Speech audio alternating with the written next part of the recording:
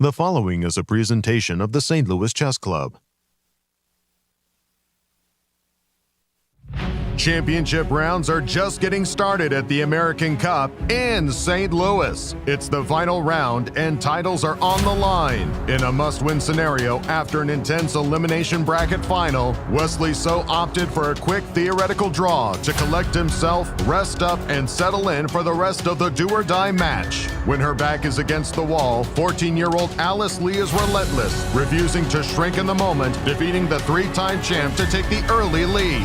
With only one more match win needed, the champions are in the driver's seats. Will the challengers be able to empty the tank and force another match? Day 9 of Can't Miss Chess, coming up next.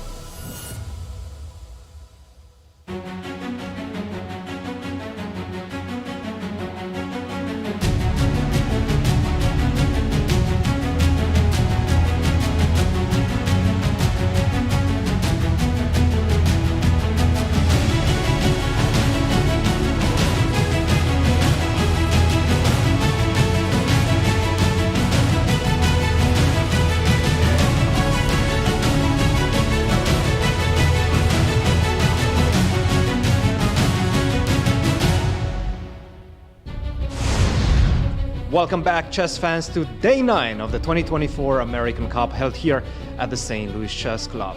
We start the day in the playing hall where all the magic happens. All the great tactics that you've seen in the past week and a half have been found here in this playing hall. Well, the tournament is slowly coming to an end. Who will be our champions? Only time will tell. Let's go to the studio and start today's action. Live from the St. Louis Chess Club with the American Cup, today could be the final day and the champions could be crowned. Day 9 starts right now.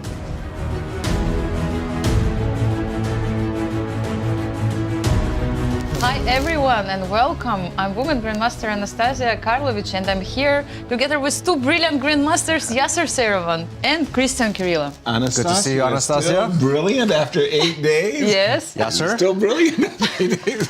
I'm not sure. So happens. Sometimes. It so happens. Yes. I'm not sure I'm brilliant after 8 days. We are in day 9. Hello, everyone, and welcome to our show of the American Cup 2024. This is a tournament, seriously. It's had it all.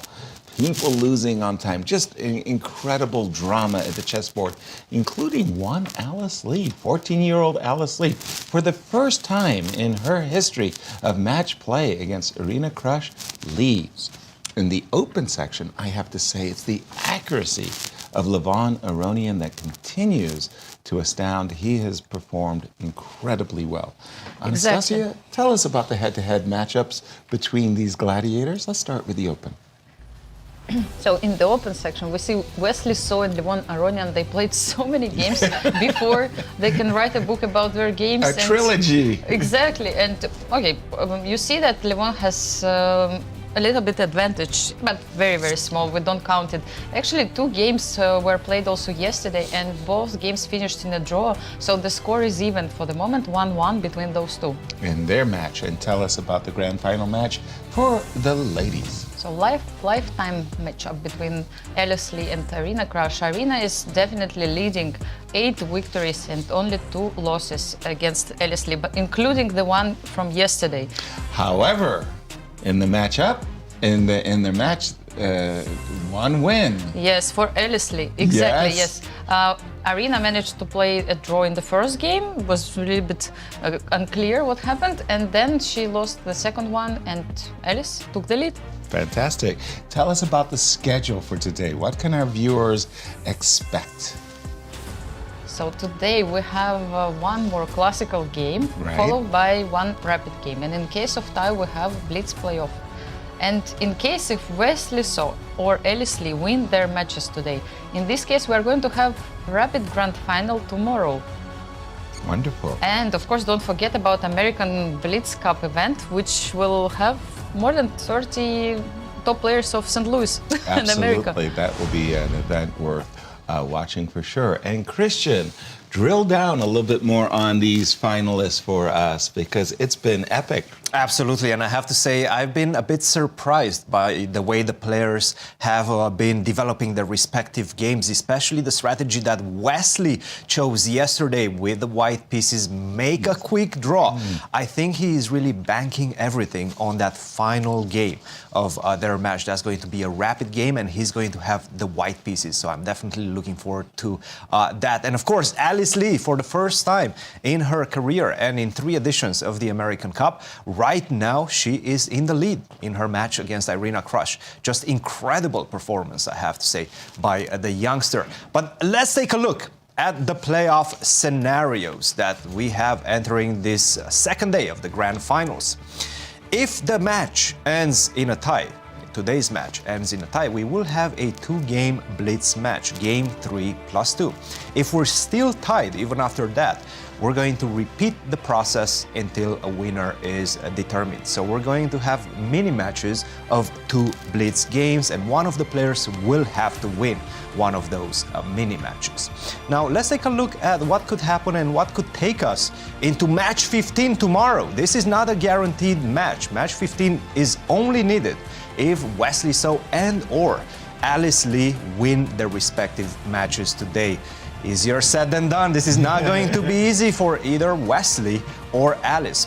If they do win, one of them wins, players shall contest tomorrow a 4-game rapid match followed by Blitz Playoffs match if necessary. This is very similar, think about it, as the elimination bracket. We've seen that in the elimination bracket. This is going to be that elimination bracket of the grand finals if we need it tomorrow.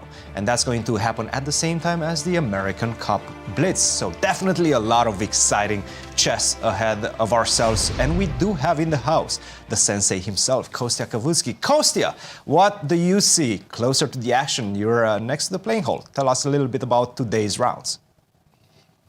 Thanks, Cristian. Hello, Yasser. Hello, Anastasiya. Yeah, it should be very, very exciting day 2 of the finals. I mean, we have 2, I think, very, very intense matches here. First, let's start with the open section, Wesley against Levon.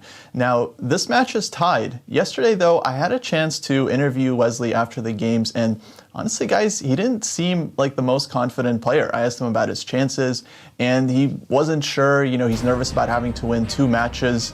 And I don't know, I was just so confused. You know, I was thinking, you're still Wesley So. Like, we've all seen what you can do on the chessboard, and he is very capable of defeating anyone in the world on his best day. So I really hope he shows up in an absolute fighting mood today, and I think he will. I think there's no way you can show up and not play for the title and just give your heart out.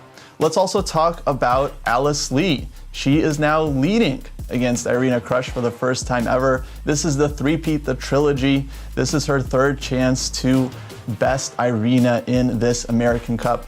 And if she can win today's match, she takes it to the rapid tomorrow, and then of course anything can happen. I think Alice is a little bit too young to have any self-doubts. She just needs to show up, play her A game, and she's gonna have all the chances in the world. Guys, it's gonna be a very, very exciting day of chess, and as always, I am looking forward to it. Thank you, Kostya. Indeed, I have to agree. I think Alice's confidence is soaring. But they're fighting for 1st and 2nd, these players. They do. Yes. Tell us about the prize fund for the 1st and the prize fund for the 2nd place. Because actually all the other players, they know already how much money they got after this tournament. So 1st place is 75,000 and 2nd place 20,000 less, 55,000 for the 2nd place. And Champions bonus was taken already by Levon Aronian.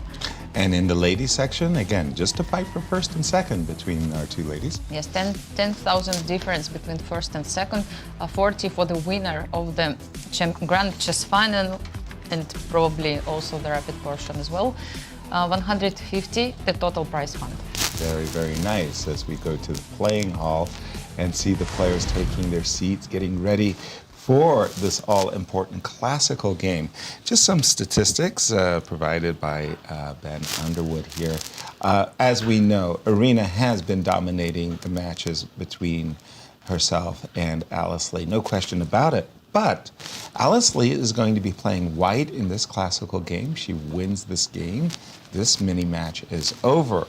But here's the interesting thing. Despite being dominated by Irina Krush, Alice Lee never lost a classical game with the white pieces. Oh, that's a good sign. That's a good sign. For her.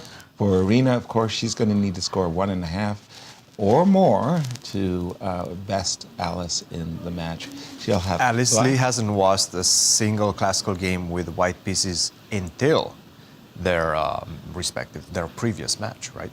Yes. She did lose against Irina with the white pieces in classical in their classical? first match Yeah? in this year's competition. Yes, so probably it's about rapid, yes? I don't know. I think this Maybe it your doesn't stats include don't this include- American Cup. Yes, this American Cup previously. Yes. So let's say in this event she has lost already. Those are all stats, yes. in that I have the new ones. In that case, Ben stands corrected. Oh, I think it's you, Yasser. No, that's you. That's on you. About me. Not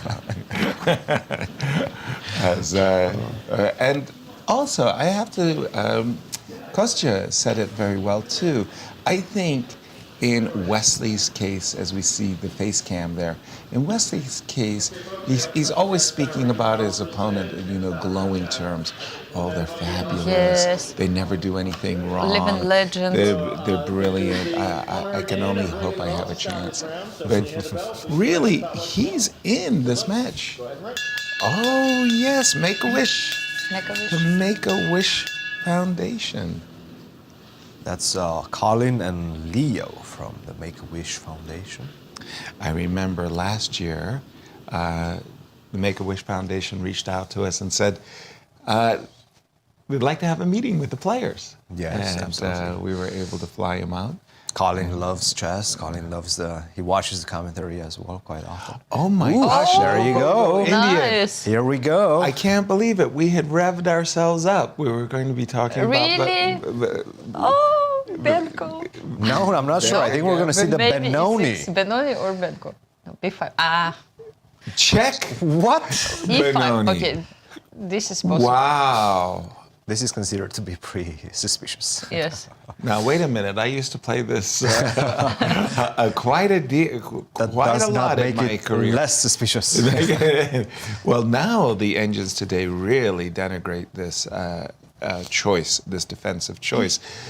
But you have said that what Irina likes to do is shut her opponent down.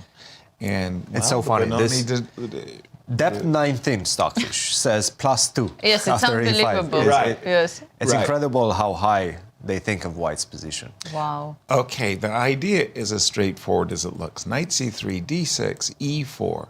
You give White a big clamp in the center. Yes. And White is very happy. These pawns are doing nasty things and cramping Black's position. However, the breaks are actually very few and far between. In fact, when you look at the pawn structure, the only way that White can open things up is playing for the move b4, as well as playing for the move f4. If you play either one of these breaks prematurely, then, for example, after a move like c5 takes b4, it's very easy to imagine that Black could establish a powerful knight in the center like this. Knight to d7. And if you play f4 prematurely, things of the same nature. Now, +2 is huge, Cristian. Is it just because of the space, or is it anything more concrete I think than that? it's no. There's nothing concrete. This is all well known. This is move 3. We know what's happening and what the assessment of this position is. We know that this is suspicious for Black. At the same time, there's no immediate way to completely blow Black off the board, right? That's not going to happen. You're going Right. to go either, as you mentioned, e4, maybe even g3. I've played it myself with keeping the pawn on e2 and putting the pawn on g3 like that. Bishop g2, knight e2. You mean just here? Yeah, you can Without- even you can even start with g3. But again, at some point you will put that pawn on e4. The knight goes to e2, and then you're just waiting for Black to see how they're going to advance on the king side, because that's what they have to do. Generally, you want to keep control of the queen side in the style of, let's say, a Benoni structure developing. If Black goes a6, I will go a4, and I will never, or at least I will try not to allow you to go b5 as Black. That's my plan as White, and then just simply take advantage of my space advantage on the king side. as well as the center.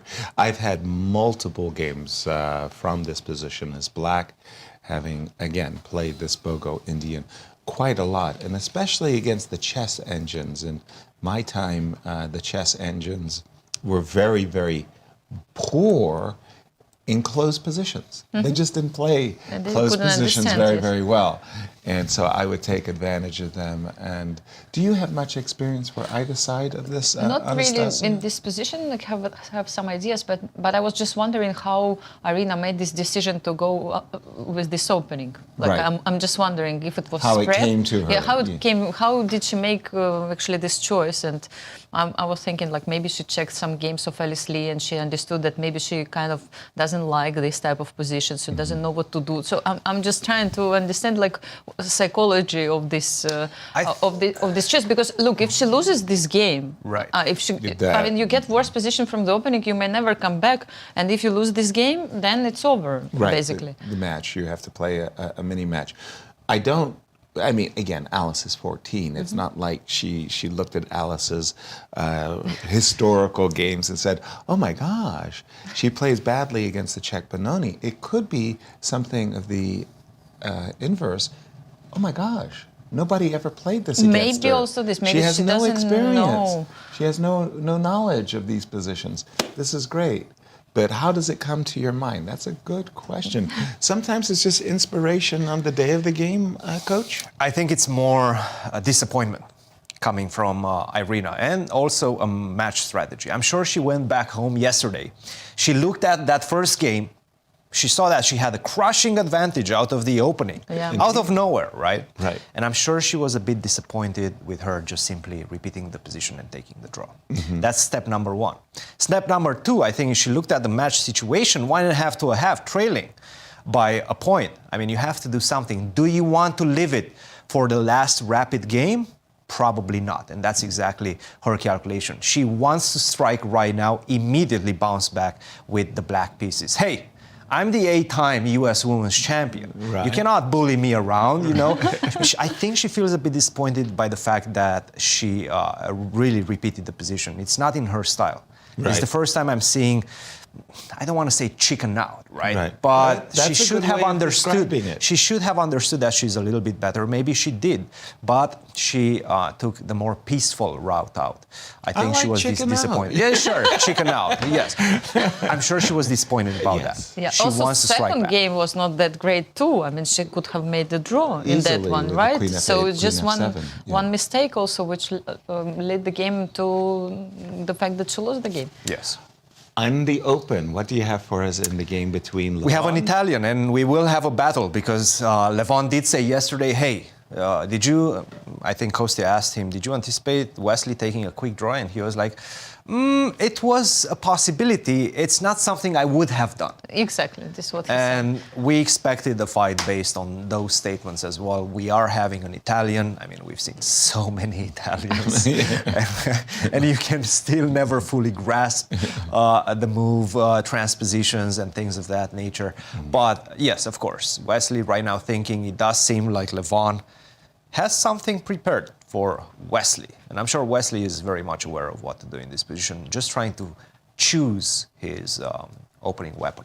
I His usually setup. played a 6 move in those lines, but I see that now it's... You can play it in so many ways. Yes, A5 Yeah. is quite popular. I think it's against this before idea, probably. Right. Black doesn't really enjoy the fact that white pushes all those pawns on the queen side. Gives too much Yes, space. yes, Yeah. probably, yes. Just looking at the clocks, 1 hour 31 minutes for Levon. Again, he starts with 1 hour 30, as does Wesley. So he's been moving so fast and writing down his moves so quickly, he's gained clock on the time.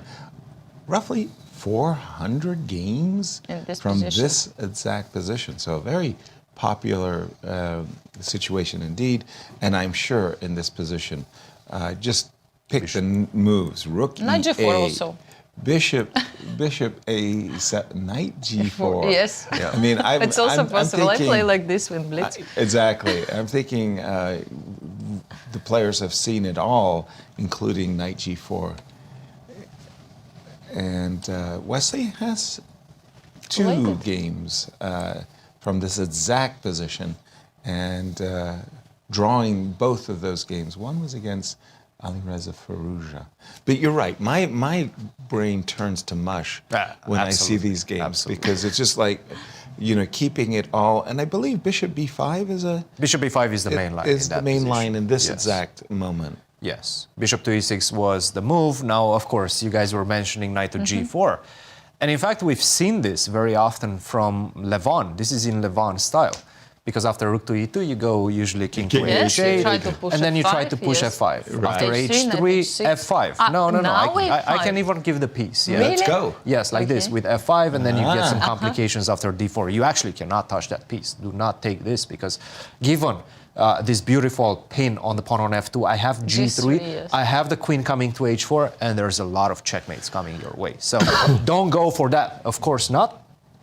He decided to go for the more peaceful route, let's say, with bishop to E6. Forget about all the complications with knight to G4.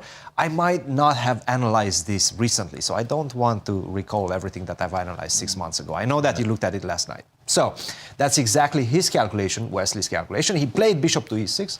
We're expecting bishop to B5. And to be honest, let's see, are there any... Yes, bishop takes E6 is also one of the main lines, but you can see the discrepancy between bishop B5 and the next ones in terms of games. 40 games with bishop to B5. Everything else has 5 games or less. So definitely bishop to B5, and I'm not sure that we have it on the board. I do believe we have it on the board, is the main line. Yes, I see it on the board now, bishop b5. And queen b8. With black pieces, I liked when people were taking on e6. I mean, right? To have all these double pawns, it was not such a bad situation, because this pawn e6 would control central square and you get a file. But so that's why maybe this is a very funny way of playing chess, right? Right. Like queen a5, queen b8, queen a7. And what is that queen doing on a7? Levon says, yeah, this is all part of my repertoire. I know exactly this position. Unbelievable. As he's playing very, very quickly, and he expected queen b8, queen a7, bishop e3 came almost at once. It is a very disputed, let's say, discussed line at the elite level as well. So. And what do the disputations say? Bishop takes e3 has to be played. Who's winning? Like. Well, statistically speaking. In fact, black is scoring very well. After bishop takes e3, yes, 24% wins by black, 18% wins by white, and the rest draws. So black actually has the preferred result in this position. Remarkable. Yeah, yeah. What is it that happens that bishop takes e3, knight takes e3, and now you have to find a way to maneuver this knight on the other side of the board. In the absence of the dark square bishop, then the f4 square potentially could become a bit weaker. Also, at some point, you really need to kick this bishop away from b5 and try to play for d5 yourself. So one way to do so is just simply knight to e7, maneuvering the knight to g6, also hitting the bishop with a move c6. In fact, you do have to address that, because give me one more move, I'll go a4. And that's going to it's not going to trap it. You can still go back to c4, but you just try to avoid that bishop trade. So generally, they start with bishop to a4 and then drop the bishop to c2. These are the type of maneuvering situations we're going to see developing in the middle game. Again, Levon seems to have found an idea, perhaps, in this line. He's going to test Wesley saw. All right, and there you see the face cam. The two players are playing an innovative chessboard at the St. Louis Chess Club. Bishop takes c3. There's a padding between the board and the players, that black padding, an armrest, if you will, and that armrest camouflages a camera. And A4 just immediately. Immediately. It's like they know everything. Yes. So against A4 idea, actually, to block this pawn. Well, that's a kind of a confounding move, just because of every reason that. It was knight e7. Knight e7, as we anticipated. Because the idea of black is c7, c6, and or a5, a4 the bishop is a little bit trapped. So the move a2, a4, is that a novelty? Because bishop a4... No, it's been played. It's the main move in the Oh, position. sorry, because Yes. I thought bishop a4, bishop c2... Bishop a4 is the second most played move. At least in my database, a4 has 7 games, bishop a4 6 games. I So also want essentially- to ask why. What happens after c6? After c6, you have to play bishop bishop to c4. c4. So we don't Bishop want to take c4, let's say. Yes, Knight we takes cannot take c4. with the pawn e4 is hanging. Right. Yes, But I so- can And take let's with say- the knight, right? Yeah, Yes. and that, go ahead. And then knight, rook d8. Now the question is if d4 works, right? If d4 works, because knight takes... Okay, let's say I take, Right. and I want to play d5. You do want to play d5. I'll But take with the e7, knight. knight e7 is hanging at the end. No. And Maybe what... E5. d5 immediately. I thought about Maybe after. e5 right now. e5. Wow. Okay. And now do I have ideas of knight d6 maybe? Wow. Oh, It gets a bit sharp, right? And if you're missing something or you haven't looked at this line in a while, Yeah. d7. maybe some d7 ideas. Dang, look at I mean, knight d6. that, Maybe- that pawn no, has maybe been knight untouchable. f5. No. That pawn has been untouchable. But now I mean, maybe queen h5, I don't know.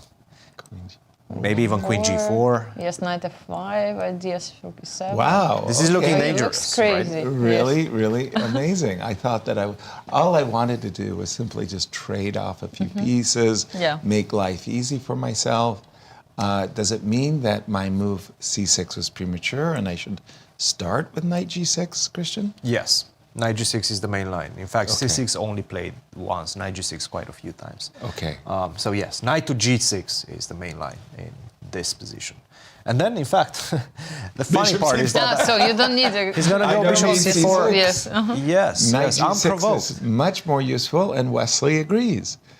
Knight g6. And again, the players are blitzing their way through their preparation.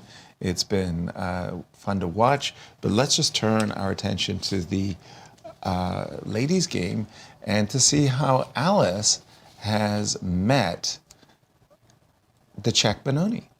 And let me just refresh my board. Here we go. After knight c3, d6, she did play e4 immediately. There, Yes. Cristian was mentioning that g2, g3 is a perfectly viable alternative, leaving the pawn, however, temporarily on e2. No, e4, knight d7, knight ge2. Now, one of the first times I ever played this system as black, when my opponent played knight e2, I got a really good game. I believe it was against Karsten Høy, grandmaster from Denmark. I have played h5.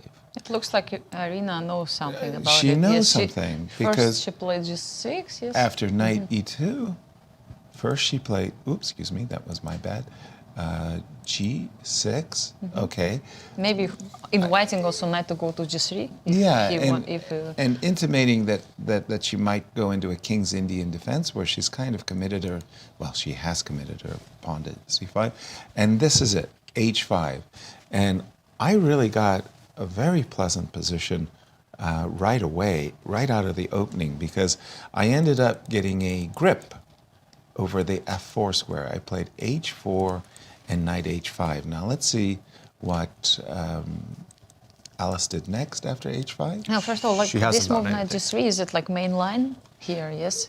No, Like this is how you- on the contrary, knight e2 g6 after g6. I mean, it's very standard for white to play g3. g3, Yes, that's what I thought. and bishop g2, and playing for that f4 break. Exactly, yes. So the knight doesn't go to f3 in front of the f pawn, but is supportive of f4. So I do think that Irina will be happy. yes, it feels like knight g3, like maybe it's like invitation to play h5. Exactly. Like you want to play h5 as you mentioned before, Exactly. Yasser, and it's like even it helps like One of the things about these positions is sometimes as white, you have the feeling that your opponent is trespassing, transgressing against the rules of chess, and that you have to punish your opponent Of course. for their bad behavior. So you lash out, and you can do it badly. A move like f4 is almost always wrong when when you do it prematurely before castling. You want to play f4 after you have castled. Not only that, but usually white waits for black to go f5. Exactly. And then counters with Exactly. f4. So this would be an absolutely dream position for black. Like, because this is where the move f4, the e5 knight stands supreme, the bishop is beautiful. c4 is hanging. c4 is hanging. So many things have gone wrong for white. It's a strategical catastrophe. Exactly. Yes. This is how you can lose this position easily. Just one move f4 and provokes so many weaknesses. Exactly so. The other nice benefit of the move h5 is in case of the move h4, you might take a look at the position and say, everything's fine, what's so bad? Well, what's so bad is that you do want to play f4 at a time. When you've played f4 and h4 together, there's knight g4. The other thing is strategically, think about this position for just a moment. Once you got here, black's worst piece is his bishop, the dark square bishop.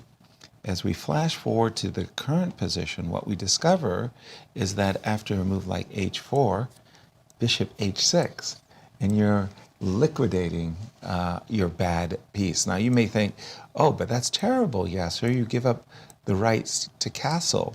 When the position is blockaded or blocked, it's actually not that big a loss of tempo. Yeah, King f8, the King center is g7. closed, yes, so Yeah, nothing is exactly. happening right now. So I think this setup with knight g3 is not that effective. By the way, after some time, bishop d3 was played by Alice. Yes. Bishop to d3. And we have prepared ourselves for today with some what-if scenarios, Anastasia. Yes, so if Alice wins first game, it means that she wins the grand final. First of all, so it forces a match 15, which will be played tomorrow with rapid games. If Alice and Irina draw the remaining 2 games, again, we will have the same story. Because we'll have the Alice match leads. tomorrow of rapid chess. Right. And if Irina wins both games, or in a blitz playoff, in case of tie, Irina is a champion. Exactly. But she needs to come back to Yes, it's force really hard. that blitz playoff. And we do have this move, bishop d3, by Alice on the board. And first thought is that this bishop is no great shakes on the square d3. It's a developing move. Are we in theory at all? Because it feels... Yes. Bishop to d3 seems to have been played before. Okay. Bishop to d3, bishop to e2, h4 was one of the main lines in that position as well. I do like the idea of bishop to d3 and not on e2, for the simple fact, exactly, as you are just pointing out on your analysis board, that that knight wants to come back. Exactly, to E2. where to go to f1. Right. You can also go to f1, but then on e3, will that be the bishop's square maybe? Exactly. Will that be the knight square? It doesn't really feel like the natural spot, right? So bishop d3, h4, knight to e2. Also, you don't have to go h4. That could become a liability, right, later on for black. You can just sit and wait like this. Is bishop h6 a standard move in this position in the Let's games take that a look. that you have in the database? So bishop to d3. Okay, I might have been wrong. I did feel that this was within my analysis, but I guess not. It seems like h4 was in fact the only move played in this position. Previously. Yeah. But I did see bishop d3 somewhere. Maybe it wasn't in this particular line. I have a feeling that once we go bishop to g7 on a very natural move, we transpose. And I'm sure if I go castle, there's going to be some transpositions in this one. Okay. Okay, my assumption was incorrect, but it happened. Shocking. Yeah, it's a rare position, of course. And I'm not used to I know. Christian Yes. being Look, incorrect. yeah, Once per tournament. One time per Once per tournament. you're allowed to be. But now that's an interesting approach, what you've just seen on your board, that players previously have played bishop to g7 in these positions, Anastasia. For me, I agree with you. You wanted to go bishop h6. Bishop h6. right? I wouldn't necessarily. I keep h4 in the pocket. I just want to trade dark square bishops and put my king on g7. Has this been Definitely. played before? No, not to my... No, bishop to h6 was not played in this Okay. position. My guess is that I'm just simply going to take, attack it. You probably have to go Yeah, back, right? Sure, sure, sure. And I have a feeling at some point I will go long castle and f4. Perhaps this is White's plan in the position. I don't doubt it at all. I do understand your concern as black, though, because once you go f4, you take knight to e5 seems to be Right. quite compelling. That's what I'm. But in the absence of the aspiring dark for. square bishop, who knows? Maybe you will have to deal with some weaknesses. At a certain moment, you told me that the chess engine evaluated it as 2.0. +2, yes. Exactly, but it's not the As early case. as move 3. Now, Not that bad. Only +1. It's It's It's getting better. improved for black. Yes, It's yes. improved. But we expected this. Like +2, it's completely out of the too question. much. Too It's much. too much. Yes, sir. I have this general question. Like, imagine Wesley comes to this game and then she has to play position. Maybe she has analyzed, but before, but maybe a long time ago, or maybe haven't seen at all. So, like, how do you approach these kind of situations? Like, what kind of recommendations you can give for the players who have to play against the line or the opening they have never faced before? Or looked at before? Exactly. First of all, remain calm. No, seriously. I think a lot of players, when they get surprised out of the opening, oh no. The Yes. first thing that goes through their minds is like, oh no, I don't know this. I don't know the position. So the first thing is really just to be calm. Say to yourself, I've done nothing wrong. Like, I'm okay. Yes. Why am I crying about woe is me? Alice has good central pawns. Nothing is wrong with her development. She hasn't blundered or done something wrong. But what she has to understand and come to grips with is that the position is closed. Closed positions are going to require careful maneuvering. Then she's got to ask herself a long-term question. Where do my pieces belong? And one of the most long-term questions you're going to ever have to answer in such positions is, where does my king belong? Am I going to castle? Because you can imagine, with the pawn already on h4 and... It was not possible to castle short, right? It Right. was h4. I mean, you start to wonder, am I going to go into my opponent's attack? Am I going to put my king on the king side? Maybe you start to think to yourself, you know what? I like the bishop on e3. I like the queen on d2. I should castle queen side because the queen side is closed. So for Alice, relax, take it easy. Nothing went wrong, but answer some very salient question. Where would you like to put your king? By the way, Irina did surprise me a little with the move h4 because, as you were saying, Coach, it's possible the pawn on h4 is a little bit, I don't want to say a liability, but it Maybe in could the be- future, yes. Yeah. And this, for me, is a prelude for setting up with, the knight heading towards And you would love f4. to play it. You really would love to play it. The one thing and the one way White should answer right now is with a very aggressive g4 move. really? Yes, Wow. yes. Okay. You allow too many tempes, and you're going to put that setup, that clamp on the king side. That's not looking good for White. Right. That was what I wanted. Yeah. Don't allow that. Just Okay. go for a g4. Go for in this g4. position, yes. Let's Okay. have a look. Like, I mean, Well, HG, He's not- HG, bishop g7. Who's going to take advantage of the h file? Probably White. yes. I'm not. I'm not castling at this point. Well, that's pretty clear. I'm going to go bishop to e3. I'm going to wait for you, in Right. fact, to show your cards, right? Exactly. And I can see that you do want to finally put your king on the queen side ASAP. I might, yeah. And of course, I don't think Black can castle very easily in the position. I mean, you're not going No. to get checkmated No. immediately, but it's not going to be fun. Queen d2, bishop h6. Probably king f8. Just more or less get Manual ready. castle. Kind of wait for the situation to unravel a little bit. But even this, I mean, after f4, things are starting to look a little bit. Okay, go ahead. Let's have some fun. Let's just see some of these. All right, types let's go of position. g4. G4. I thought you were going to go F4 for a moment, but yeah, okay. Not yet. Not yet. So now I can go F3 or I can take on H8. The question is, which one do I want? Either way, I sort of Cristian, like your F3, intention yes. is to go whoop, whoop, and come on over. Bishop H6. We'll see who's first, I guess. It feels like white is enjoying Yes. Should be a bit faster. the position more.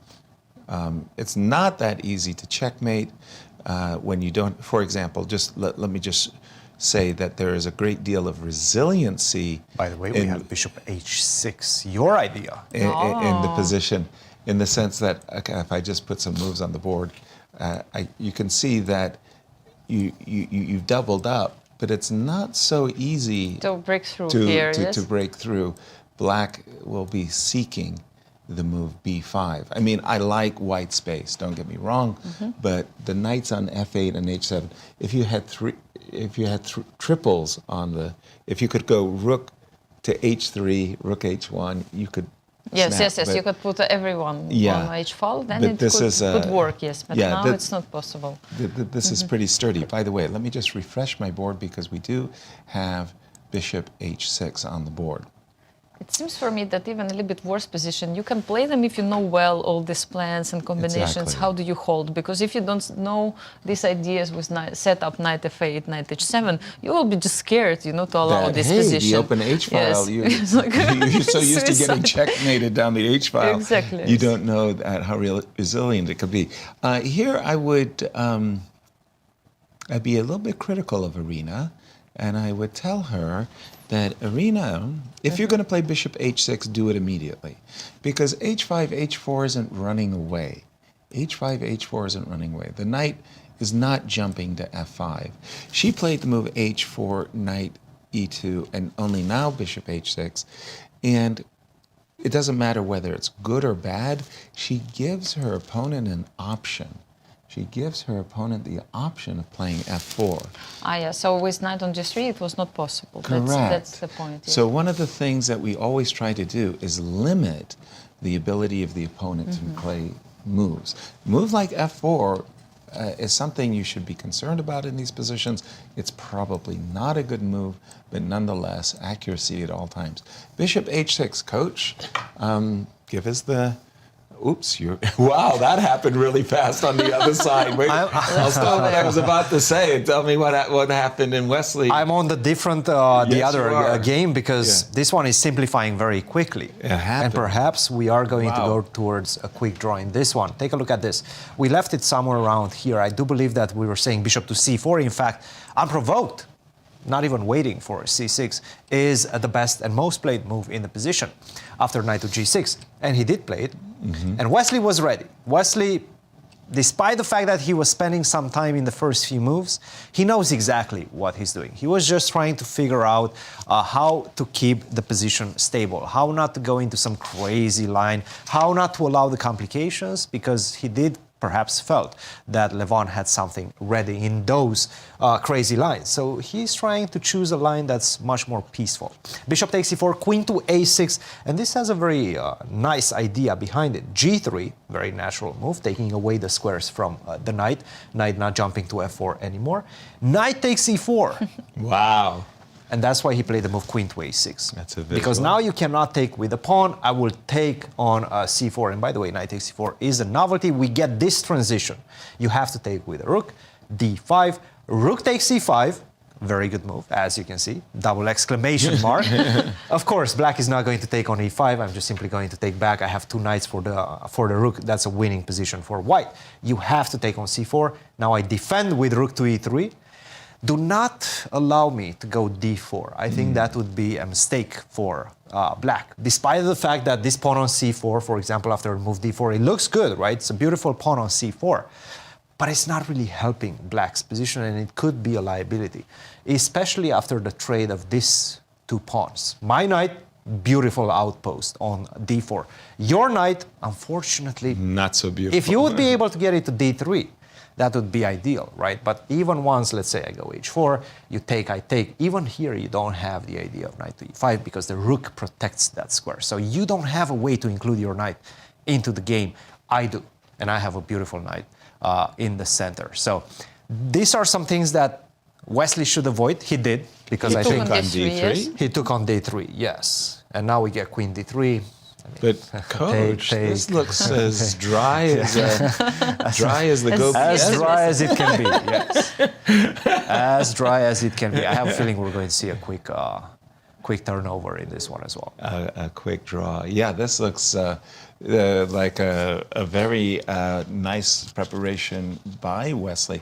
We had some what ifs. What ifs for for the this Alice match, yes. match. What if for the Wesley match, Anastasiya? If Levon wins this match today, then Point. Levon is a champion. This is clear for us. If Wesley wins the match today, it forces another match on tomorrow. Exactly. Match number 15. In the previous 2 editions of the American Cup, no player coming from the elimination bracket has won the championship. Last year, Hikaru Nakamura won the championship over Wesley So. Wesley So came out of the elimination bracket. Yes, and he won the match, against but then Hikaru. He has lost- done it already before. Yes, and then he lost the Rapids finals. Final. Final, grand final, yes. And grand final. Queen d3 on the board, I would assume. Queen takes d3. Let's just put this one to rest for a moment. Rook takes d3. Let's just trade more pieces. Rook to d8, rook to d1. Rook takes. Now, unless I'm blundering something, and that could easily happen, I would bring my king to the center. I wouldn't necessarily play knight f8. Funny part is that you might actually be blundering something. Yes, that's what I was... Some f6 or something, knight g5. Knight g5, knight here, knight here. Now, you are... No, I was actually going to take that on What? h7. Here? I just want to see how it is, yes. Boy, you're brave. Knight takes h7 here. Right. I Rook am d5? threatening... No, but rook d5, f6, knight g5. f6. Knight g5. Knight g5. You're not blundering the knight. That No, is- I mean, you still have c6. Yeah. I'm not 100% sure how the position is. Like I still have c6. c6. Oh, you mean rook This takes... is nice. Rook takes b6. B- And I think you b6. have b6. And I'm taking a lot of pawns. Yes. The truth is. You are. I do have a lot of pawns. Rook on the 7, you take. On g5, I take on g7. And probably after... But no, After g4. all of this, A g4. G4, I don't have rook g5. So maybe g4 is a good move. rook g5 would be awkward. That would be awkward. Tempting move, actually, to play. Tempting. You can play it quickly in blitz and lose the game like that. By the way, Wow, rook wow, f8 wow, wow, wow. is on the board. Yes, by the it's a way. little bit far. Okay, and then the other point is if in the game rook fd8, we are looking at rook d1, rook takes. If king f8, if I start to fear those complications, very important to cover the business squares. Knight f8 with the idea of knight e6 and simply rook d8 might be the way to go. Rook d1 I think and that's the easiest. Knight the f8, players are definitely speeding their way Yeah. to this very even-looking ending. Rook takes d3. You see the face cam. I think The knight players- f8 is the more stable. yes, it's simple or a more simple approach, probably. Very simple. Actually, if Wesley makes a draw now, his strategy paid off. I mean, he Fantastically actually well. managed to do everything he wanted and have white pieces in the last game. And preserve some energy. Yes, And, exactly. You know, because he didn't have that rest day, he had that very, I want to say, Tense. match with Yes. Wesley's, with Ray Robson. He gets the jitters out, and he will look forward to the rapid game should he draw this game. Let's go back to our ladies' championship game, and again, we do have this position, bishop h6. Alice, It's just thinking still. you asked me, I think, that very insightful question of, how do you, Yasser, how do you approach being in a position that you didn't know before? Exactly. What goes through your mind? For yourself. I mean, because you get surprised, and we all get surprised. Yes, it's the of nature course. of the beast. I mean, yes, in my case, it happens more often. I've been suffering all my life with actually the situations, but I didn't know the opening so well. Right. And let's say my approach was to survive at the opening stage and then find something in the middle game. Right. So that's why I got used to the situation that I'm surprised basically all the time. So it's like nothing bothers you at this point. Yes, I've created, this kind of, how you say thick this. Skin. Yes, exactly. So I managed all these years to. In our ride to the studio together, you had mentioned that the advice of these world champions was so wonderful.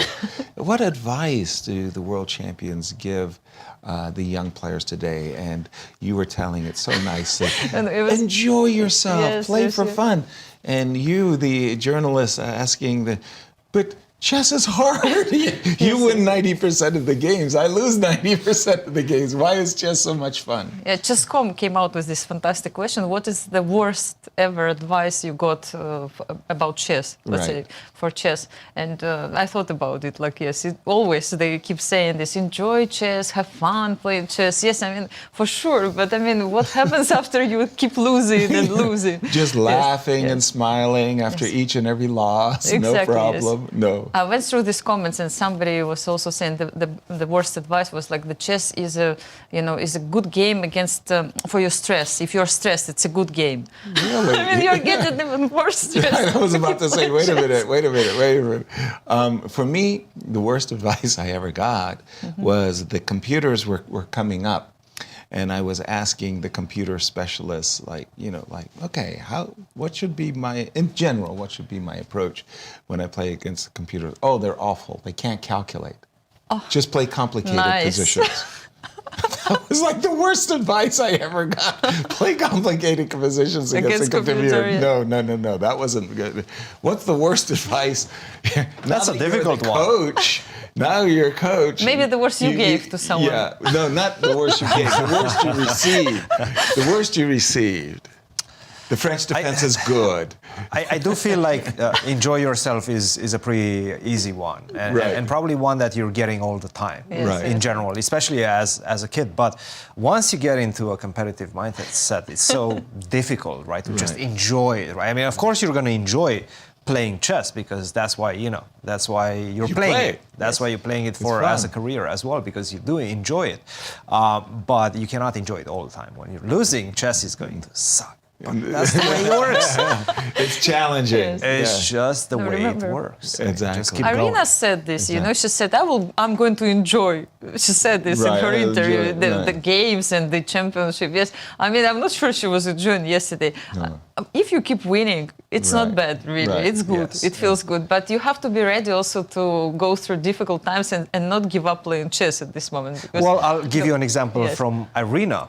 When she lost the U.S. Championship to Jennifer Yu, coming from a piece-up position with extra time. She was devastated. Absolutely. After that one. She had to come to the closing ceremony. Yes, I mean, she was really devastated. You could see it on her face. That's one of those moments where it's pretty much impossible to enjoy chess, right?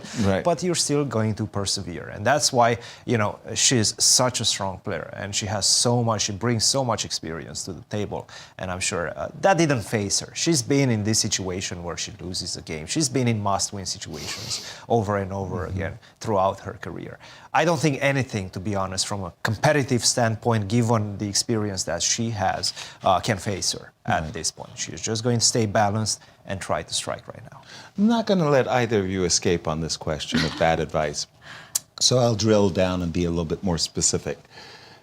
In terms of openings, what was the worst advice you received about the openings? Putting me on the spot right now. That's a good question. I'm thinking I have an answer. The Philidor is not such a bad opening. There we go. What's the worst bad advice about the openings you've ever received? Play King's Gambit. King's Gambit.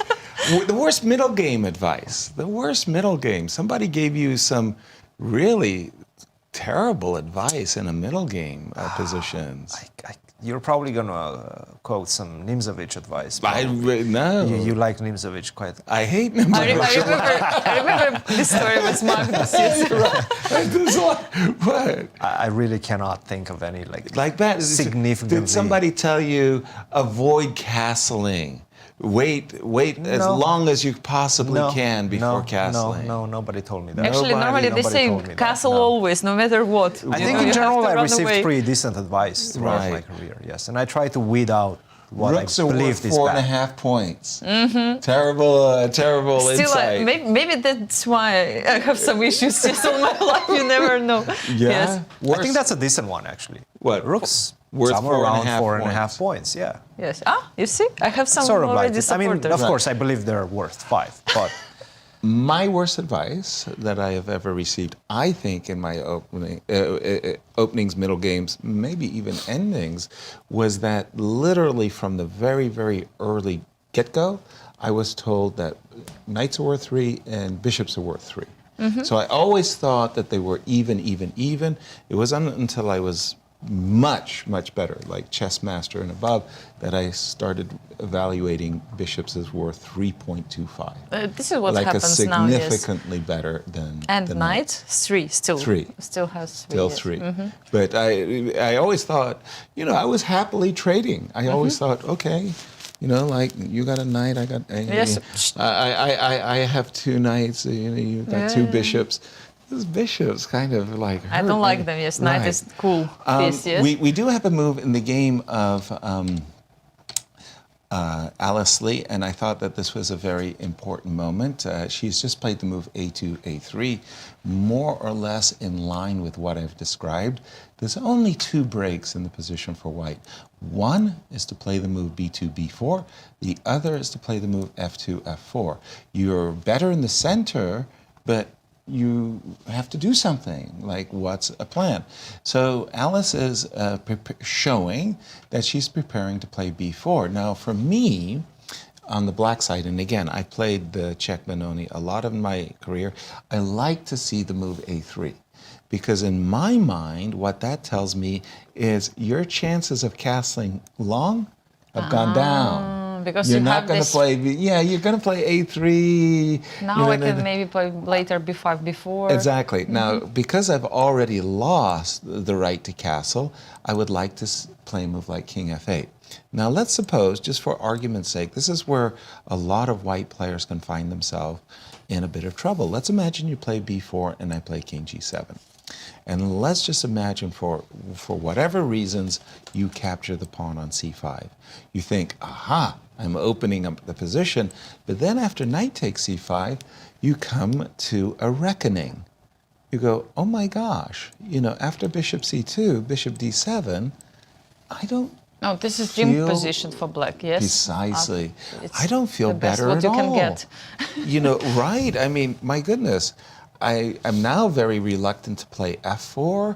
The knight is well established on the C5 square. So it's very easy to slip. Despite the nature of the position being closed, it's very easy to slip up. I'm expecting King F8. And again, I'm just going to ask you about the engines of Al. Does it keep coming down?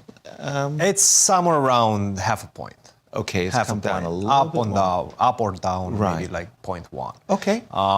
But I don't really like the move A3 because we've been drilling down on this idea of black trying to open things up on the queen side. Even if the king is not there, you still have ideas of A6, B5, right? Right. Just try to get more space, try to create some weaknesses in white's structure on the queen side. Now, generally, whenever black goes A6, we respond with the move A4, right? Okay. And we're taking away that B5 break from black. Now, once you play A3, A6, sure, you can play A4, but you're going to lose That's a loss of tempo, right. That's a tempo that I'm sure I will need it later on in the game. So I don't really like this move A3 from that particular reason. You know where black is going with the king. Black is not going to go on the other side.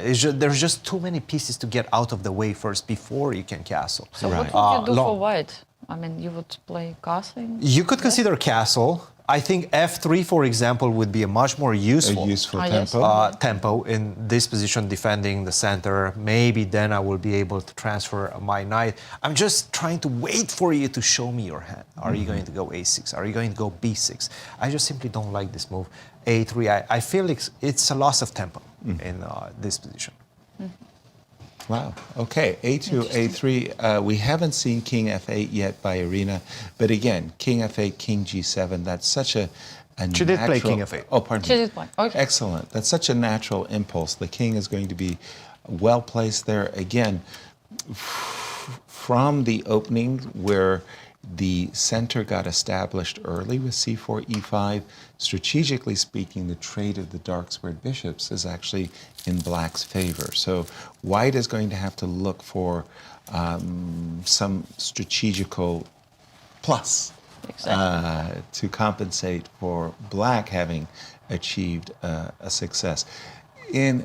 I have to agree with Cristian that the move a3 just feels a little bit peculiarly wrong. I would have been playing for g3 and f4 myself. I would want to recapture the f pawn. I would want to recapture on f4 with the g3 pawn, and I'm not a big fan of this move a3. I don't think anything is bad. Don't get me wrong. I think that white's position is absolutely okay, but I think a3 is a kind of an indication that Alice isn't that familiar with these No, positions. it feels like that, yes. So Yeah. maybe it's like kind of small victory for Irina in the opening, Right. I would say. Well, when you look at the game of Wesley So and Levon Aronian, and you see how quickly they play, and they play virtually flawless chess, you're sometimes mesmerized by this idea that these guys can play anything. I mean, and the players are so good they can play anything.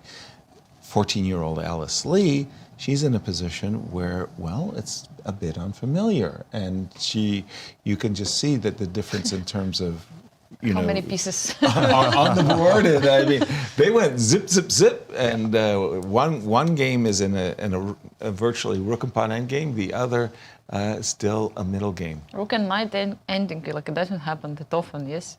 We don't have a book on rook and knight ending. No. No. Yeah. That's probably going to finish very quickly, by the way.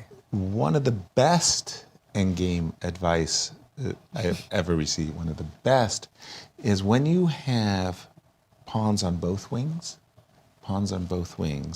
the bishops are superior to the knights. When all the pawns are on one side, the knight is actually to be preferred. I read it in your book, Yasser. Oh! Thank you for your advice, Yasser. It seems I was about to say, I got to raise it, rents are going up. Exactly. So you got an advice, you give it to the two people. Yes. Exactly. And Cristian, jump in. What do you think about Wesley So's position? It does feel incredibly like we're going to see a rapid game. Boring. You wanted to say this word, but you didn't. I was expecting more from Levon, because he announced it. He said, I'm going to find something. Fight. We're going to have a huge fight. Right. And then you get this position. Exactly. Which just goes to show how tricky these top players are. They trick you with their advice. They trick you with their ideas before the game.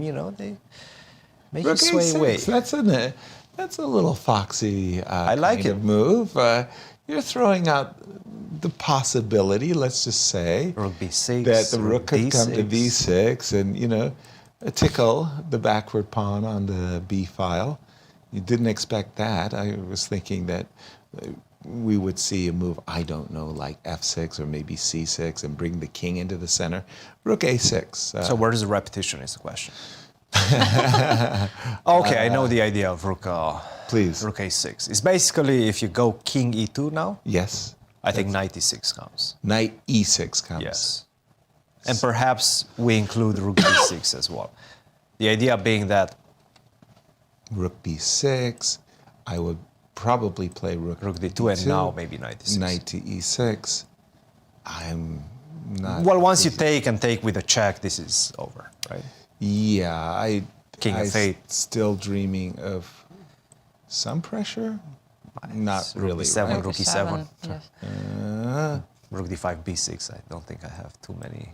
Can I mean, you can play b4, and that's going to create a pass. No, c6. No. This is as Dead you say, draw. very, very, very dry. You know, Wesley didn't probably see the interview of Levon with all the threats. I'm Right. going to have a good big fight. You know, he Right. just came for the game. You know, Italian. Everything Right. went smoothly. He was prepared. By the way, this is not the way. When I played the Joko piano, I never played these strategic masterpieces. I was playing for d4 and Yes. gambits and things like this nature. Yeah, well, sometimes when you have a lemon, you got to try to create lemonade from it. But this game, unfortunately, it just feels like the players were they knew the opening backward and forward, and I think the clock times also speak volumes. They've played 20. How many moves? What move number is It's this one? already. I mean, they've got like a minute and 15 and a minute, pardon me, an hour and 17. 25 moves. 25 moves, just like Yes, that. just like that, and same amount of time for both players. Right. And I think it's a little bit different story in the game between Wesley and Irina Krush. Irina is ahead of time, but There. not that much. You know, just 13 minutes more compared to But they've only played less they than a already- dozen moves, right? not that many moves. Let's see Right, how many, exactly. 13 moves. What? Long castling. What? Alice We've got played some- A3 and then she went for long castling. King This is what I see on the F8. on the. On Now the we screen understand now. that a3 Yeah, is so a it's- really bad move That does not in fit. conjunction And with it shows castle. probably that she kind of she's not familiar with this position, Well, like and- mixing plans. Yes, that's what it really does show, is that is a little bit uncomfortable mixing of the plans, because of course you don't voluntarily weaken your structure with a move like a2, a3. For sure, black is going to prepare. It takes some time for black to prepare the moves a6, b5, but if the pawn ever gets to b5, then you would much rather have your pawn on a2. Nonetheless, after the move castles, at least she, Alice, is going back to the plan I had prescribed of f3, g3, F4. f4, which I think is the right approach. So let's take it one Let's move at move a at time. a time. King g7. King let's say. g7. Let me tuck my king away. Okay. Okay. a6. I A7, know I'm going to go A6. a6 no matter what. And let me play the move g3. Or f3. Shall I react? Maybe I can just keep I don't know. calm. I don't know what's Stay going on. calm. Yes, Stay stay calm. calm. Stay Rook calm. b8. Rook b8. Okay, well, I telegraphed F4. f4. You did. I did. All right. So can I go b5 now? Let's go for it. Yeah, there is a peshki hanging here. Let's go B4. for it. Let's go for it. Okay. Now, the problem is I would really, because b4 does mean that, you know, the queen side is going to get opened, unfortunately, for me. Okay, let's go. I mean, sometimes you gotta give Oh. squares to get them. F5. Yay. Okay. Historians will judge my decision. But I'm not going to touch as that pawn. heroic. You know I'm not going to touch that. Of course No, not. we don't touch any pawn here. It seems like that. Right. Yes, we are. Right? B4. You should play B4, no? I'm not sure. Okay. I might want to take on c4.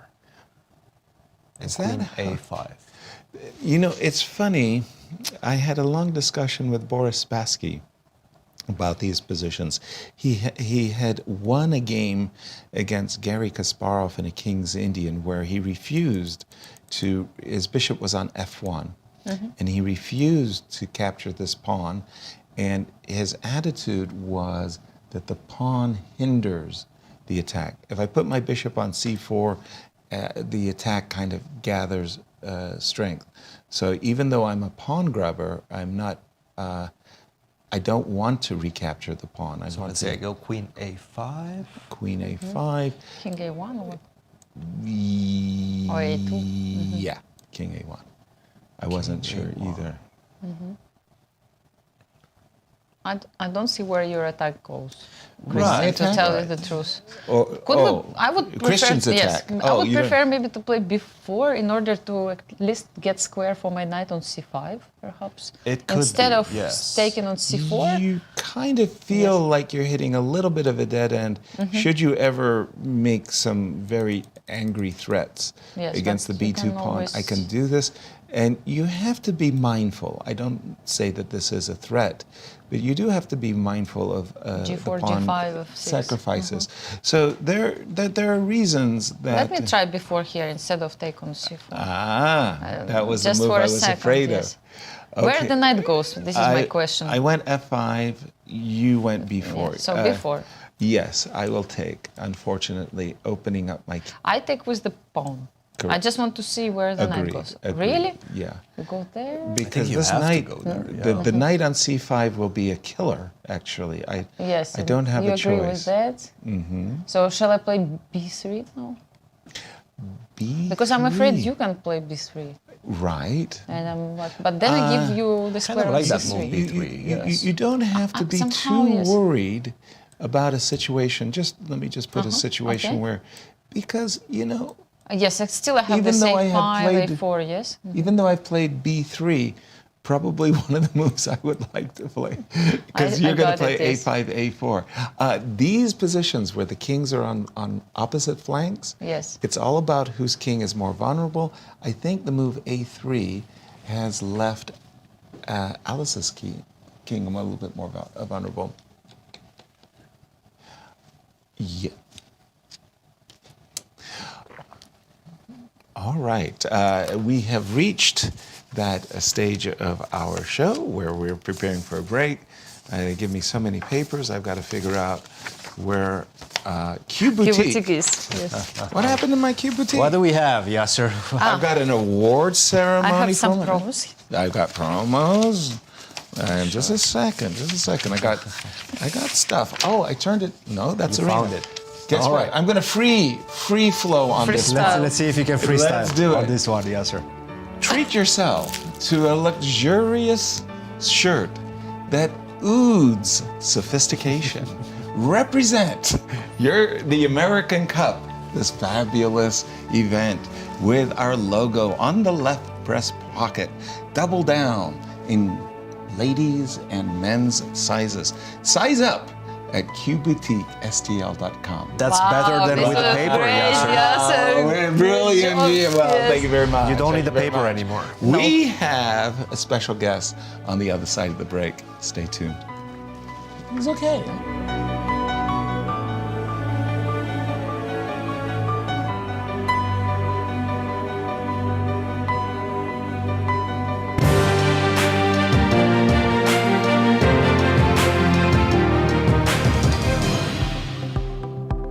We're looking forward to the exciting chess here at the American Cup, but the candidates are also just around the corner where 2 American players are qualified. How exciting is that? I think every candidates tournament is type of a tournament that really changes the course of development of chess. And this one has this brilliant mix of lots of young players, up and coming, and lots of established players. So as as a guy from the established players, of course, I'll be rooting for Fabiano and Hikaru. Yeah, it's obviously very exciting that there are 2 American players in the candidates, Fabiano and Hikaru.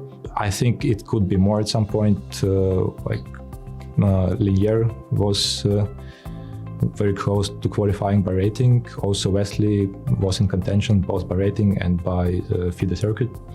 But in the end, only 2 Americans qualified. But I think they are probably one of the bigger favorites in the candidates. And we'll see how it goes.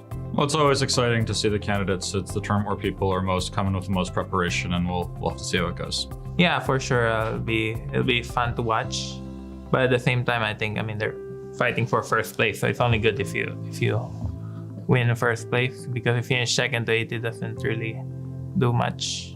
That's pretty exciting. I mean, I guess for those players especially, and for American fans, yeah, I mean, we have so many good players. Honestly, we could have, you know, even more players, or it could have been 2 players, but different players from the US qualifying. So yeah, I mean, both the players also have, I think, a good chance to possibly make it all the way and win and qualify for the championship. So yeah, it's a great time to be supporting US chess. Yeah, I mean, American chess has grown so much in the last decade, and I mean, it's really at the peak right now. We have so many players in the top 10 and top 100. Fabi and Hikaru have both been great American players for a while, and it's exciting that they both have a chance at the world crown again. Yeah, I'm looking forward to it. It's a big chance for all the players who are playing, and it's my 5th time playing the candidates. So I have some experience, a lot of disappointments, and one time went very well.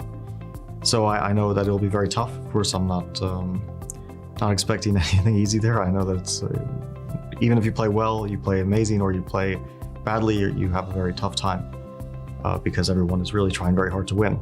So I'm kind of going with my eyes open and into the tournament, and hopefully I'll be in good shape, but you can never tell beforehand.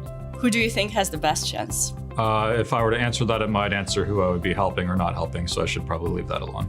I mean, I'm definitely rooting for Fabiano, but it's hard to predict the candidates. Like, it's 8 players, probably all of them will have chances to win. Some players will have more chances, some players will have less chances, but it's also at the same time, it's just very unpredictable. I'm certainly rooting for American players. Like, I would very much prefer if a world champion is American, other than Russian or Chinese. Yeah. So for sure, I'm rooting for. I think Fabiano is a pretty sizable favorite if he can keep playing like he was playing last year. I think he's got a very good chance. But also Hikaru is seeded number 2. So I think if you have to put money, certainly would take Fabi and Hikaru over the rest of the field. So I'm rooting for them.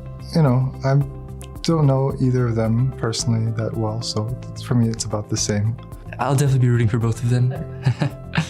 Well, both of them are very strong, but I kind of, because I work on and off with Fabiano, I can see that, his passion and his desire is really out there. So I think,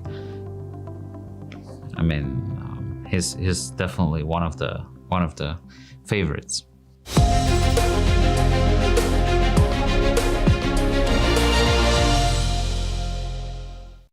The St. Louis Chess Club is the premier chess facility in the United States. We bring the educational benefits of chess to thousands of students across the St. Louis area. We also promote chess at the highest levels, hosting all levels of the U.S. championships, as well as high-profile tournaments that attract the world's best players. Become a member and enjoy perks such as free classes and lectures, weekly tournaments, and so much more. Visit stlouischessclub.org to claim your membership today.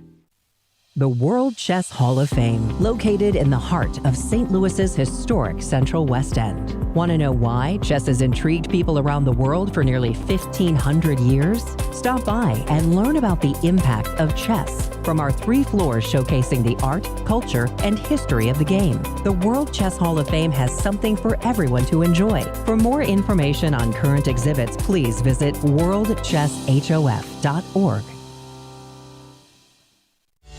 St. Louis, the chess capital of the United States. It also plays host to an award-winning shop dedicated to chess merchandise, all-occasion gifts, and plenty more. At Q Boutique, you can shop both in-store and online. From quirky greeting cards to luxury chess sets, there is something for everyone at Q Boutique. Enjoy a shopping experience like no other. Make sure to check out QBoutiqueSTL.com for a wide variety of gifts for everyone to enjoy.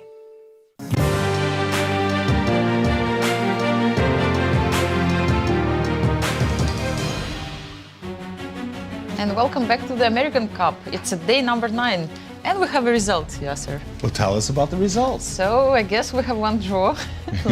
Can we see it? Yes, on the screen. So we have a second draw in the classical games, which means that the match remains even. It's 1.5 to 1.5, and players have to play the rapid game.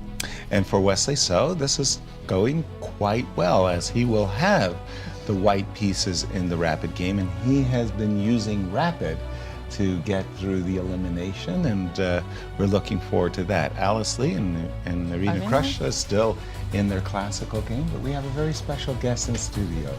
And welcome to our studio. You're back from the Make-A-Wish Foundation. How are you doing? I'm doing great. How are you? Very, very good. Are you enjoying the tournament? Yeah, I am. Yeah. You rang the bell today. I saw that. Yeah. I saw that. Watching through the broadcast? Yeah. You don't mind me asking, who did you pick to win? Obviously, Levon. He's my guy. He's my guy. Wait a minute. You're working with Anastasiya. Yes. He's also my pick in this tournament, and he's doing really well. Yeah, he's doing great. I can share finally, my happiness, because these guys, they pick up different players, and they're jealous. Who'd you pick? I picked Wesley So. Okay. I picked Alice Lee. Who did you pick in the ladies? Alice Lee. Here we go. We Yes. share. Exactly. How was this experience to be in the playing hall today, watching the players and the games? It was great. Great watching. Yeah. So Nice. Levon is, with white pieces, he was trying his best. But Here we yes, got we can some, see you on the screen with your brother. Who are you standing next to on this one, Colin? That's Leo right there. That's Leo, your brother? He's my friend. He's your buddy. Yeah. All right. And you came in from Sacramento last night? Mm-hmm. Yeah. Have you been following our broadcast? Yeah. I've been checking to see what's going on. You can be honest. Cristian, not so good, right? He's great. He's great. He's great. And that's the end of that. Nice. Great interview. Great. This is a private conversation we're having over here. Tell us more about what's going on in your life. You're from the Make-A-Wish. Mm-hmm. Obviously, you faced a health scare. Yeah. How are you doing? I'm in remission right now, so my health is back. I'm all right. I'm good. I'm a senior, so I'm applying to colleges now. I don't know where I'm going yet, but hopefully it's somewhere good. Most importantly, how's your game? How's your chess game? Oh yeah, I'm better from last year. Yeah? Almost 1,500 now. Serious? Yeah. Where were you coming from? Last year I was 1,200. Wow, that's a huge progress, 300 points. Wow, You're that's giving cool. lessons? I could use 380 points. Do you have a coach, or how do you train normally? I have a tutor. Just a chess tutor. Great. Play a lot of chess online? Yeah. What's your favorite form of online chess? 5 minute, 3? I play 15-10. Wow. 15-10. This is rapid. great. I'm best at rapid. Okay. Good. No, this is great, because many players, they cannot really make use of time. Right, so they start playing 1 minute and 3 minutes and everything like this. Cristian, one of your biggest fans. I can't believe it. I'm not on the show. I don't know how well we allowed. I have to ask you about that limited edition jacket that you're sporting. I've only seen that last year. I got myself one.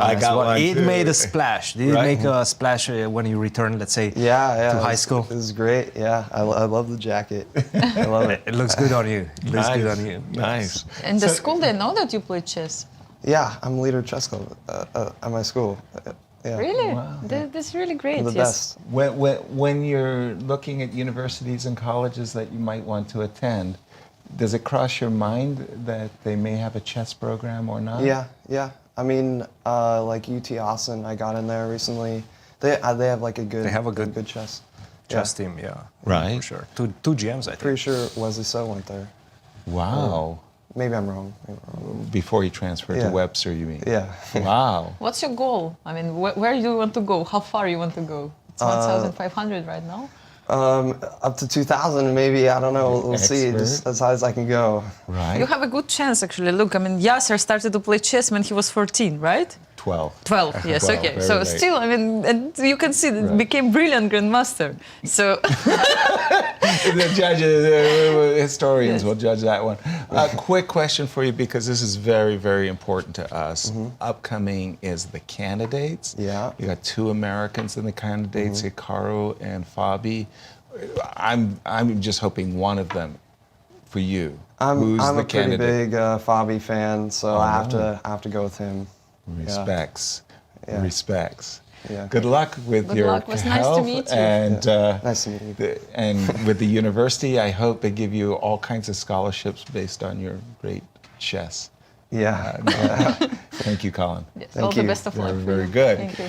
And turning it back over to you, Cristian, G3, F4 by Alice. She found the idea that I was describing.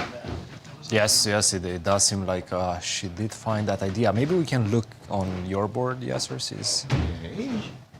On my board, what do I have? I'm going to refresh my board for just a second. Oh, King G7, G3. Yes. This was our main line, A6, F4. She's listening to you, which is not a good thing. It's not a good thing. It really isn't. What's He's going paying you on back, today? for all First the of all, we comments. bring Colin, and he comes in and compliments Cristian to high heaven. I mean, this is not going It well. really isn't a good idea, because right now is going to be a race. You're trying to kill me on the king side, right? I am. But guess what? What? I can sacrifice that pawn, that b pawn on b7 by playing b5. You prepared it last time with rook b8. I don't even have to. I can if I want to, but I don't even have to. Let's go for b5. I think he checked something, and Yasser, we're in trouble now.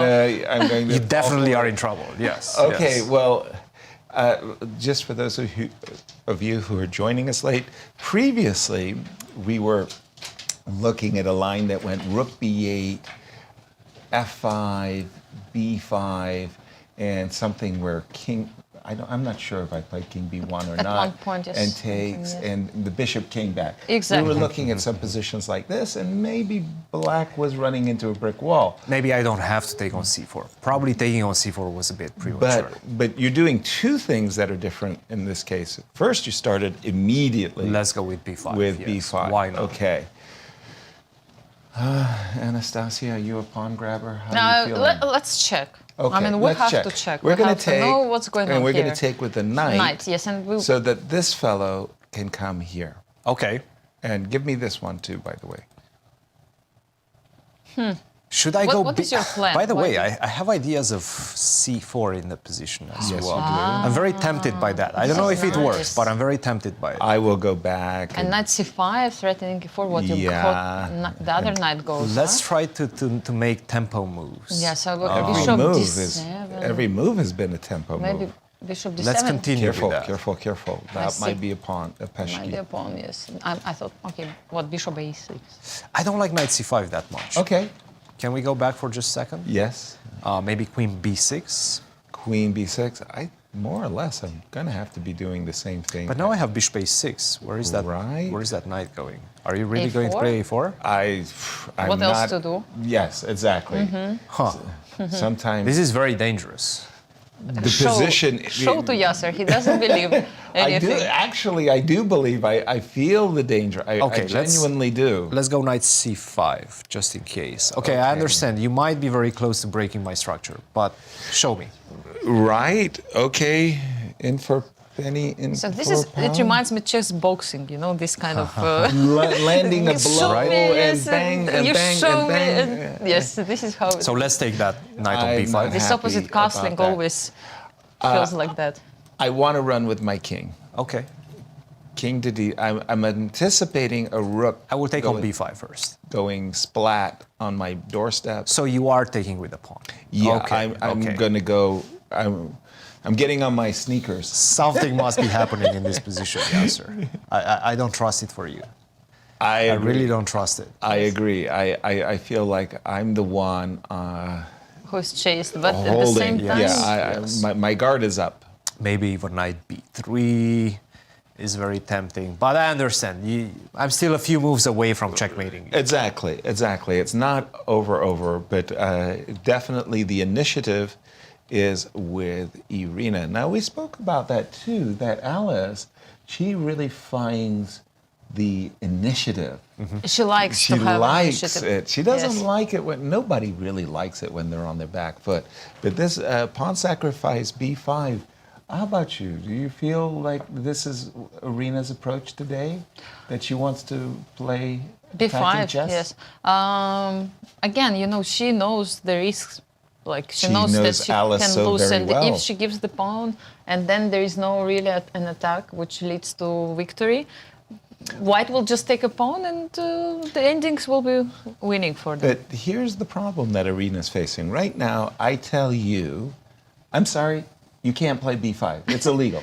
It's illegal. Okay. You can't play B5. What are you going to do instead? Rook B8. So I like this alternative, Rook B8. You know, okay, you don't give this pawn, and at the same time. Okay, Rook B8, Rook F5. B8. Yes, actually, you improved this version. Yes, you don't play King B1 anymore. No more jokes.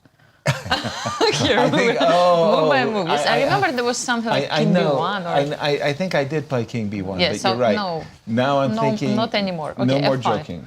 Yeah, yes. Let's go B5. B5, Okay. yes. No more joking. Let's go.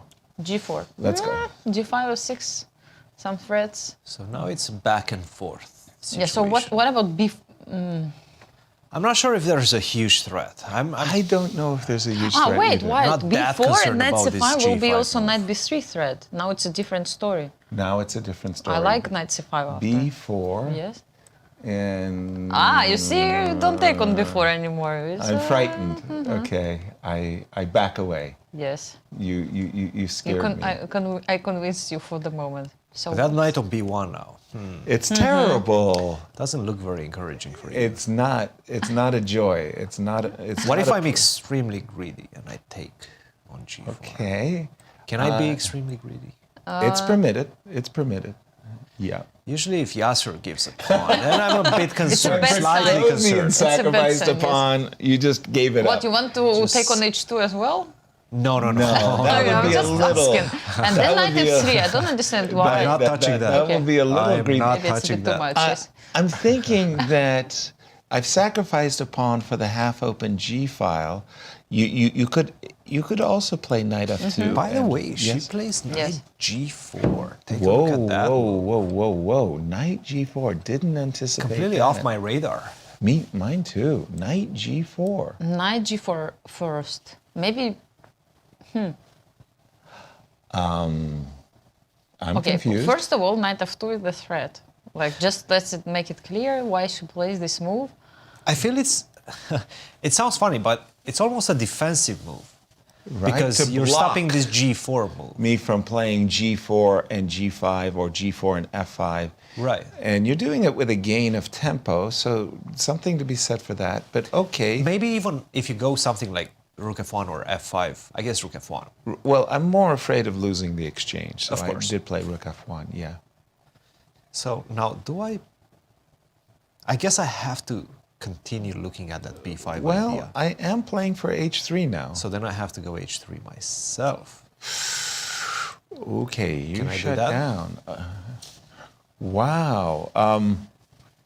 It's fantastic. Lots to assess in this position. Yes, it's We really have hard the to perfect understand. moment to take a pause for Kostya so we can analyze the position as Kostya caught up with Levon, and we're going to drill down during this interview. Over to you, Kostya. Levon, you just drew the second classical game against Wesley. Can you share some thoughts on the game? Yeah, I over-prepared and I mixed up something early on, and it was not the variation that I was actually preparing for the game. And yeah, I think it's a good line for black, and I saw, of course, that he can take on e4, and probably it's a strong move. But if I go queen b3, then knight f4, rook 81, knight e6, and black has a comfortable place. So, but generally, you know, when you play against somebody as solid as Wesley, draw is a normal result. All right, thanks and good luck in the next game. Thank you. It was Thank you, nice to Levon. hear from Levon. Yeah. I mean, his what he was thinking before the game, during the game. I found it interesting that Levon said it wasn't really the position that he prepared. Yes. And that's really the problem in this variation of the Joko piano. I mean, it's like there's 5 possibilities for every move, for the first 17 Yes, moves. you can keep analyzing this game forever and still you don't understand anything. And Let's say not why this get- move is better than the other one and Right. why the consequences of that line and on your favor or and not. still not get the position that you prepared for. Exactly, It's yes. really, really aggravating, and I can understand that Levon was a little bit miffed. He didn't get much. Drill down in the current position for us, will you, Cristian? I will, indeed. Yes. So Rook F1 was the last move for Alice. Immediately Yes. answered with H takes G3. It's on the board. So Right. not H3, don't close shop on the king side, but rather open the H file. Which is a bit of a counterintuitive situation, right? Because you're thinking, do I really want to open the I'm H file shocked. towards my Yeah, king? yeah. Probably not, right? You're a little reluctant. But I do like what she's doing. She's probably going to continue with knight df6. So she finally found the space. It's very difficult to find the space for this knight. We were kind of struggling with that. Knight to b6 after b5 taking on c4.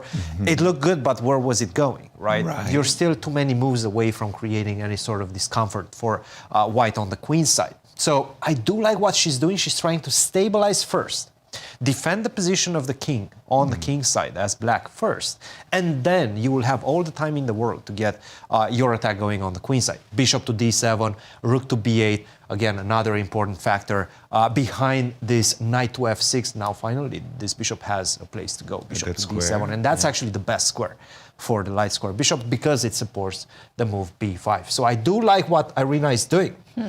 H takes g3 is on the board. We're expecting knight to f6. Knight to h2 is a very funny move as well. Quite funny, maybe. By the way, I don't think you can do this, right? Knight f3 now, yes? You might have knight to But f3. okay, it's queen d1. But knight f3, yeah, Yes, this is it's- probably just a to check, repetition. yes. Right. Yes, just to By the way, will we see a repetition? Because if you do go knight h2, I don't think you want to go to d1.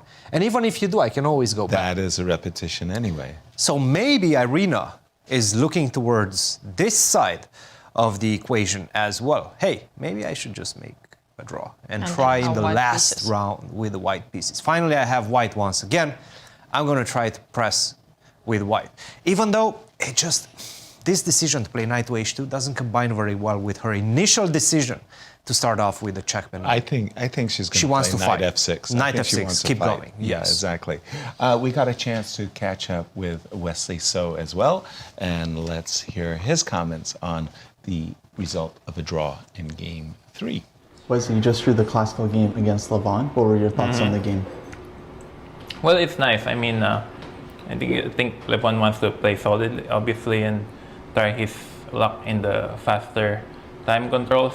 And, I have no problems with that. Also, it's been a very long last 8 or 9 days and with no rest day. So I hope to give my best. But I just must say I'd like to congratulate Levon for his excellent play in the tournament so far.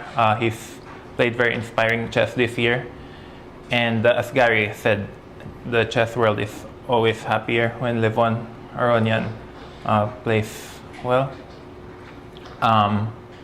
So, as a friend and teammate of Levon, I'm always pleased when he does well. And as for me, I'll keep fighting, as I said yesterday, as long as I have chances. And I'm really hoping to prolong the tournament all the way until tomorrow, if possible. All right, thanks and good luck in the final. Thank you. Wow. Wesley always underspoken. Really nice. I mean, he's one of the top 5 players in the world, and he was always this so kind of friendly still with his opponents. No, it's really like chess. It doesn't influence his attitude to people. Let's say yes, he is ready to fight. This is what he said. But at the same time, he really believes that his opponent is a great player. Like exceptional truly. player and personality. So and he praised him for being like that. I think still it sounds better than if it was the other way around. Yes. Right, exactly.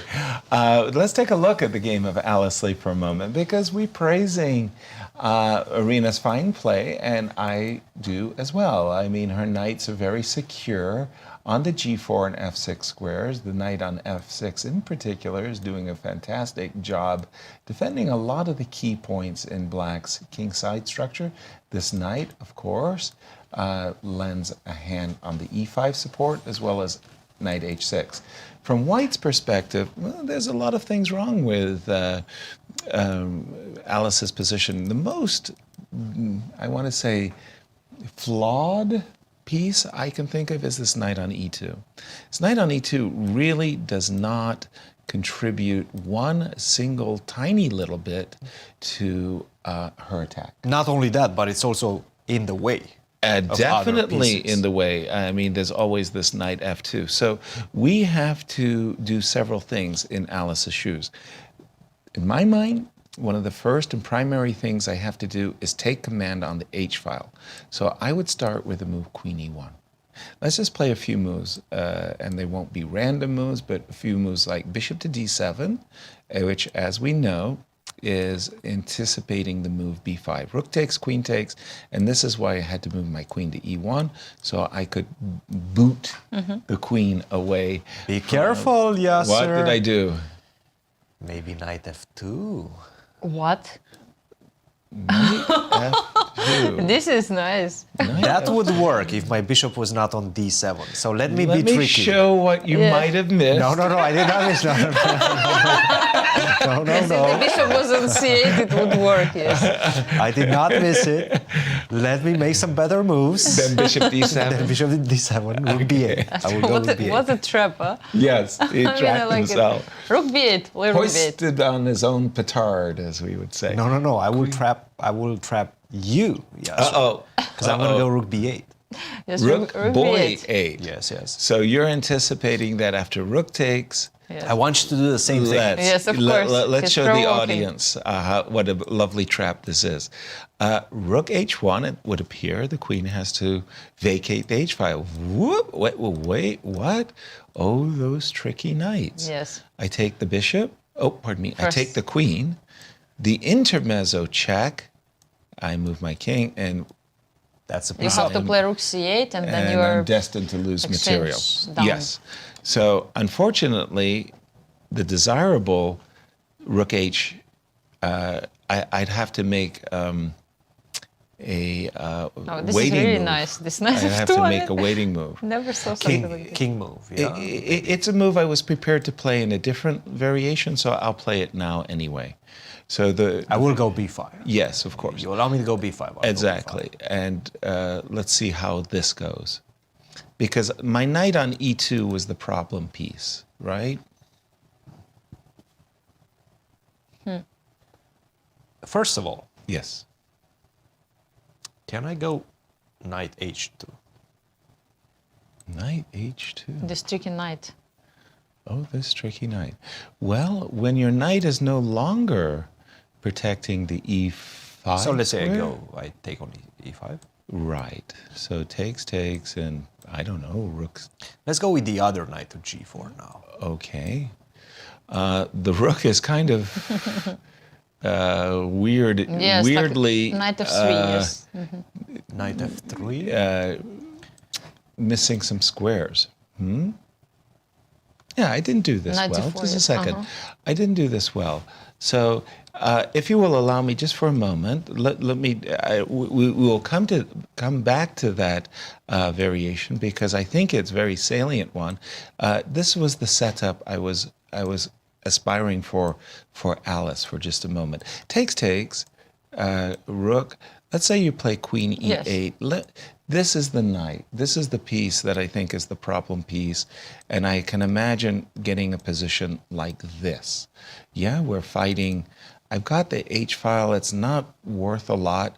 I'm fighting for control over the e5 square. Now, what you did against me instead was you played the move after queen e1, rook b8, knight d1, b5. Let me take the rook on h8 because there's no knight h2 anymore, right? Okay. Queen takes, rook f1, rook h1. Thank you. And I don't know, we go where? I guess e8, for e8. example. It's kind of useful, you know? Okay. Because you can play even b takes 4 or b4. And again, this knight is, yeah, I'm having a traffic problem of sorts. It's even worse, Yasser. It's in worse, fact. Yes, even. it's worse Please. than anticipated. So rook to b8 is a perfectly fine move, right? Right. After queen to e1, and then you don't have this transition, rook takes h8. But in fact, after rook to e1, you're just lost in one move. After this knight to h2, this knight jump is extremely annoying. Knight to h2, you go, let's say, rook to f2, and then again, knight f to g4. This combination seems to be giving. I mean, where is the rook going? Awkward, right? Are you going here? I don't think so, because once you put the queen either on d1 or Knight f1, then the e3. other knight comes to e3. Like, what Oh the my heck? gosh. My rook got trapped. Maybe the queen is going to get trapped somehow as well. Like, for example, if you take, and queen f1. Am I?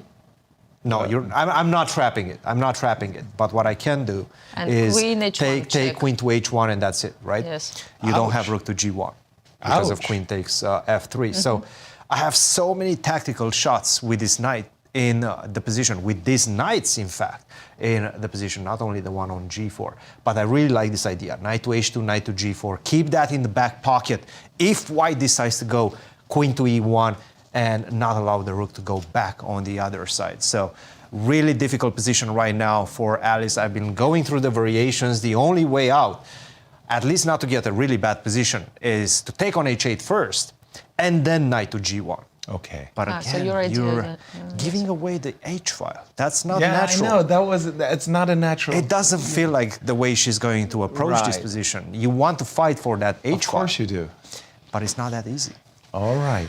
We are going to take a short break as we prepare for the rapid chess game that it's about to come up. But first, just a promotion about the St. Louis Chess Conference. St. Louis Chess Club, of course, has many affiliates and many partnerships, including the U.S. Chess Federation, known as U.S. Chess, and the Kasparov Chess Foundation. And for the St. Louis Chess Conference, which will be held here in St. Louis from October 24th to 26th, it will feature such keynote speakers as Maurice Ashley, Gary Kasparov, and Judith Polgar. Please register early and go and find out more at stlchessconference.org and join the fun. We'll see you on the other side of the break.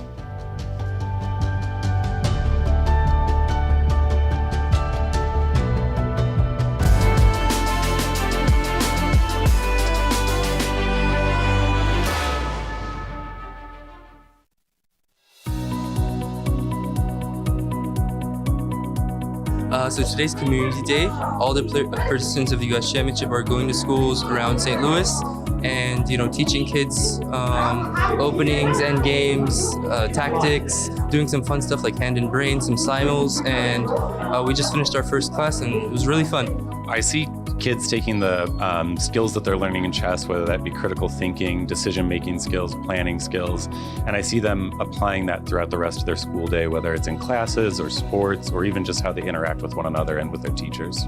I play with my auntie, my mom, my sisters. Sometimes on the weekends, like we go to the park and we play. They be begging me to teach them. I show them new stuff, like new openings. I show them that. And so I'm trying to see them get better and try to beat me. What I like about chess is just trying to have fun and learn new things, and maybe I'll get more into it and it'll maybe be my full career. I heard that if you play chess, you make better decisions in life, so I always want to make better decisions in life.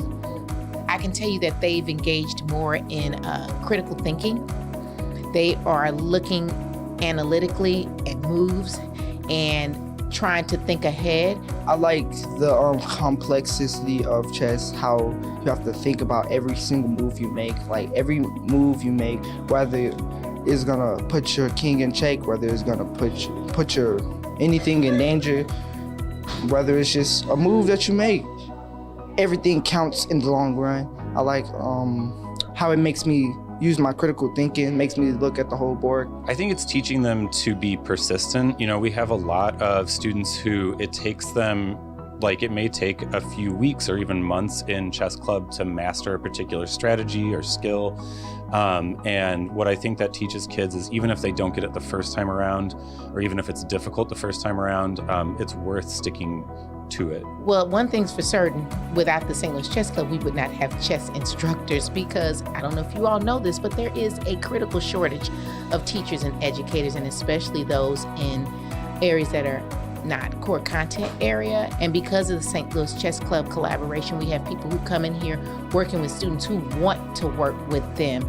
Today with the experience, the Grandmaster Community Outreach Day, I came up and I'm like, well, what's a Grandmaster? And they're like, oh, you don't know what a Grandmaster is? And they were able to explain that. And they recognize the importance and the seriousness. I mean, it's a sport, it's a profession. And so they're able to see things outside of the sports that we typically promote in school. It makes me feel good because like learning stuff like this will help me build my problem solving skills, help me build strategy and like, you know, helping my brain.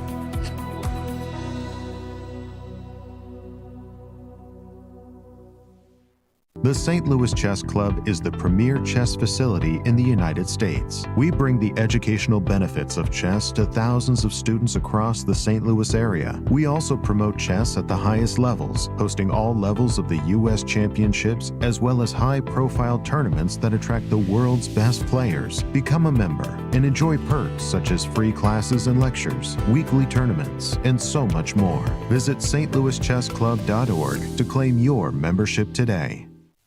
The World Chess Hall of Fame, located in the heart of St. Louis's historic Central West End. Want to know why chess has intrigued people around the world for nearly 1,500 years?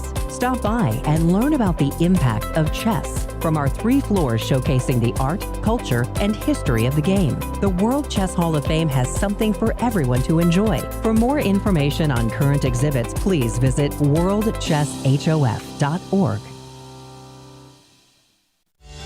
St. Louis, the chess capital of the United States. It also plays host to an award-winning shop dedicated to chess merchandise, all-occasion gifts, and plenty more. At Q Boutique, you can shop both in-store and online. From quirky greeting cards to luxury chess sets, there is something for everyone at Q Boutique. Enjoy a shopping experience like no other. Make sure to check out QBoutiqueSTL.com for a wide variety of gifts for everyone to enjoy. The St. Louis Chess Club Scholastic Program brings the educational value of chess to kids in schools across the St. Louis area. Active in over 100 schools throughout the St. Louis City and County, the St. Louis Chess Club has been able to reach over 85,000 students in both in-school and after-school programs. We view chess as a valuable educational tool. Learn more about our scholastic programming by visiting stlouischessclub.org/education. The St. Louis Chess Club is the premier chess facility in the United States and is among the best in the world. Thanks to co-founders Dr. Jeannie Cairns Sinkfield and Rex Sinkfield, the St. Louis Chess Club is a non-profit organization committed to promoting the game of chess locally and internationally.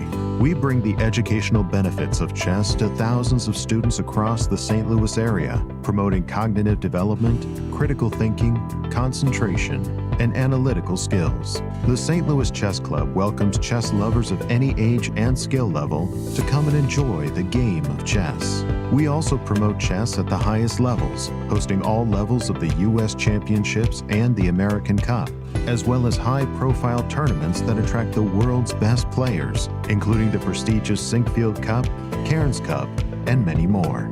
All tournaments can be streamed via our YouTube and Twitch channels that also include over 2,000 chess lectures for anyone to enjoy. Become a member and enjoy perks such as free classes and lectures, weekly tournaments, merchandise discounts, and so much more. Visit stlouischessclub.org to claim your membership today.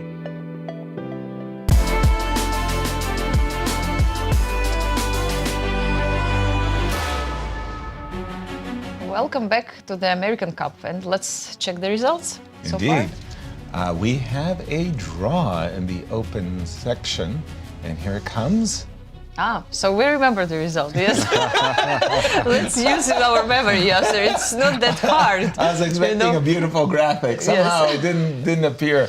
But through the magic of television, there Yes, it so is. now we can see it on the screen. Levon, Right. Aronian, and Wesley, so they made a draw today in the second classical game of this match. So far we have only draws. It's 1.5 to 1.5 even score for both players, and they have to play the rapid game. It will start soon. Very soon. Wesley and Irina Krush, they still they're playing their classical game, number 2, and it's still on the way.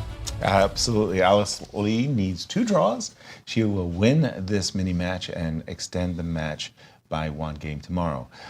By the way, in this Czech Benoni that Irina Krush essayed, took some strategic risks, but it feels to me like it's paying off for Irina, Cristian. It certainly does. She's winning right now. Whoa, Yes. winning, Really? that's Already? strong. After the last few moves, it does seem like the engine believes this is just winning for black after the very powerful. And I'm sure Irina understands this because she arranged her pieces in a way that requires this next sequence of moves, which is knight to h2. We've seen this idea before. That's a tempo. Knight to h2, you move the rook. First of all, I don't think you can go here after knight to g4. Where is the rook hiding? Probably on g2. Knight to f3 comes. Now we have this type of situations. First of all, No, you you cannot can even take do on this g2. because the king is on That's b1. check.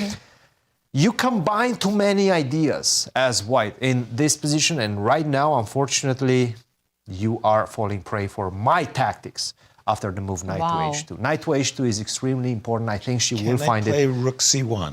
Sure, you can, of course. Hide the rook. I away. will do the same thing. Knight f to g4. Now I'm getting ready to go knight to f3. I have to play knight g1? Knight to g1 is probably the only one, and now I have the move knight to f1. What? I know. Knight f1.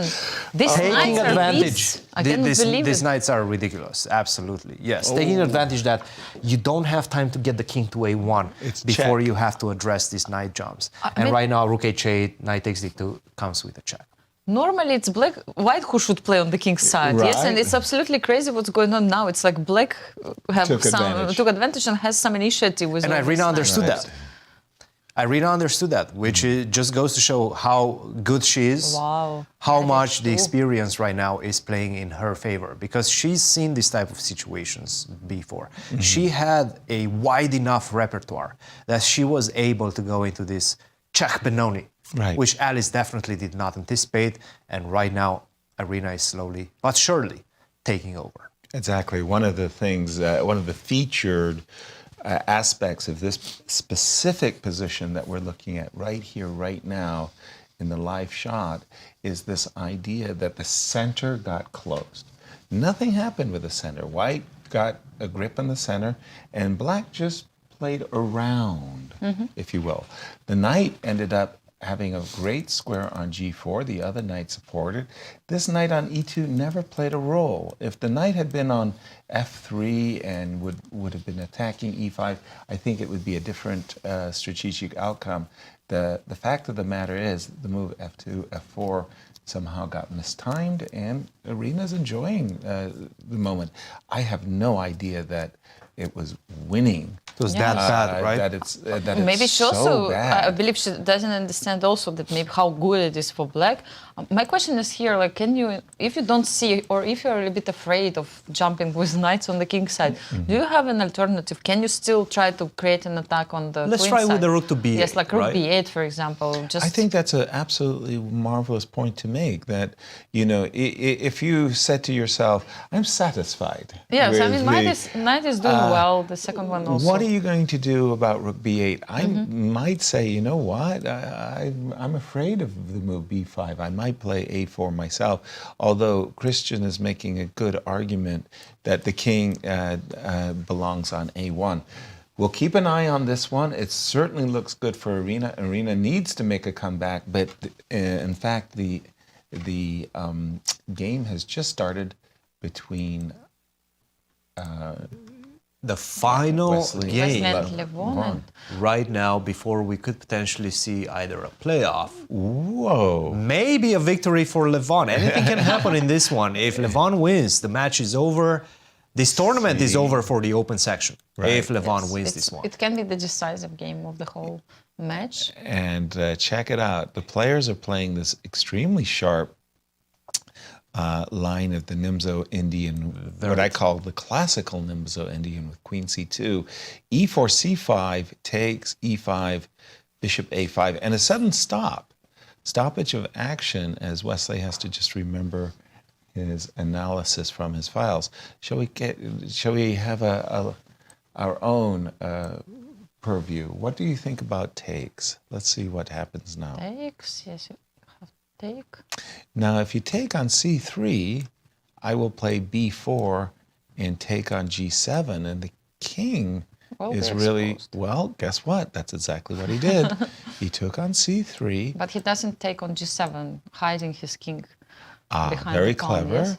g4, bishop c7. I must say, this is like one of the ugliest looking developments for black I've ever seen. Well, I mean, it's a Fischer random position where the pieces are all on the first. Yeah, all the pieces, only the bishop on c7. This is But both peculiar. players, they're good in Fischer random, so it's okay. Both They can play these positions. I think No you could problem. call both former world champions in Fischer random. Knight f3, d5. Cristian, please jump in, because this move, bishop a5, I'm going to say it's extremely new to me. rare. Yes, New yes, to me. extremely rare. And to be honest, already c5 is more on the rare side. In general, you want to go d5 in this position. Right. That's one of the main lines, and it has been analyzed so deeply. Generally, black doesn't have any problems in that. Right. If they know what they're doing. Exactly. But we've seen this from Levon in this tournament. He's going for these more rare lines, right? We've seen it in the Grunfeld against Fabi, even in the classical encounter. And he managed to turn things around and, in fact, make good use of that Grunfeld weapon. Also against Ray Robson. Similar situations where he's getting ready, especially in the rapid portion, to fight for the initiative early on at the expense of potentially, from an objective point of view, choosing a worse opening line. E4, C5, E5, take a look at this. Bishop to A5, take. By the way, Levon is blitzing through his moves. Knight to F3 seems to have been a mistake. Really? By Bishop Wesley, D3, yes. no? Bishop to D3 was the main line, or at least It's the very best tempting move. And now Knight F3, Queen F6 perhaps could have been giving I was gonna black say, the advantage. This pawn on c3 is bothersome. I know. And Queen f6, keeping the pawn would have caught my eye. He played D5 immediately. And right now, we don't c3? I don't think we have a move on the board. But queen takes c3 or knight g5. What sorry. about this move, knight to g5? I have to play f5. I have And no now I choice. go queen takes c3. I'm also looking at queen to h3, so be careful. Wow. You probably have to go f6, h6, right? Not a joy. Too many moves with pawns. Huh? I believe so. It looks like Dangerous moment for Levon. Let's see how they're Knight going to G5. approach this I position. love that move. 13, nearly 14 minutes for Wesley. Levon has been blitzing like there's no tomorrow, so he's behaving as if this Slight is all bluff. new, all normal for him. But let's take a look at this knight again. I'm threatening mate. yes. That's I a have to very, play very, F5. very powerful threat. You F5 have to is play forced. F5. I took a pawn. If you develop a piece with such ideas of skewering my queen and rook, Cristian pointed out that queen h3 is going to hurt your feelings. No, it's really an unpleasant surprise. Exactly. So you have to do something about If you this have to play H6. h6, now the pawn is actually in. I mean, it's weak. Yes. Yes. I mean, the knight is, after moving the knight, what is your next move? I don't like anything that I don't like e5. I don't like king h7. I don't like the position. Knight g5 is not only tempting, it's really strong. I mean, you can see that f5 is forced. Not a move that you really want to play as black. Queen takes. You can see that queen h3 ends the game. Right. Yeah, I mean, you can collapse actually if you Easily. don't know what you are doing. Knight Game to can be f3. over very soon. And the body count is 7 pawns for white, 6 for black, and I'm threatening to take another pawn. Mm-hmm. Right. I mean, Yuck. what to play? Simply yuck. It doesn't look great. I mean, look, you've played this variation. You've taken so many risks And because you're Levon hoping. knows d5 inside and out as well. He played c5. Supposedly he knows it. Maybe he just Maybe he misremembers just what he's doing. somehow forgot the But moves. maybe It very well he could be. tricked himself in the sense that he was expecting queen takes c3, d5. Correct. And then when knight f3 came, he was ready for d5. Took on c3, no knight g5. Wesley missed what we think is a golden opportunity with the move knight g5. He took on c3, and the difference is that after knight c6, imagine that we had included knight f5, knight g5, f5, and h6. The bishop would now be hanging. The pawn would be hanging to the bishop. You could take it like this. You can Yes. even redirect that queen d2 to take on h6 with a queen. That's an option as well. Okay, the knight is on c6. Once again, I have to Not ask- yet. Hasn't played it. Yes, Sorry. Levon, I think, but I don't see the relief after queen c3. It still seems the position is not is complicated, of course. Well, okay, if I'm in and I'm trying to imagine myself in Levon's shoes. If I'm in Levon's shoes, with my rook on e8, with my king under this massive pressure, I'm thinking I should be playing d4, e5, e4. If I could get three moves control over in, center, yes. yeah, if I could get 3 moves in and your king's still stuck in the center, I'm gold, right? I mean, I think only 2. And in fact, that's probably a big threat right now. Like, for example, I was thinking playing bishop b2. Yes. I don't think that helps me too much. You can still go d4. d4? And if you take bishop e5, right? Oops. That looks like an accident. So I would have to move my queen. And if you move your queen, then I just simply go e5.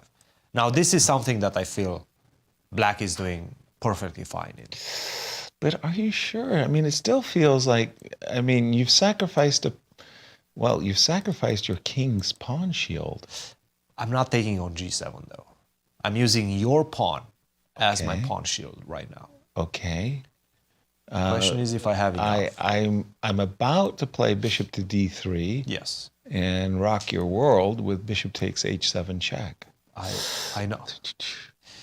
You're a tricky guy. Right, so if I go queen f6, say it. You go bishop to d3, right? Yes.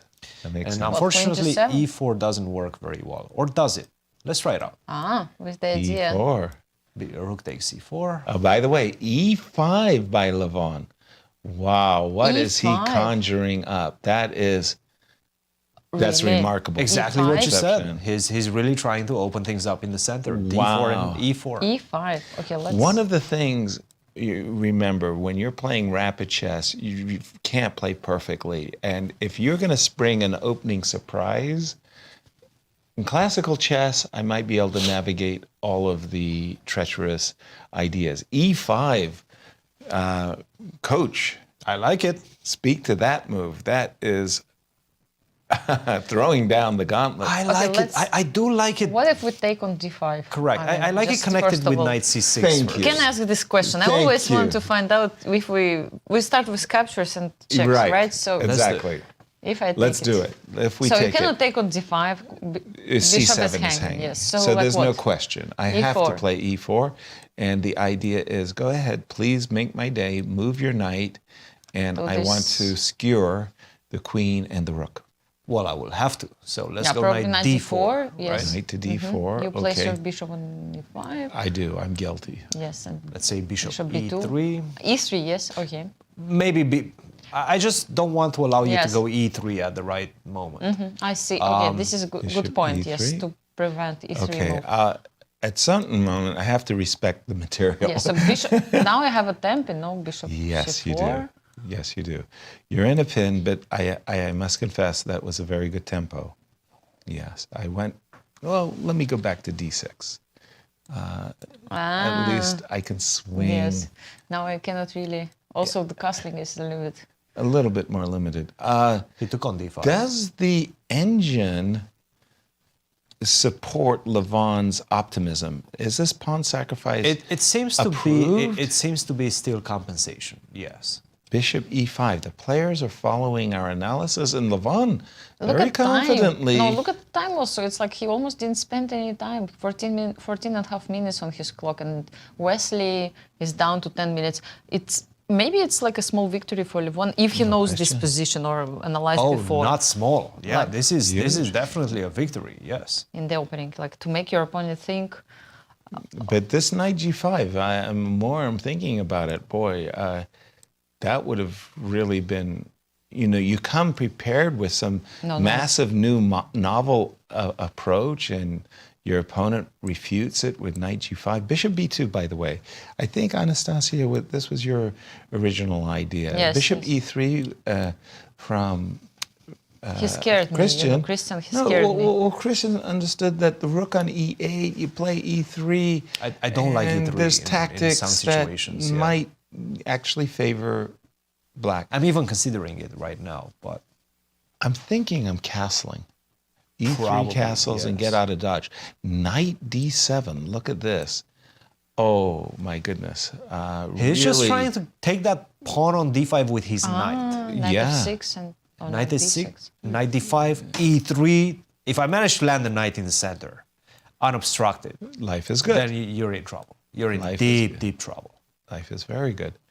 I'm in such a unbalanced position. By the way, you scared me. End of story. You Bishop just scored b5. me. Bishop b5. Yes. I'm not going to let that knight land. You just want to take this unperturbed. knight and just run away with your king. Yes, who knows where. Yeah, Uh-huh. sometimes cowardice is is to be admired. But, yes. Yeah. Bishop b5, a6, asking a question, shall Okay, we? you can ask it. So you'll take. I pause because I don't mind giving up the bishop for the knight. I'm just wondering, should I Insist? Well, I want to maybe encourage you to weaken your c6 square. Yeah. So that when you do force me to give up my knight, let me just put some moves on the board. So you take with the something bishop. like this, that the c6 square is weak, and Really deep understanding. thank you. we can do the square Dinner's like on that. me. Dinner's on me. Dinner's on me. Keep it up. Keep it up. You just was like. I think you have to take on d7 once I play e6, right? Really? I do think. Wow, that I you like have this bishop. Bishop takes d7. Bishop takes d7. Help me out here. But I have to say, guys, I mean, Queen g5. Levon is really up on time right now. Wesley's Yes. not comfortable with this position. He doesn't like it. Have to say, Levon has a great opportunity to clinch the finals and clinch the title. Yeah, like Wow. Wesley really needs to work hard here to realize like what's going on. Bishop b5, And he finds them. after- A6 immediately. Look Immediately. at Levon. You know, some of the real problems in today's professional play, and one of the reasons why I don't step into the arena is because exactly this situation. When you're in Wesley's shoes, right here, right now, you have the feeling your opponent has seen everything. He's got a 3600 computer engine supporting his every move. Every he move took- you play, he expects. He took on d7, by the way, and Yasser, that Yasser- sounds like excuses. It is, and it's a That's brilliant the only excuse. thing I'm hearing. I'm only hearing excuses. It's a brilliant excuse. I'm telling you, these guys, when they catch you, there's no escape. I think it's time we see you in the American Cup Blitz. Yeah, right. Throwing the I've gotta patties call with the action. with Yes. Fabi. Anastasia. yeah, please don't leave me alone. Anastasia It needs seems me. like everybody wants to go Thank to you. play except me. I'm fine here. I don't want to Fine. go. You're- No, are you no. comfortable? I'm afraid to play against all these guys, you know. Castles. Now, here's a question. Whenever my opponent is castled and I can get them to play the move g3, and I'm the one with the light squared bishop, and I'm provoking the move g3, you have to. The rules Yes. of chess, Play g3 or you I have to require. play g3. yes, because that you play h3 the would be move. like bishop h3. Who knows? Well, not now. But it would be virtually requirement. It's common. Like if you play h3 again, Some questions. I really Yes, want G3, to yes. force you to play g3, and here you can see I've got what I want. So the whole idea is Might be going for it, yes. Simply in the long term. By the way, when you think about Levon Aronian, you think about the Marshall Gambit. Yes. An And- expert of the Marshall. A world class Marshall Gambit player. Levon will feel very, very comfortable with his light squared bishop. He knows from his wealth of experience that his compensation is huge at the moment. Somehow computer doesn't like this move Queen H4. No? It Was like there a better move in the I don't know. position? Just I see the bar went Up or down? up for whites, and it was really down, this move Prior before. I to just wonder what was the was another there opportunity. Was there a big opportunity, perhaps Maybe missed? he played it so quickly. I don't think he is aware of this position. Probably Bishop to b5. Bishop to b5. Followed by bishop to d3. Was would have a better been option. very good for black. From an objective point of view, this would have been winning. Wow. Really? So I just don't think you winning? can arrange your pieces anymore. Yes. The bishop is very, very powerful on d3. I won't dispute And that. I will take on d5 at some point. I mean, for me, the move Queen H4, I mean, wild horses couldn't have stopped. Even if But I'd isn't seen this a bishop bit b5. slow? Like I do go g3 now. You're not touching that pawn on d5 anymore. Like that's why bishop b5, bishop d3 is so powerful, because that queen will have a great task, and that is to take the pawn on d5. By the way, Queen H3 just posting up right away. Levon, I mean, I hate to be barbaric, But he says, I want to but- give you a checkmate, yes? That's exactly what he says. I want to play bishop to g4, bishop takes d4, and bishop f3. So how do I stop you? That's exactly what he's asking. Please stop me. No, he doesn't say, please stop me. He says, actually, please not. But Don't stop Wesley me. needs to find a How way. will you stop me from Yes. performing this task? That's a good point. Well, F4, Wesley showed us how I to do think it. there was no choice. I Yes. mean, you can't sit. I mean, en passant, you will be greeted That's by a great e4 move. takes f3. F4, wow. F4 is a and great move. Maybe something that Levon missed. Maybe, He yes, I mean- underestimated when he went Queen H4, H3. He Just played because- so confidently all these moves, and Right. maybe it's the first time he's thinking. Now he stopped. And now that pawn on d5, I mean, It you still didn't take exists. it, but that one It's is going to there. be a problem. It still exists. I agree. F4. I like this move. I Yes, really and like it. let's say if Maybe you the take en only move in the passant- position. Yes, yes. If you take en passant, then Queen what queen takes. takes? Threatening f7, so that's why. Threatening mate. Mhm. on Yes. f7. Checkmate in one. That'll have your attention.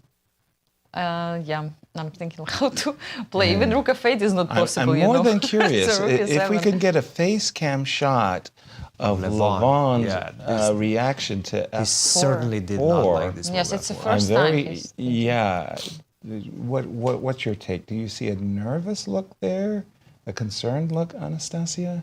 For the moment, it's hard to understand, but yeah, I mean, He's thinking. yes. Well, yes. just the fact that he had been blitzing nonstop blitzing. and now he stopped is an indication that move F4 might have been underestimated. You know, one of those scenarios where you feel like you're just cruising and everything is going swimmingly for your Picture position. perfect. And then you get an F4 move and you realize that the Stop, attack is stop, not stop. that easy and I'm a pawn down. Exactly. Just looking at a different approach for, I could maybe even include the move rook c8 just for, well, no, then you would play queen e3. So sorry, I'm playing bishop takes d4, queen takes d4, e3. Give me a passer. And now I'm going to play, pick the pawn from g7 in my hand. Yes. And play queen h8. Very nice, very nice. Queen h8. Just to put some moves on the board for a moment, I am a pawn down, I agree, but that pawn on e2, Can kind of is make your a life a little bit difficult, yes? thank you. Let's put a Yes. bishop on e5 though. Let's try to. So something like, for example, here with the idea of d6 and bishop e5. Mm-hmm. Maybe even bishop e5 first. And maybe even And at bishop some point I e5. will sacrifice an exchange for that pawn on e5. Yeah, I mean, it's Okay. hard to make a progress for both, it seems, after that. Both. Like, for both players, like, how do you continue your attack with black?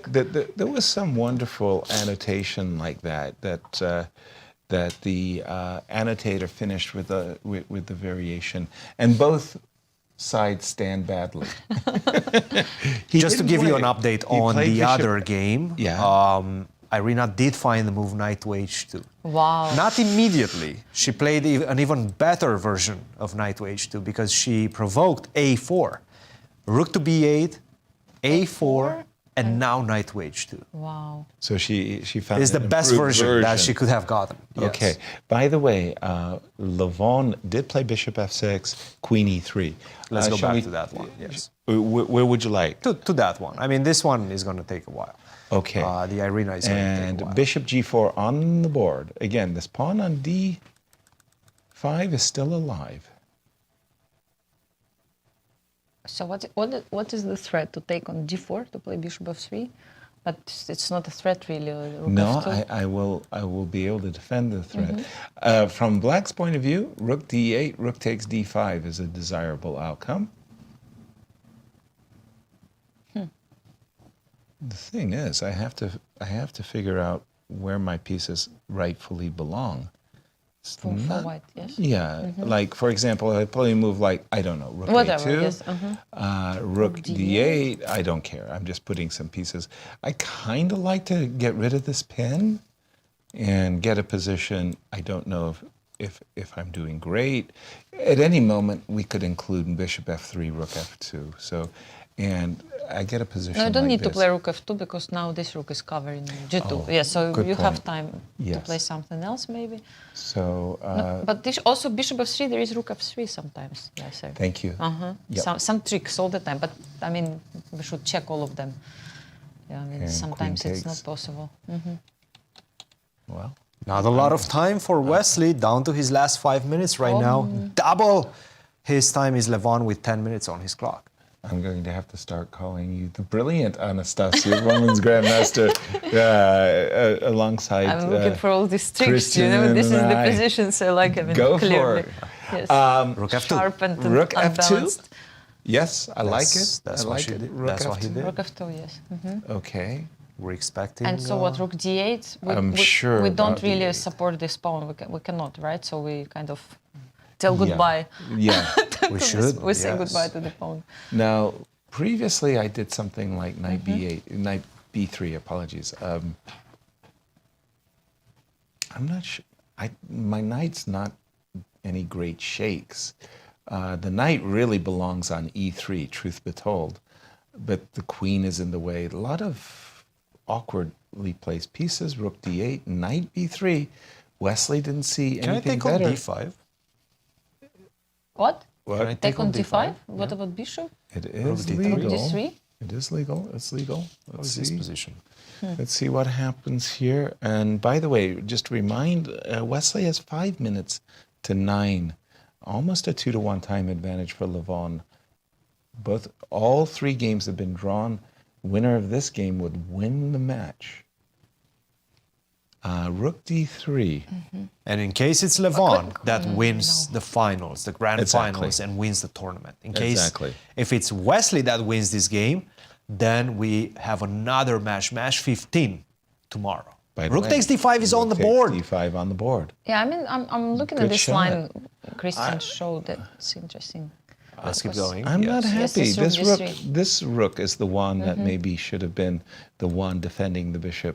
This move, rook takes d5, I think, is kind of a refutation So to the approach. Maybe I have to stop rook d3. maybe you have to, because sometimes there are rook g3 moves even in that lines. True. Yes, and I then have you're to be very careful. sacrificing. Yes, against get my- after mated. you take on b3, Yeah, yes. yeah. So probably rook e1 stopping. What do you think of this imbalance of 2 rooks versus queen? But you have It's that still d unclear pawn, what's right? going on. Yeah. The d pawn is really strong. You do have bishop e2 as a method of defending it. Wow. Intriguing. I think rook e1 in any case is forced. I think rook it has to be d3 played. is He a killer finds it. move. It's a Wesley finds the killer best move in the position. Wow. To I be mean, honest, can you not an imagine easy one. How many decisions Wesley had to take from the start of this game? You know, like you could go so different ways on each move. So actually, you're Right. getting really tired. And what I know that you have some limited number of your energy Right. Yes. for all these kind of decisions. I mean, it's really hard for him to play this game. Wow. And that's the thing that I find so extraordinary is that even when they're pressured with just precious little time on their clock, they come up with the most accurate moves. Yes. It really is extraordinary to witness. Rook e1, and Wesley saying, Okay, I got plenty of time. I have to go. Let's go for a walk. Bathroom break. That's nonsense, Wesley. You have 4 minutes on your clock. Come on, wow. get back. Wow, rookie one. I'm out of here, guys. Get back in the seat, Wesley. Wow. Some coffee. Yes. Coffee break. Yes. The e4 pawn has been a bit of a snail. It's blocked. Can we turn it into escargot? Maybe. Like no, but that. maybe he kind of says also, I know this position is complicated. It's time for you to calculate it. Let me have a walk. I really... How would you do it? Rook d3, yes, it's really difficult. I want to see if this imbalance with the pawn coming up the board is good, or if it's really good for don't black, understand it's good this. for black. One second. Yes, please. 1 second. You want to... Instead of bishop takes f6, maybe I can go knight d4. Knight d... Okay, I'll toss in this No, guy. knight d4. I Knight just don't David want... 4. Right, I don't want to exchange the sorry, bishops. sorry. Knight d4. I'm thinking of keeping that bishop. Maybe I have some better alternatives, like knight f5, checks. Complicated. I mean, difficult for white also. Like, I think you have to go there, yes. Eyeballing queen d7. Uh-oh. I still, and of course, truth be told, I want to sneak the pawn in for a coronation. Actually, yes, d2 is the threat. The snail-like e4 pawn again. Yeah, I mean, black is has... turned into a like joy, if you need to find the escargot. only moves for white, it cannot be fine at all. Like, if you're in Levon's shoes, do you think to yourself, rook d3 is too risky? actually, it's kind of, if you don't see how you are going to... Bishop takes b2, yes. So he decided to take first. Maybe now? B2 queen h6. I know, you cannot play rook d3 now. Queen h6. So he is definitely not of the persuasion that I am going to give up. So I can, on a good day, maybe I can bring my knight to a good blockading position. Rook He's to looking to d2. work on the d file. So Exactly. perhaps queen to d6 for black right now, right? Queen d6 now. I mean, I think Whoa, that's whoa, his whoa, only whoa. idea behind this queen h6. You just want to take full control over the h file. The d file, excuse me. Queen d6 now. Oh. Just to remind everybody, a draw would mean that all the games have been drawn, 4 consecutive draws, and we play blitz. I have some ideas. Please. Yes, I mean, I'm thinking, what if we take and play like knight d2, threatening this pawn? I mean, very straightforward line, just to... Well, that's the thing. I'd be a little bit... Are you absolutely certain you want to take this pawn? No, I'm not sure. I'm not sure either. But there are some knight f6 ideas. That's why I'm kind of... Yes, drawn thrilled. to it. Yes. And if you take on g7, some checks. I mean, again, you have to calculate until the end. Exactly. So let's go bishop f5. Yes, exactly. I thought about it. Can I play like crazy move g4? I know it's too much, but I'm just like, I'm tempted. Let's go. Oh my Anastasiya is in winning mood. I'm not sure, maybe losing, but I mean... Okay, if you're going to play with fire, let's Yes. play with fire. Exactly. At least I have a threat. You have a very powerful threat there, but rook e6 Rook e6 kind of takes away a little bit of the joy, doesn't it? I'm trying it to does. go It g6 does. also. Might be problem. Yeah. Might be Maybe, a problem can for I switch? I mean, I don't like that my king is open. Let's be honest here. Yes. And But just where do I'm you- looking how for do you some get rid of opportunities, this pin Yes, is it's the hard. problem. Yes, it's hard. It's amazing. This pawn on g7 Just is to- a perfect defender for black's king. Yeah, but Pardon just, me, rook takes what happened? d5. Rook takes d5? Okay, queen d6, rook takes d5. Yes. I mean, if the player's just suddenly been decided it's time to get up from the game, I mean, every time somebody makes a move, Wesley got up, Levon gets up. I'm not Like, really sure where's what's happening. Levon? Levon has 5 minutes. Now they're back to Queen even in terms of takes time. d5.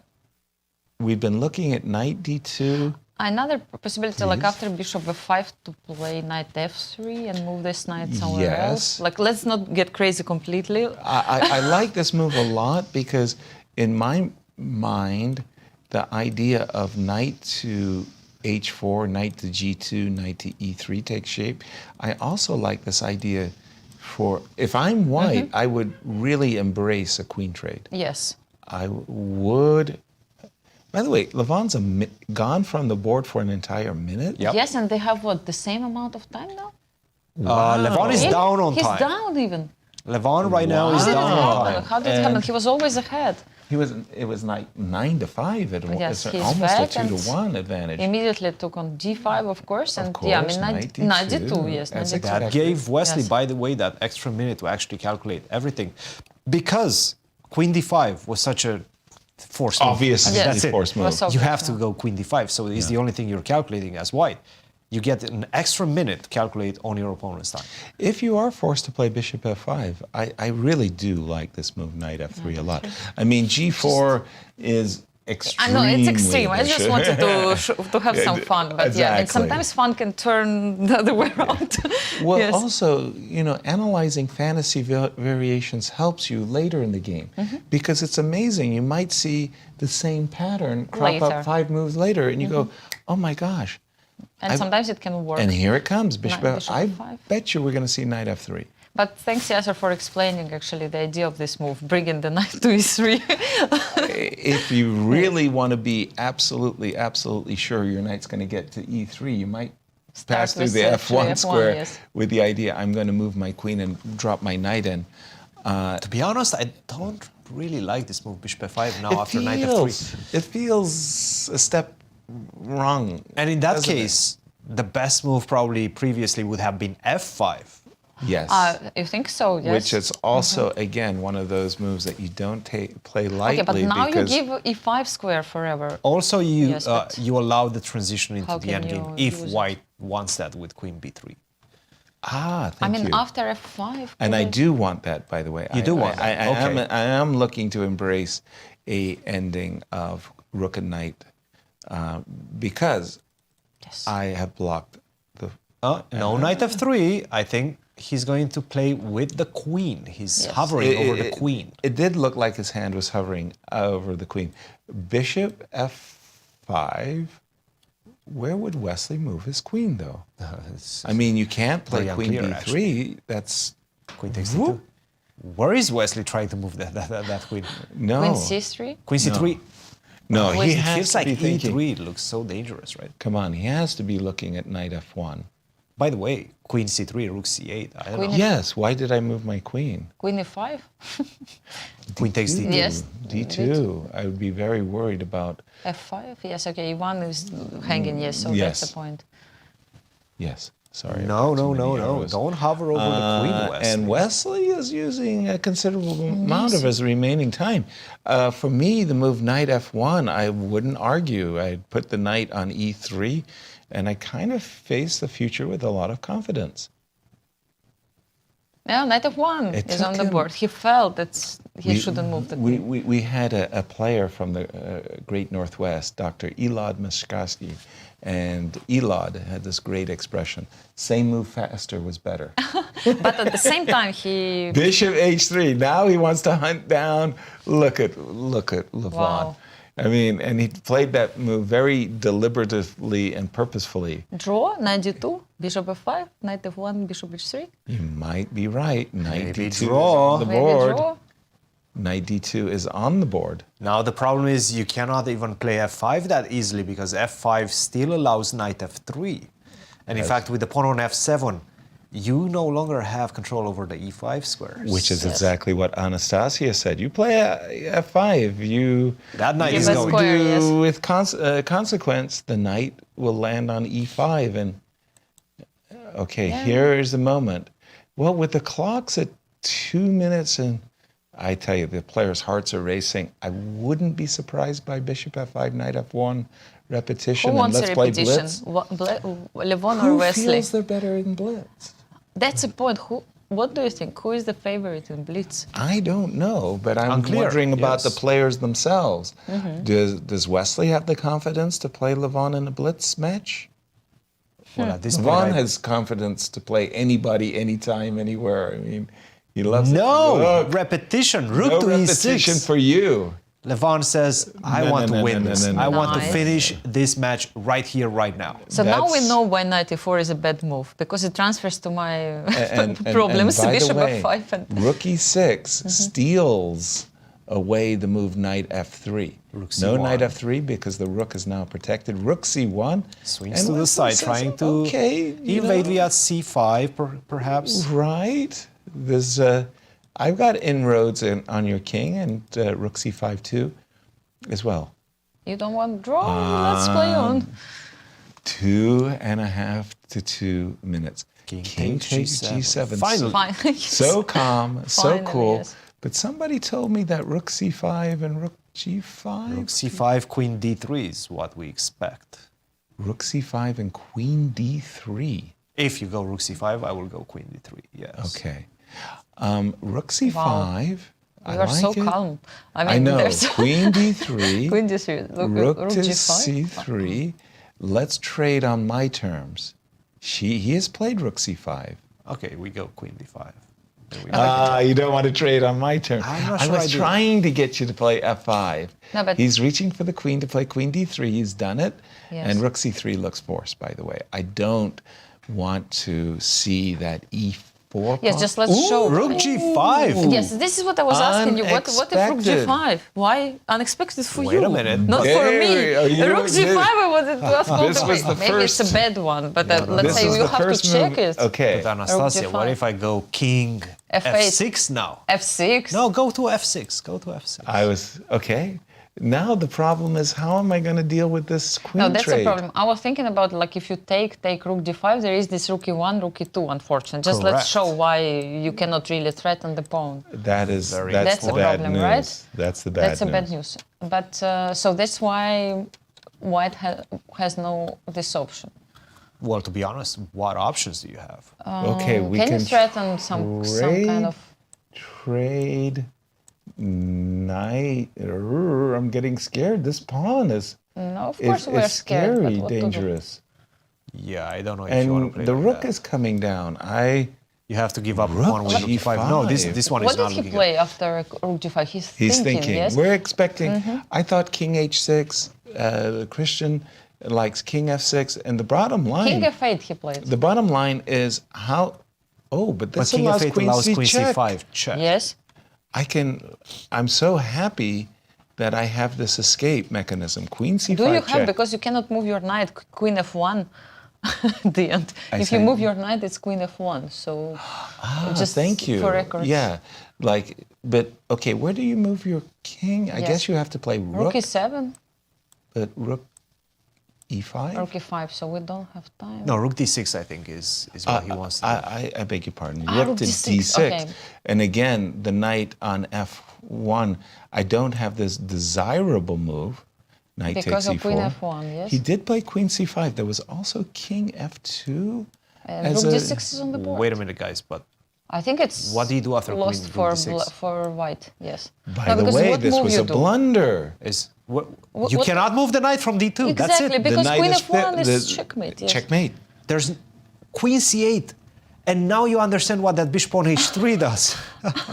It does a fantastic No, this is over. job. It's You actually unbelievable. don't have like, a way. Wesley made all these like kind of He had king f2. active moves, and I that's think it. that was a good defensive move. Queen c5 was an overreach. Has he missed rook d6? I think he did. Guys, By we're the about way, to rook crown h5. a champion here at the American Wow. Cup. Right here, right now. Levon will not need the playoffs or a second match if he wins this one. He's going to take the He knight. takes, we take on You h3. take on h3. I And mean, look queen at a1. this No, e3. pawn. This pawn is gorgeous. Holy cow, I'm threatening mate in two. B6. B6. What? What a move. B6? B6. I love it. I love it. Because there are some That's it. checkmate threats. Yes, That's it, guys. yes. Queen f2, E3 queen and- c1 check. That's it. Because we have all these checkmate ideas. It's yes. I mean, We're about to see a wow. resignation. Queen check, followed by rook to d2, by force. If you give a check on c8, and what a classy move b6 is. You give a Beautiful. check, I cover with rook to d8, no more queen c5 check. What follows is queen on the first rank, giving a check, forcing the king to jump to g2, and then rook comes to help the queen. That's it. Game over. Match over. Game over, match over, tournament over. Wow. Right here, right now. And Wesley realizes it that I'm really shocked. Yes. that move, queen c5, blundered Was the game. was Frank the Farley. last mistake? Yes. I think king in the f2 game. would have still held, I don't know. I mean, was better. What a powerful play by Levon. I mean, Well, really, he the made opening- Wesley work hard from the very beginning, and perhaps Wesley just didn't have energy. As I told you, it can be a problem at one point. 18 seconds, it's Yes. not the clock, it's the It's just the position. position, yes. But I think, but I must say, Levon took a huge risk, and knight g5. Wow, and we see the Knight handshake. g5 out of the opening. I think Wesley could have turned that game into his favor from the very opening, but our deepest congratulations to Levon Aronian. He played It's a official. magnificent tournament. It's official. Now we have the winner of the final, of the grand final, of everything. Of yes, everything. And the winner of my pick. Now Of it's course, official. Of course. We are not worthy. We are not worthy. Yes. Congratulations to Levon. I think a lot of theoreticians are going to be looking very carefully at this C5 line that, well, he took a big risk. It paid off. Here we go, 90,000. Including his bonus money, 90,000 solid. Where do I sign 9 up? days. Yeah, exactly. 10,000 How do I per participate day. in this? Yes, sir. 10,000 per day? Yes, not bad, not bad. Bravo, That's Levon. a good daily average. Our congratulations. Very, very, very deserving champion. You can see and Chris Bird. Bird shaking his hand. Yeah, and Wesley, Wesley too. also. So we still don't have a repeat champion at the American Cup. Fabiano took the first At least edition, in the Hikaru the Open. second, and now it's Levon. Yes. Well, that's only true about the Open. In the ladies' event, one Irina Krush begs to differ. She has been nothing if not regal during these events. She's just so good in I these see mini the matches. knights around. Yeah, Jumping. hovering everywhere. Mhm. Exactly. Should Hovering. be a good sign for Irina, I guess. Let her me go position. to the current position. What? And we just caught up. These knights are occupying really nice squares. But I see something strange. Isn't it a repetition? What? Did Look I what do something? happened. She played queen h8, and after rook h1 she came back to d8, and so white can come back to d1. Oh, sorry. We've had. Yes. Okay, we went some knight moves. h2, knight f3. Okay, this is how we got here. You got here. Yes. So okay. No repetition thus No, far, but so this I'm is- looking at the position, and I'm sitting there saying, okay, if I'm white, I've got to. I almost want to play the move bishop on d3 captures e2. I want to get rid of these knights on f3 and g4. This knight on e2. What can Alice do about this? Oh. Seems like maybe it was a better move. Remember a few times we were checking instead of queen d8 to go with a queen on e8, or I don't know, maybe there was something else in Queen the to position. E8. What about knight f2? No, it's not possible here. I'm sorry. I know that. Well, it strangely enough, it might still be possible. Yes, I also check it, and I cannot believe what I see. This would be crazy. Rook Yes. takes, rook takes. The bishop is hanging. If a bishop moves, it's rook h1. Rook h1, yes. That's crazy. So they could go to this ending. Well, but wait a minute. That's still a rook for the queen. Current position, coach, jump in. I like Irina's position. Irina's position is great. Yes. Right. Alice has to be extremely careful, and she has to go something along the lines of knight to g1 right now. Exactly. Can you check It one really is the position? only move Can in the you position. check something? Yes. Yes. Instead of queen d8, what? Queen d8 was indeed an inaccuracy. Yes. What did you have? I mean, I This is a don't very understand. funny move, and to be honest, I don't know who plays this move. I mean, it's not possible. Walking yes, to Knight play to this h2, yes. I really don't know. I understand. You have knight f2, huge threat in the position. You need to defend against that. As white, how do you do it? Probably knight to d1. I don't like moving my queen away, just for the simple fact that that allows my own queen to go h6, queen to e3, Wow, and I knight take h2. over the dark squares. So what do you do? Probably knight to d1. The problem with knight to d1, Pawn on a4. you're losing a pawn on a4, right? So, So if knight d1 is the only move here, but And guys, knight I h2 mean, is brilliant. knight h2 is really good. Knight h2 is such a difficult move to make. Unzicker Karpov, Yes. Unzicker, bishop a7, rook a3, rook a1. Yes. Knight h2, Yes. queen h3, rook Yes. h8. Wow. Pile up. No, but You can actually do it this- in this a would lot be of instances. so- Yes, that's a great game. In Great fact, idea. Yeah. for our viewers to check, to kind of understand what we've been discussing. We've seen that with that bishop to e7. I'm trying to remember the game. Covering up the e file, you put the Was bishop. it Ray Robson or somebody? I think it was Ray. Yeah. Yes, yes. Had the bishop on e7. It's a great thematic, and you should definitely know it. Strategic idea. Yes. Yeah. It's strategic But you're idea. right. Knight f3, h2, not intuitively obvious until you realize that, hey, wait a minute. This is great. I get to go queen h3 and rook h8 next. I think Alice just played the only move. She played knight g1. She's Great. got to get rid of these knights. These knights are dominating on the king side and impeding her attack. Alice, but okay, knight to g1. What's the clock times? Yes, it's Anastasia? actually about the same for both players. They have 26 and 27 minutes, respectively. So The one thing I absolutely have to say is don't blunder. Yes. You know, the h6. You know, you might be tempted to. Yes. I mean, Yes, for yes. whatever reason, you Queen get it in your h6. mind that knight f2 is attacking a bishop. It's attacking a rook. Queen h6 hurts your feelings. Don't do that. But then, if I'm in Irina's shoes, I would maybe want to keep can you do so? this knight on What g4. if rook at g4? It feels like It it's feels like this knight can hanging have in some the air. troubles. Yes. Yes. So what if rook at g4? That's a very, very powerful move. I Yes, like that move. Again, I cannot retreat. I just died, hung myself. I want to say, it's kind of one of those funny moments. So it means, do I have to take? It's not exactly what I wanted. It's certainly not what I wanted. Move queen h8. Pardon me, queen h8 to d8 suddenly feels very wrong. I think Alice is back in the game. Yeah, it seems like that. yes. After It knight seems takes she g1. she Certainly understood feels like that, too. yes. And Nice. objectively, she is back in the game as well.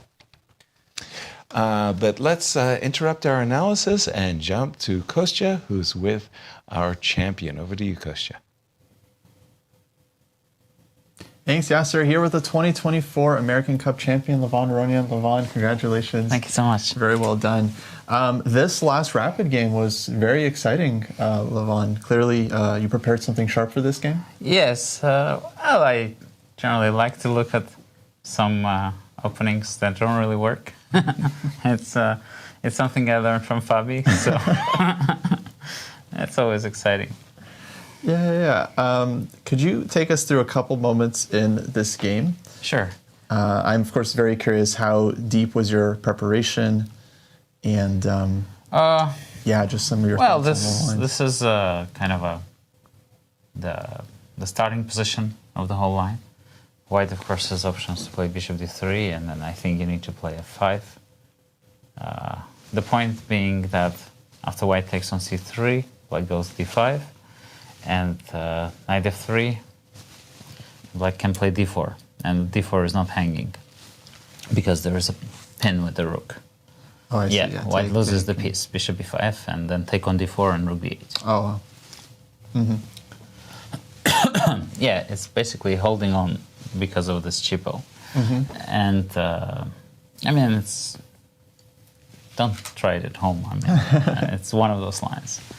Can I ask a little bit about the strategy? Because, of course, if you play something solid, you draw this game, you go to the Blitz playoff. Did you want to just kind of decide things in this game?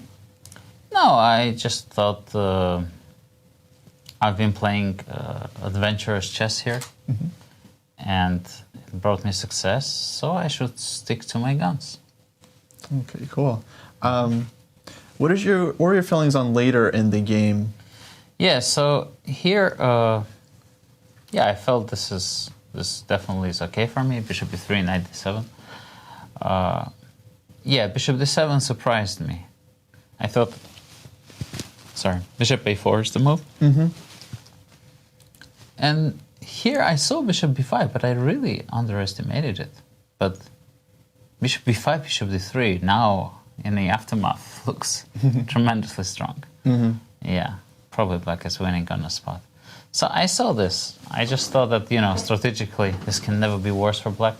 I'm never recapturing on G7 unless it's on my terms. So, you know, I have a easy play here, especially in a rapid game. And here I thought, well, it kind of looked more or less natural, what we were doing. I felt, okay, I'll recapture and I shouldn't be worse. Here I thought he would go knight f3, honestly. I felt that this is the move, and I think it should be around equal. I felt like, no, I can take on G7 and let's say knight d4 and things like this. And I mean, white is exposed with f4, therefore the endgames are not better for him. I mean, if the pawn was on f2, it would be a different story, of course, in many endgames. But he went knight f1, bishop h3, knight d2, and rook e6. I thought, it's not that I'm playing for a win, I just thought, all right, what's the biggie? Why do I have to repeat the moves? My bishop is good on h3. And here I thought that this should be fine for me. I was mainly considering king f2, and I thought queen c2. Now queen c5 is impossible, I take in f3. So I'm not sure about this position. I mean, am I already better, or is it still balanced? I don't know. I have like queen a2 and then check king g7. You know, the queen has to cover e3, so probably he'll have to drop down with the rook or something like that. So yeah, I wasn't sure. And of course, yeah, queen c5 came as a very pleasant surprise because it loses on the spot. Yeah, a very surprising blunder, but yeah, congrats again on this game. How would you evaluate your form throughout the tournament? I think I was playing pretty well, you know, not shying away from complications and just fighting. So I like that attitude. Oh, when I'm in a shape, I normally, the tournaments that I have won normally share the same pattern. I'm just fighting till the last bullet. So that's what I did today, and that's what I did throughout the tournament. All right, last question for you. What will be your upcoming events? Where will you play next? I don't have too many events. I've lost so much rating, so I am not invited anymore to many events. But you know, I have some online events, and well, hopefully I will work and gain some rating back, and then be invited back. So fair and square. All right. No, I think all the fans would love to see you play again. But congratulations, and wish you the best of luck in the future. Thank you. Thanks, guys. Back to you. Have a question? Indeed, as we see Chris Berg being one of the first players to congratulate Levon Aronian. I understand, Anastasia, you did have a question for Levon. What would it have been? I would ask him what this victory means for his career. You know, he has won so many events. We discussed it before. So events, yes. What about this American Cup? What is special about this one? But we will ask next time. Just another gold medal in the cabinet for sure. And very impressive, Cristian. Congratulations to Levon, but very deserving, I want to say. He played adventurism chess, as he said, and he was rewarded. It didn't feel like he had too many problems in this competition. I'm trying to remember. The first one, he played against Sam Seirawan. Beautiful victory. He had some difficulties with the black pieces in that second classical game, but he was never lost. In that queen ending. Sure, there was some pressure coming from Sam. And of course, in the last Blitz game, he was checkmated in 3 moves if Sam would have found that queen takes h7. Yes. But still, he was in the lead up to that point. Right, he Sam was putting the pressure on Sam. The match at the moment. Also, Sam is probably one of the best players in terms of rapid and Blitz. So definitely a well-deserving win in that one. Then he played against Fabiano. Yeah.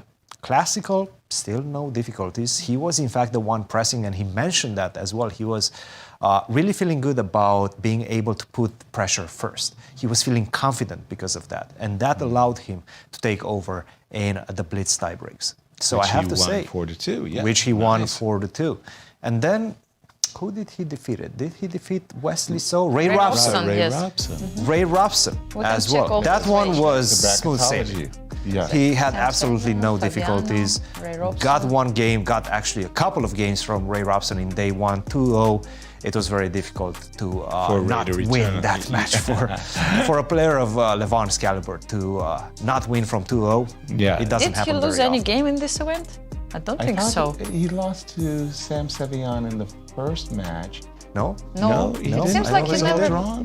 He don't actually think he did. was Game? undefeated. Yes, the whole tournament. It's really impressive. You're right. It's I don't think he did. Okay. This is how you get confidence, Yasser. I mean, that's Yes. why he could play this line today. You know, you have confidence. You're telling me all you need to do is not lose at chess, and then you're going to be feeling good and confident? Yes, Yes, I agree. yes. I agree. Very good. And this fourth game was impressive, I have to yes. say. For Wesley, he's going to feel like he kind of got a little bamboozled out of that opening, as Levon alluded. Don't do this at home, folks, unless Again, you're well okay, sure. prepared. He's analyzing funny lines, Lines, right? Which right. actually don't work from an objective point of view. He even said that. He was Right. like, I know that this is supposed to give White quite a significant advantage. But look, it's rapid chess. Hey, exactly. And he I'm copies trying to from play Fabiano. practical chess. I'm trying to Exactly. have some fun. Right. And that's another important factor I have a feeling. He was really having fun in this event. It Yeah. felt like everything was The pressure was flowing. off his shoulders. The pressure, there was no pressure for him. Right. At least he didn't feel that way. He was just enjoying his chess. Have fun. Exactly. Go play chess, have fun. You know, Enjoy yourself, $90,000 cliche. richer. Yeah. It's all why not? good. It's all good. As we get ready for a break, we just want to tell everybody about a World Chess Hall of Fame exhibit that is currently ongoing. It is really beautiful. It's been created by Donna Dodson. The World Chess Hall of Fame has an exhibition on a view. Visit the match Of the matriarchs. Another, here it comes, Amazonomachis. Makis. I think you should try to freestyle this one also, Amazonomachis. Yasser. This one Hey is not man, possible. practice makes perfect. I'm just working on it. It is a very, very beautiful chess set. In fact, so beautiful, we did a clip for the PBS series that is appearing here. I would like in to have St. it at Louis home, Opera. but it's a little bit too big for my house. Yeah, a little bit. Do come and visit the World Chess Hall of Fame. I'm sure you're going to love it. We'll see you on the other side of the break.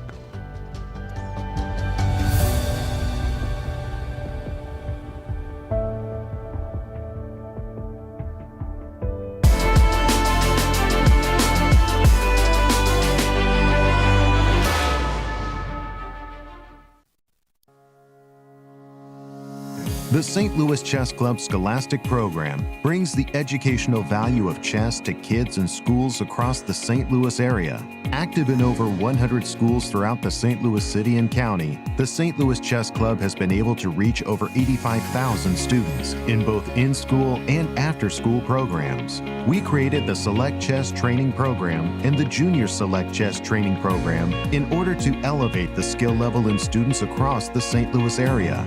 These students receive professional training from Grandmaster Varuzha Nakobian. Other programs include Chess Cops, a partnership with the St. Louis Police Department, looking to improve relationships between at-risk kids and police officers in the St. Louis area, with over 600 students playing chess over the board since 2019. The St. Louis Chess Club has also created a Chess Merit Badge for the Scouts BSA, quickly becoming one of the most popular badges, with more than 250,000 Scouts earning the badge since 2011. Students of chess can also pick up a copy of Read and Write Chess. Thanks to club co-founder Dr. Jeannie Karen Sinkfield, anyone can learn how to understand chess notation in no time. We view chess as a valuable educational tool. Learn more about our scholastic programming by visiting stlouischessclub.org/education.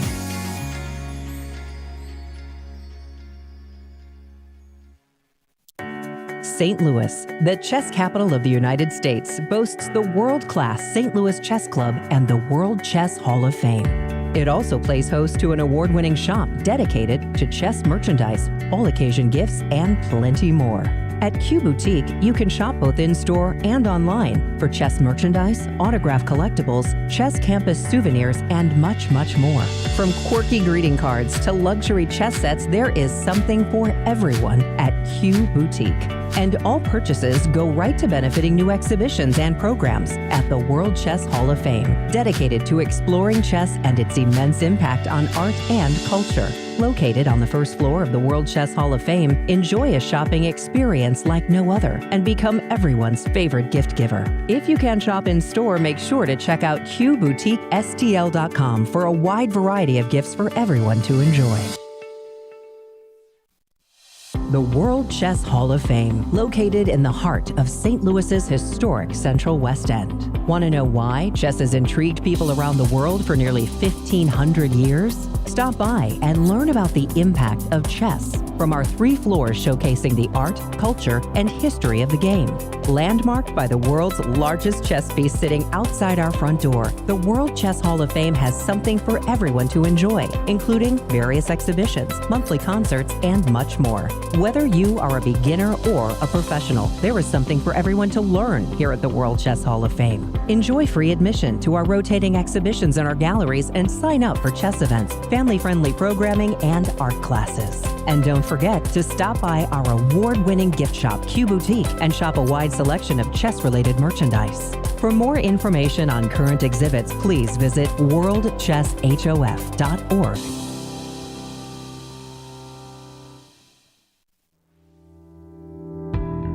The St. Louis Chess Club is the premier chess facility in the United States and is among the best in the world.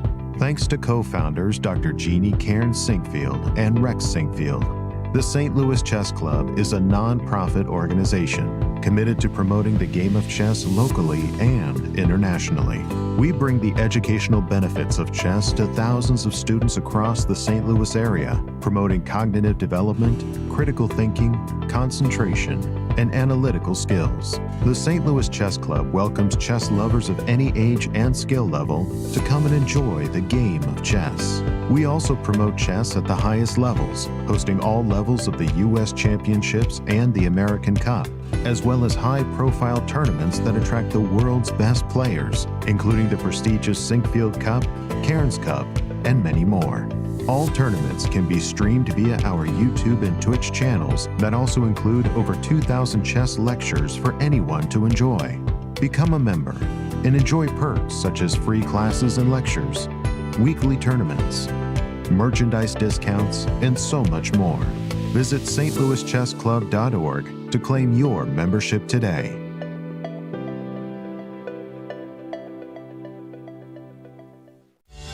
St. Louis, the chess capital of the United States. It also plays host to an award-winning shop dedicated to chess merchandise, all-occasion gifts, and plenty more.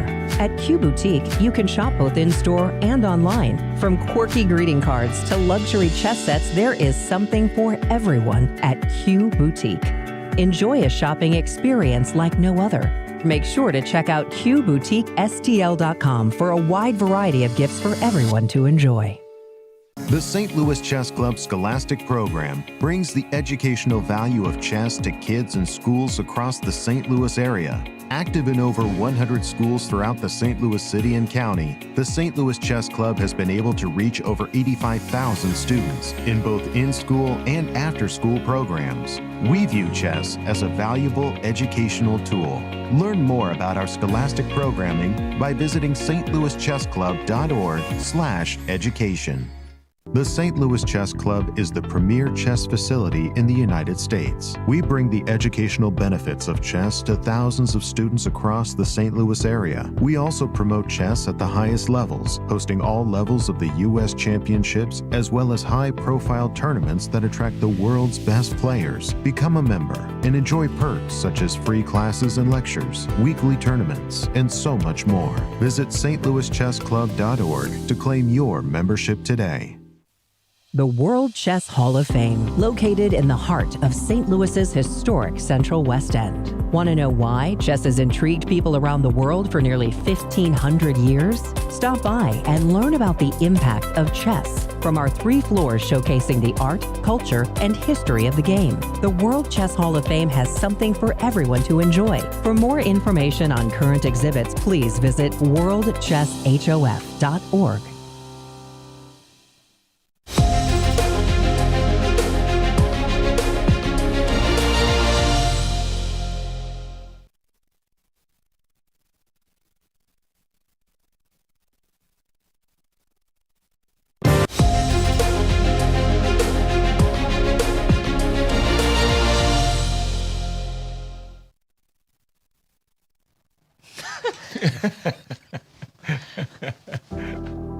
And welcome back. That was awkward.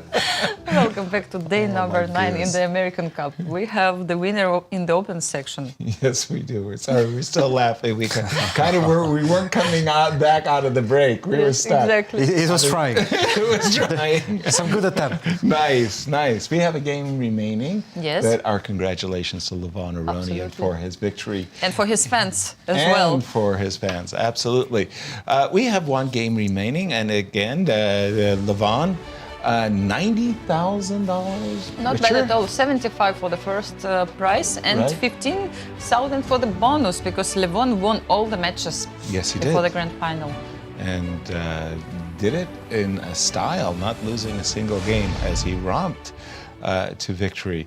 The one remaining game is in the ladies' finals champion bracket. We have Irina Krush on the black side against Alice Lee. Irina trails in the match by a point and needs a victory to force an overtime, if you will. If this game ends in a draw, they will, of course, play a rapid chess game. And as we were coming in from break, you were saying Irina's kind of spoiling things a little bit. Has she spoiled it badly, Cristian? Oh, well, it depends on how you look at this. Right. If you mean spoiling it badly coming from a winning Winning position position, to a completely equal position, Then which it's a bad spoil. you might be actually worse. Right. Then yes, that's spoiling it badly, I would say, in my estimation. Knight to h6, and I was just about to say that that's such a difficult move to make for the simple It's fact not that desirable. you allow g4, right? Right. But g4 is not even the best move. Like, for example, here I would be thinking about knight to h2 once again, but then once the knight lands on h2 and I don't have the return to g4, that How are you knight could getting be out? lost at any moment, right? Right. How do you get it out? So knight to h6, and by the way, I'm also really keeping an eye on the clock because Irina is down to her last 12 minutes against 24 minutes. Definitely has slowed down.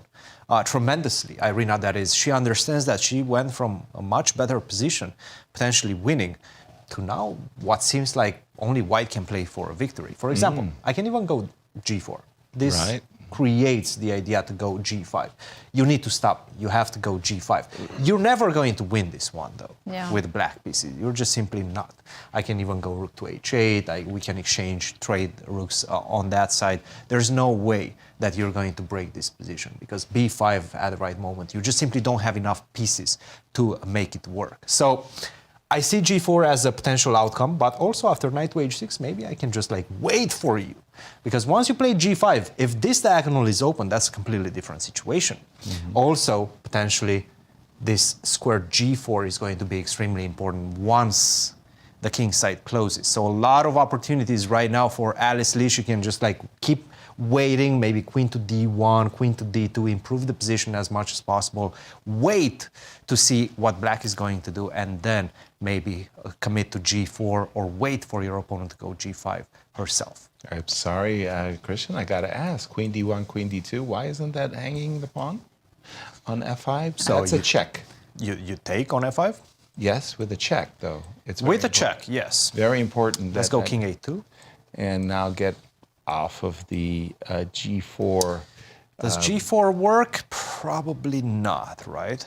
Even though queen to g6, maybe I can start with bishop h5. Yeah, Let's go I queen wasn't G6? sure if I wanted. You don't want to go queen G6. Well, no, I do. I was saying you're going to push me to G5, which is maybe a square I want. And now I go anyway. G4. And now you go G4. Okay. It's still a pawn. Still a pawn. Again, a pawn is definitely a pawn. I agree. From Irina's point of view, she needs a win.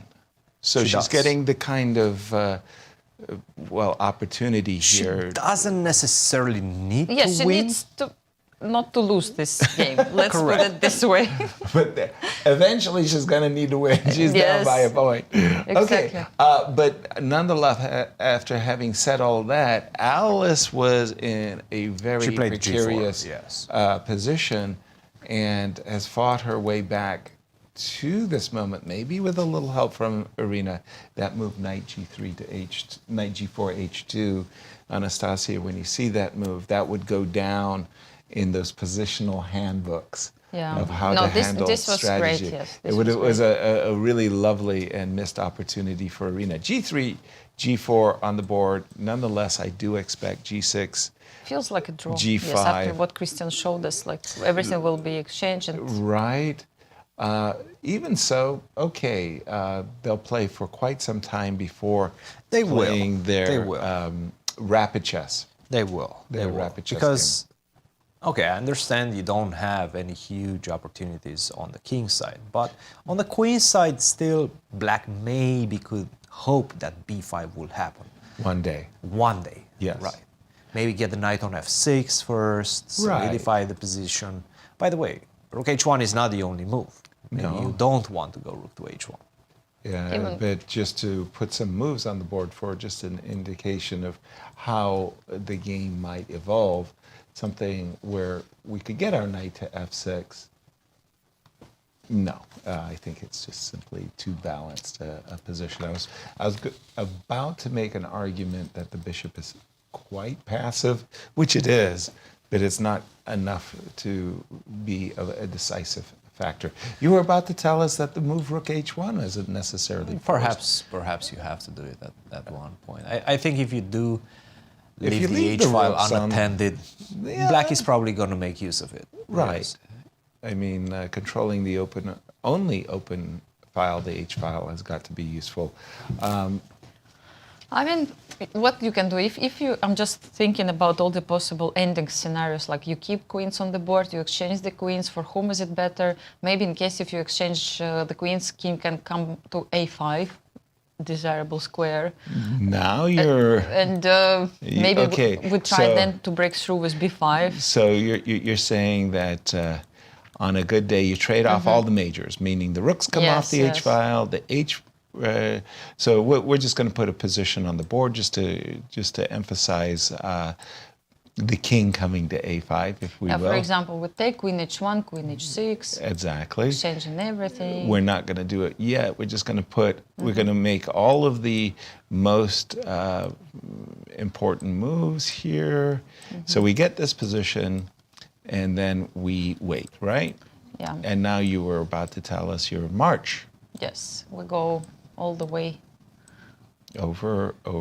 Where are you A5. going, Anastasia? I mean, I thought that, let's say, I could try. No, I go a5. No, Just let you me play don't. a5. Let her play her let me play king to a5. a5. Okay. Because this is what she One was thing saying. is to speak about it, another thing to have it on the board. On yes. the board. Okay. So essentially, what we've done is we've got to the position where you were mentioning you've achieved the maximum. Maximum. No, I can also bring Right. my knight to c7, Okay. knight e8, knight c7, and then, let's say, try to play b5.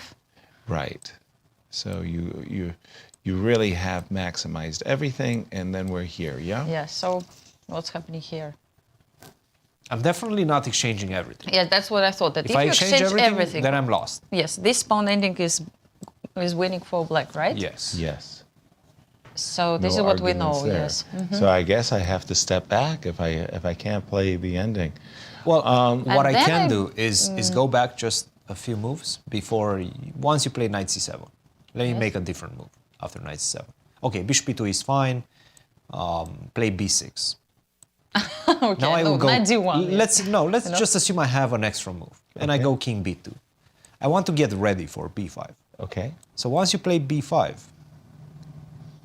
Now I want to take everything and go king c3. A, B, A, yes. B. Because I could have kept my king on B2 in all of these situations. But the problem But I have is, c4, no? I think you have f6. Which is very problematic. This is very, very deep, you know? Let us show Cristian what that my nice little gosh. tempo. Zips on. Yasser, I told you the move. you're not showing me anything. No, stop it. Stop it. Colin Okay, would imagine like to F6 revise his opinion. Imagine it was done before. Let's say white. Somebody played f6 before. Yes. So Right. let's say it's a black to play. Exactly. What's going on Then here? it's a draw. Then it's a draw. Then yes. it's a draw. Right. Yes. Yeah. So I think it's a draw. Let's. I mean, just Is it a draw though? show me, please, because c4 was in my agenda. Who? Before. Who is Whose winning actually? agenda? Okay, Who's bye it? bye. No, Not let's go in back. this position. Let's go back. What if I go king a5? King a5 first, then King king b4. I have king c4, king b6, and now you can even go b4. And I will. Yes. Yes. You can also go, I think, king d3 might Yeah, also the make a draw. triangulation. It's not working. Yes. Yeah. Knight king a5. Although I King must, a5, king c4. I must Not king confess, c3. I once lost king and pawn endgame to Garry Kasparov in a very nice triangulation. It was really very special, and during the game I had this feeling I'm going into the history books. The endgame Already books. during the game, Yeah, yes? even during the game. Oh my gosh, what a feeling. I know. It's just sort of like I could see the triangulation coming from a miles away. The current live position. I'm just going to update the game for just a second. Apologies, as we update the game. There we are, and I'm going to go to the current live position because we do have G5. She did not challenge the H file. Yeah, that's a bit surprising. That's intriguing. Because now I will go knight g8.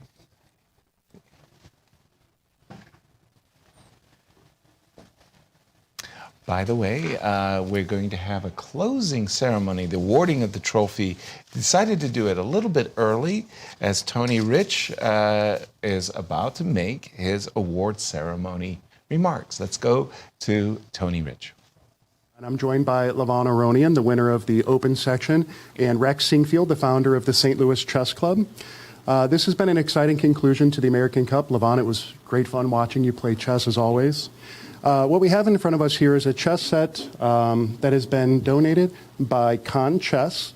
It is actually, at the opening ceremony, Con Chess came and presented a friendship chess set to the World Chess Hall of Fame. This is a set that's being presented to the winner of the American Cup, and it's beautiful. It represents the cultural exchange between Mongolia and the United States as well. Also, a special thanks to Batsitseg Toshintuks, who is the consul general that came to the opening ceremony and helped kick off the American Cup this year. Joining me to present Levon with his well-deserved prizes and to congratulate him formally is the founder of the chess club, Rex Singfield. Wow, thank you, Tony. Well, he just told me what I have to do, so that makes it easy. First, congratulations on a remarkable event and a remarkable achievement. It adds a lot of excitement to an already exciting event. And I'm happy to present you with the Con chess set and with this beautiful bracelet from Tiffany that will look good on you. And is that it? Okay, so that's it for now. Levon, congratulations. Thank you very much. Our congratulations as well, as I liked it. Why did you pick Levon? I did pick him because at the opening ceremony, Levon came to the chess set and already started to think where he will put this set. Okay, not really, but he was kind of amazed with the beauty of the set, and we were discussing the pieces. So I thought that he really admired it. He likes art, you know. Levon is such a person who really enjoys music, art, and books. So he really appreciated the beauty of the set. So he had extra motivation in the tournament. That's how I felt. Nice. And the bracelet and $90,000. So thank you, Tony. Again, thank you, Rex, for everything you do for the World Chess Hall of Fame. As that was a very hectic and awarding ceremony. I was ready for a moving speech by Levon. Thank you. Maybe we'll see this later. Let's see It will and Levon reappear. will still play. He actually, what he did, Yes. he can play also the Blitz tournament. Look at him, because he is not playing tomorrow for the grand final. And Wesley too. No, he cannot. And here in this moment, Let's see. I was about to say knight g8. I find this move very compelling. I would want to use the h file with the move knight h6 to g8. You kind of vacate the h6 square. That's very nice. You put the queen on h6 and the knight here. I think from Alice's perspective, she intends to shut down the king side with a maneuver knight e2 to g3 to h5. Yes. We'll keep an eye on that. But suddenly I feel like the position, once you didn't play the move rook h1, it suddenly become advantage black again. At least only black has some kind of play, yes, That in this position. feels what it's like for me. Knight g8 on the board. Oh boy, oh boy, oh boy, oh boy. And we are going to take a look. We're getting a roster of the players that we expect to play in the Blitz tournament Can tomorrow. you have the whole list to make sure that we know? Yeah, register early. Again, I hope I'm not mistaken, but it's open for the spectators. This is what I heard at the opening ceremony, that this event will be open for the spectators, and those who would like to see their favorite players can do it. And this is the information on tomorrow's Blitz tournament. So it's only 7 rounds. For some reason, I had it in mind it was 9. Yeah, so how many mistakes we have done? Many, How many. ideas? More to come, I promise. Please tell us. So we have 25 to 50 players. Okay. Elimination player from the American Cup, those titled players from University of Missouri, Columbia, titled players from Webster University, titled players from St. Louis University, wow, and other players as approved by the chief organizer. So which means that still... I spoke to Tony Rich on your behalf, and you'll be very, very proud to know that you have been accepted to play, and we will comment on your play tomorrow. Yeah. I hope you've been training. Yes, with you for sure. I have a feeling that my rating increased at least for 100 points. Well, for anything like Colin, 300 points is what we are expecting. Exactly. Coach, you've got some skin in the game tomorrow. I have my players coming in town, yes. Some of them are still here. Grigory, for example, is still here in St. Louis. But yes, some of my players, title players, are coming and will try to give their best in tomorrow's event. And I have to say, I have some Blitz specialists on my team. So definitely, I think we're going to see some good results from the Mizzou guys. Give us some names, if you don't mind. I'll tell you tomorrow. I'll tell you tomorrow. Yes, I have Grigory. First of all, is a great Blitz player, but also Misha Antipov. Yes. I would say, given it's such a short event and you need to score a lot of points, right? I think Mihail is definitely in a good position. He's a very aggressive player. Sometimes it works in his favor, sometimes it doesn't. What I can say that Fabi will be very happy that Kostya might be busy and he will not be playing in this event. Then Fabi will have some chances, right? So the door is wide open for Fabi to walk through. I noticed it said eliminated players. So I'm assuming Levon is not allowed to. Well, not that he's not allowed. He will have the option. I think we'll that see if the he speaks eliminated, with Tony. And I think the eliminated players are actually obliged. He can definitely play. Yeah, I'm sure. I'm sure about this. Yes. Yeah. Let's see what will happen tomorrow. Maybe we'll have some surprises. Coach, tell us about the current position of the ladies. Not much has changed. Well, it has, because she hasn't played rook h1. Correct. The rooks are on the board. So now we have this bishop to d1, knight to g8. What has changed, though, is Irina spending a lot of time, which she will definitely need. Let's not forget, there's no second time control. So right now she's down to her last 6 minutes against 15 minutes. The position remains fairly simple. So that's good news for Irina. At the same time, this bishop to d1 has a clear idea, and I think you were just about to show us on your board, what the idea of this bishop d1 is. Well, again, I can imagine that from Alice's point of view, she would like to rush That's her knight right. from Yes, to c3 to h5. But, Correct. But by failing to trade rooks at the chance she had, it seems to me that Irina is You for would like choice. to stop me like that, yeah? Yeah, and if you're in an insistent mood, for example, something like this, isn't this one of those situations where? How is this position after knight h5? Where only black can be better. Like this pawn isn't going anywhere, and maybe on a good day, bishop to e8. That's true. Bishop g4, bishop to... Nice. Okay, so let's see. Bishop, it's move by move, to be honest, because you do have some weaknesses on the queen side as well. Okay. Let's go bishop g4. I think that's a good start. And H4, what? yeah, Sure. Just to be sure you don't lose this rook, huh? And now let's go I to was afraid. c3, right? It's queen possible. c3. Yes, makes c3. Let's try to go queen a5 or queen b3. And go after me before I. Okay. Before you go after me, basically. Yes. So something like this, yes? And then you have queen b7. Okay. And bishop f7 back. Right. With the idea of rook h1, and my bishop is playing a defensive role, I wouldn't say that this is necessarily a And threat. I mean It's queen a- a6. So perhaps for this reason, instead of queen b3, yes, I'm going to try to be a bit more precise. I'm going to go queen a5.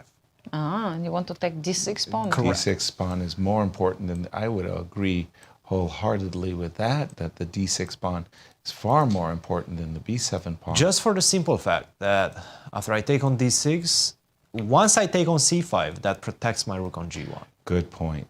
That is a very good point. Yeah. I mean, He's so strong.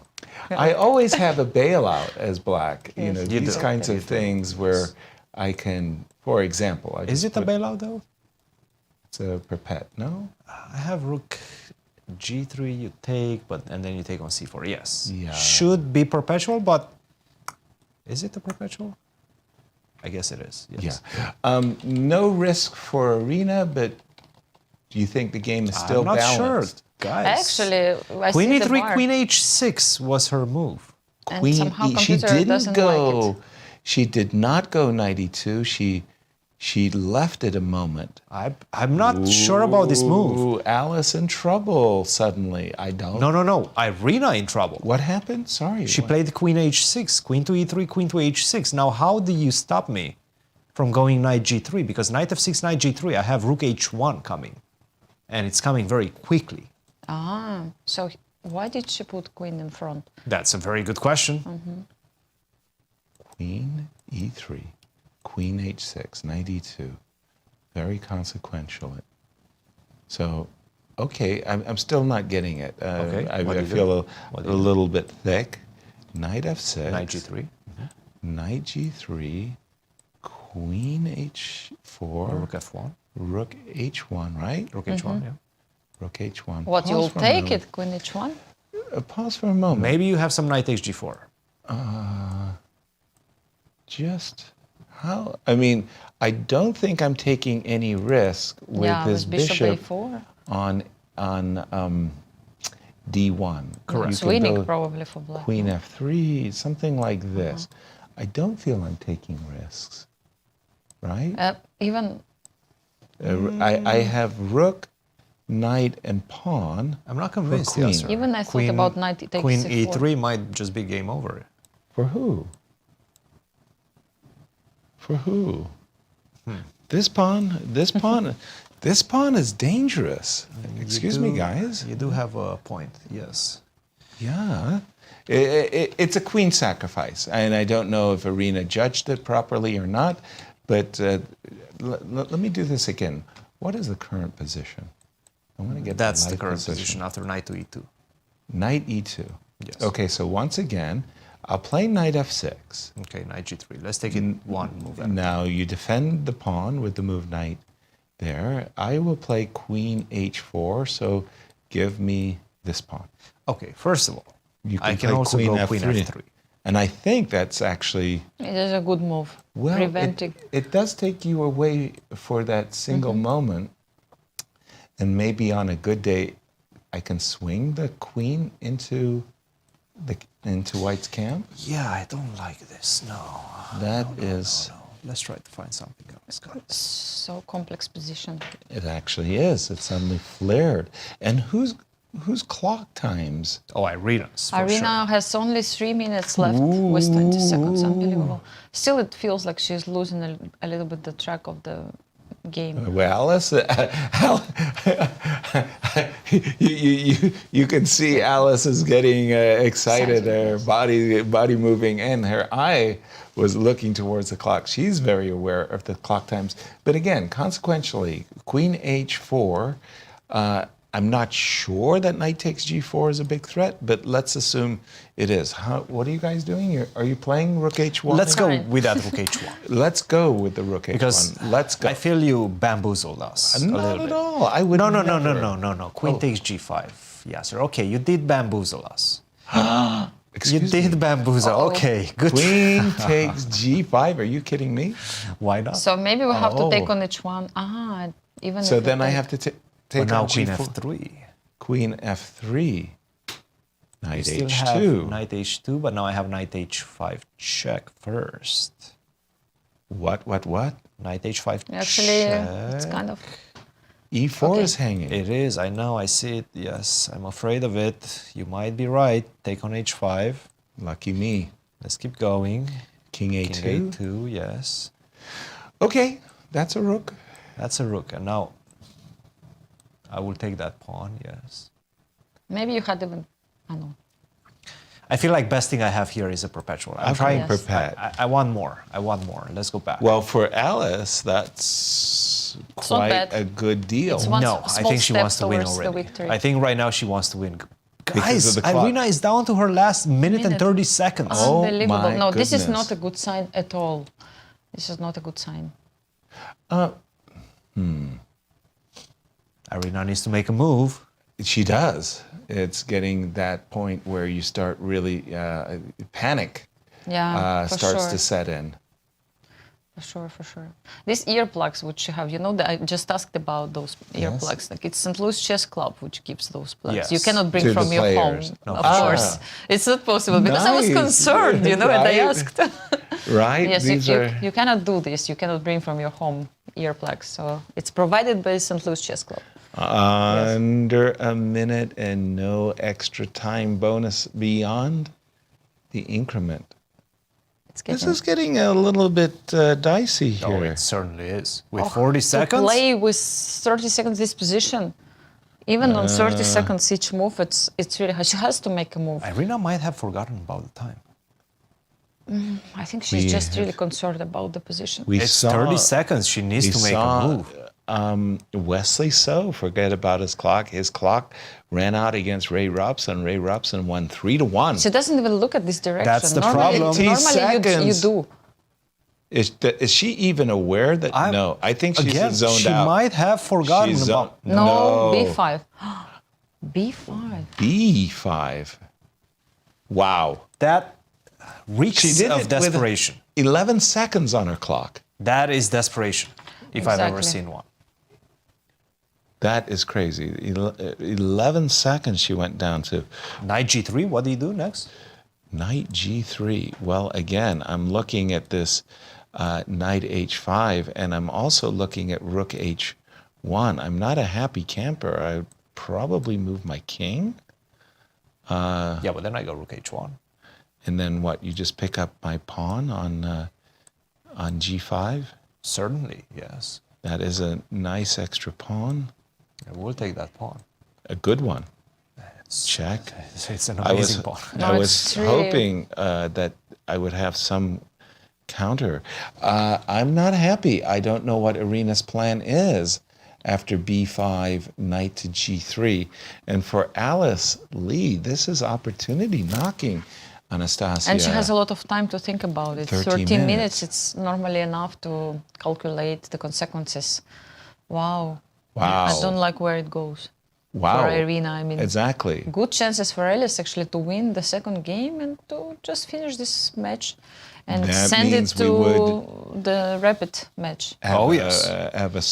Take a life away finals. from Irina in this competition. Tomorrow. That's huge. She never lost a life in this competition. Never. In 3 editions. Up to this Exactly. point. Exactly.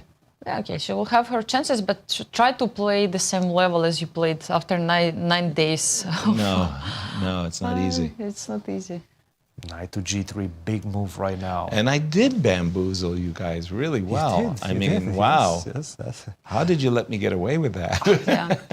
I would sorry, be tempted Knight to play G3. quickly this move. Okay. I only did because just you go- have the mouse. Yes, you have the that mouse. must be it.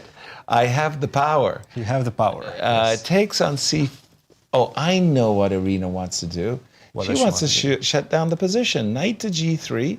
Before? B4. No. Yes. That's this at is- least a pawn. No, I go No, rook it- H1. Sorry, it's an exchange. Rook What? H1. Rook H1. Excuse me, you're right. I mean, you have to go Queen F6, but Knight H5. No, It's no. over. No. That's You don't not what have I any wanted. squares. That's not what I wanted. The timing is all wrong. 15 Knight seconds. G3 and With an impossible situation over the board. F6. Really? F6. With 11 Only. seconds on her She's clock. about to sacrifice her queen. Well, that's for sure. Rook H1. You take, boom. of course, there is no But other the option. problem I'm having is that after, for example, something like this, your pieces on the king side are terrifyingly. Check this thing out. Go back. okay. B4. With Rook H1. When? I think we should check Rook H1 just because it's Immediately. actually quite beautiful. F6 has been played. Rook H1, a suggestion by. Now, if she takes, if she gets tempted by this, I think this is a draw by force. What's that? Rook H1. Take. Yes. What do you do now? Yes. If you... What do you do now? Well, it's white to play. Correct. What do you do now? Oh, sorry. I thought you were playing for a win with a queen. So Queen F3? Me? No. Queen F3, I would assume, right? No, with white, of course, we are playing for win, Yasser. We have What? queen for rook and knight. Yes. I'm not going for the queen. I'm going. Wait a minute. No, I don't want the queen. You don't want the queen? No, I never wanted the queen. Okay. Really? What you would do? No, I wanted to check. Now I'm thinking that the king side is dead. Mm-hmm. Let me play b4. Oh my gosh. B4. looks B4. in the spirit of the position. The yes, queen trying is to open up. offsides. The rook is offsides. The knight is offsides. B4. If you take the pawn, let's go. I like it. No. Oh my gosh. And Irina will be under desperate attack suddenly. I like it. I mean, Maybe my after knight goodness. h5 you have to go king f7 to preserve this queen f8 idea. Just Okay, to that bring makes queen more back. sense. Knight f5 check, king f7 to give the queen an additional Space to join the party. I don't know if it's a party Yes. as much as you want to. Okay, so Take, I will open up the. A5 not an option? Yeah, I just want to open Mhm. up the game though, Mhm. so that I don't know. Maybe on a good day, what I really mean to emphasize is the knight on h5 shuts off completely Mhm. the Yes. h file, so that an open queen side, it's play on one goal. There's nobody over there. Yeah, like you want to just go queen a3, queen a7 and Exactly. penetrate. And maybe for that reason, I want to go queen a3, rook b3.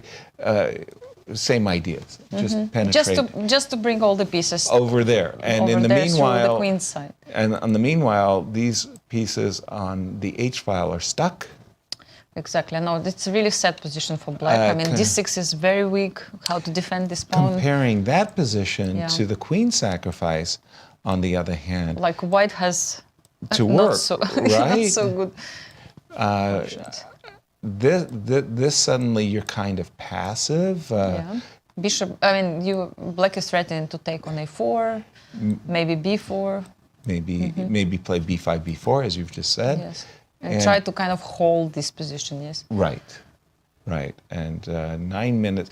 This position is much easier to play for black than the position with the queens on the board. And Alice Still, has to overcome her instinct to win material. Exactly. Sorry, please. No, you I were just about thought to that say. maybe even that position was not that great For for black. Like if No. white takes on b5, 2 times like king a2, and again I want to bring the queen to the queen side. So yeah, man. You mean the queen? Not sure. Yes, yes, queen This- sacrifice. This sacrifice. Like Takes, queen takes, f3. takes, If we takes. continue. Queen f3. We played rook g1. And now take on b5, a takes, or c takes b5 and a5. Yes, sir. Yes, you've got a C takes. passer. Yes, and I don't argue against you. You've got a passer. if you have a passer, how? How am I going to deal with Bishop it? a4. We don't have time. Yes, you need some. Yeah, I almost have to. Maybe I should play even a6 and I don't have time to play queen a3. Maybe it's too much. Yes. First, I have to take care of the bishop. Yes. Right. Mhm. Whether it be king c2 or king c1. She takes on AB. b5. Okay, Alice is saying whatever happens from here on out, let me make sure that the queen side is not closed completely by a b5, b4. Irina should snap that pawn And that's ASAP. it. And why is she spending gain so some much time on time. such an easy decision? A She takes decided b5 to play has to remove be with played. 30 seconds. Yeah, you're not going to allow b5 takes a6. So she takes on b5. And she should have played, I agree with you wholeheartedly, that forced recapture much faster. 30 seconds ago. Sorry, do you take the queen? Do you play knight h5? I like this knight h5, especially And now just that close. everything is open. Right, you're You don't even need guaranteed. to. You've guaranteed. And she plays queen Queen e3 right A3. away. She just opened the file to. Well, she keeps knight h5 in her pocket. She keeps rook h1. I think this is in her pocket. Oh my And guess what? This is really hard. Yes, queen a7. Is a nasty, nasty. I think this is over. She found a really nice way I agree. to actually to prove To that, exploit the moment. that all these pieces on the king side. they And do what a nothing. time to be in time pressure for Irina Krush. She hasn't lost a mini match at all. And Yes, here it's she the first is. one. Yes, on and the she won precipice. even against Ellisley the first match. Seconds. 4, 3, 2. King. She did it F7. with 1 second. I No cannot way. believe it. Am Yes. can I believe this? With 1 second on her clock. Oh Probably my gosh. you do it only when you know that it's like It's super it's bad. over. Yes. And quite calmly. I agree with you. I agree. She's trying to break nerves of Ellisley. She just By the way, slides maybe- the king maybe I slowly should on play f7, king f7. with like 1 second remaining. Right? In anticipation of queen a7, maybe my king belongs on e7? Just asking the question. Wow. Okay, for Alice, this is golden opportunity. Shall we? Queen a7, king e7, knight h5, just shutting down any ideas you may have had. I would just take on b5 maybe. I was And b6. hoping you would take on I would go c4. rook h1. You would. Look, everybody has different ideas. Right now, I would go rook h1. I would go queen a7. Alice did. She did. King No, queen a7 e7. is fine. King Okay. e7, and now I would go rook h1. You like taking on b5. Yes. I like playing knight h5. You like rook h1. Our panel It is seems divided. maybe all the moves are good, huh? Varusian No? is going to break the tie, and Var, Yes. who is a very brilliant man, is going to agree with me.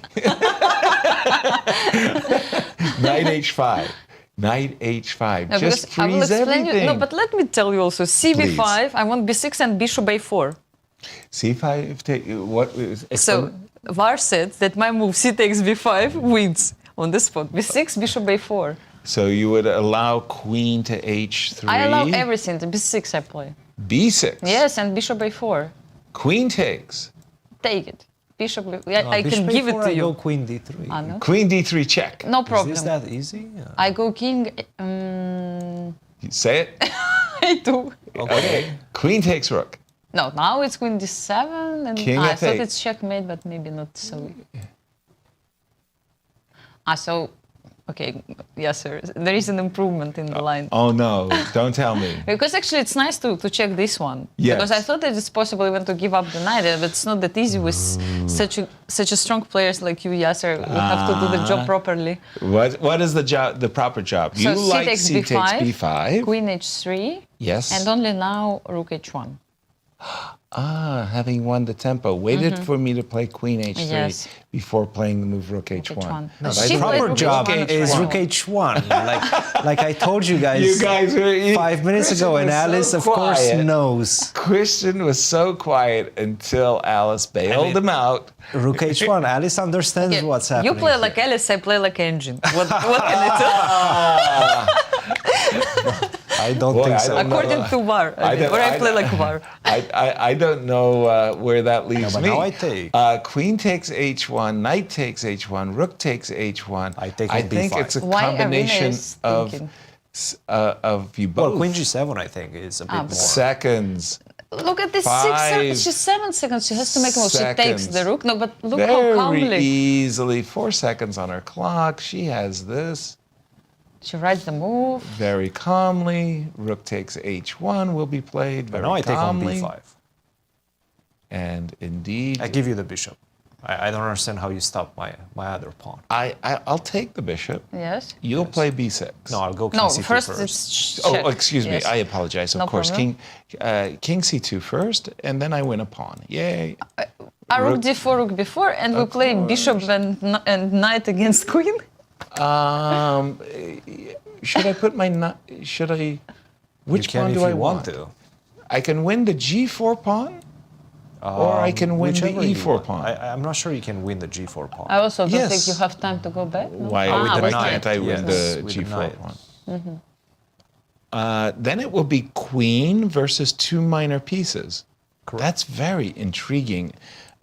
Magnus Carlsen famously said, "I don't believe in fortresses." Let me take the e4 pawn and just show our audience. I'm going to ask you for a snap decision, Anastasia. I'll put my knight on on f7, and I'll say I have a fortress. Do you disagree? I'm with Magnus in this one.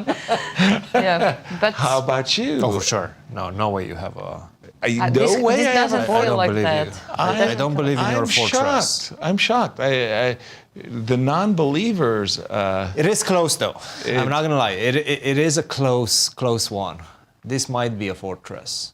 No, but I'm thinking how I will bring the king to c7. Thank you. Right. And we'll play queen b6. So let's keep going. Actually, let's go b4 or something like that. Okay, b4. We'll get the No, I position would that keep you this want. pawn, but anyway, okay. It's okay. I'm just going to put my knight, and let's see you destroy the fortress. Now, This knight once your is- king is on c7, that's the maximum. So you've got the knight is tethered. I can't but move. make a move. Yes. Bishop to d7. Queen a8. Yes. Yes. Queen g8 or a8. Whatever. Move and bishop b8, queen c8. Now queen c8. Yes. So what Make a will move. you do? Queen e6, queen f6. Yeah. Oops. And f6 will be lost. That might be the way. That is the way. It means that I can't be passive. I can't allow you to do everything. Where could I have stopped you? Maybe I have to. Give up this pawn and... No, maybe I have to really take the g pawn. So back here, when we had this position in b6, let me take the g pawn. Knight, push. Knight. Oops, sorry. I've got to play rook b4. First. And you've got to make a queen. Yes. Yes. Okay. Take. And let me take. But now I the go queen h8. Of course you don't allow me to play knight h8. I was dreaming to get the same position with a passed g pawn. Yeah. Now I go queen h8, and queen I don't think h8, you can come back. And that is Queen deadly. g7 And is a queen big g7, problem. And that is deadly. Your knight is kind of stuck. Also. Yeah. Nicely done, guys. I think we're going This to is give hard to Magnus his defend, due and say that is a good one.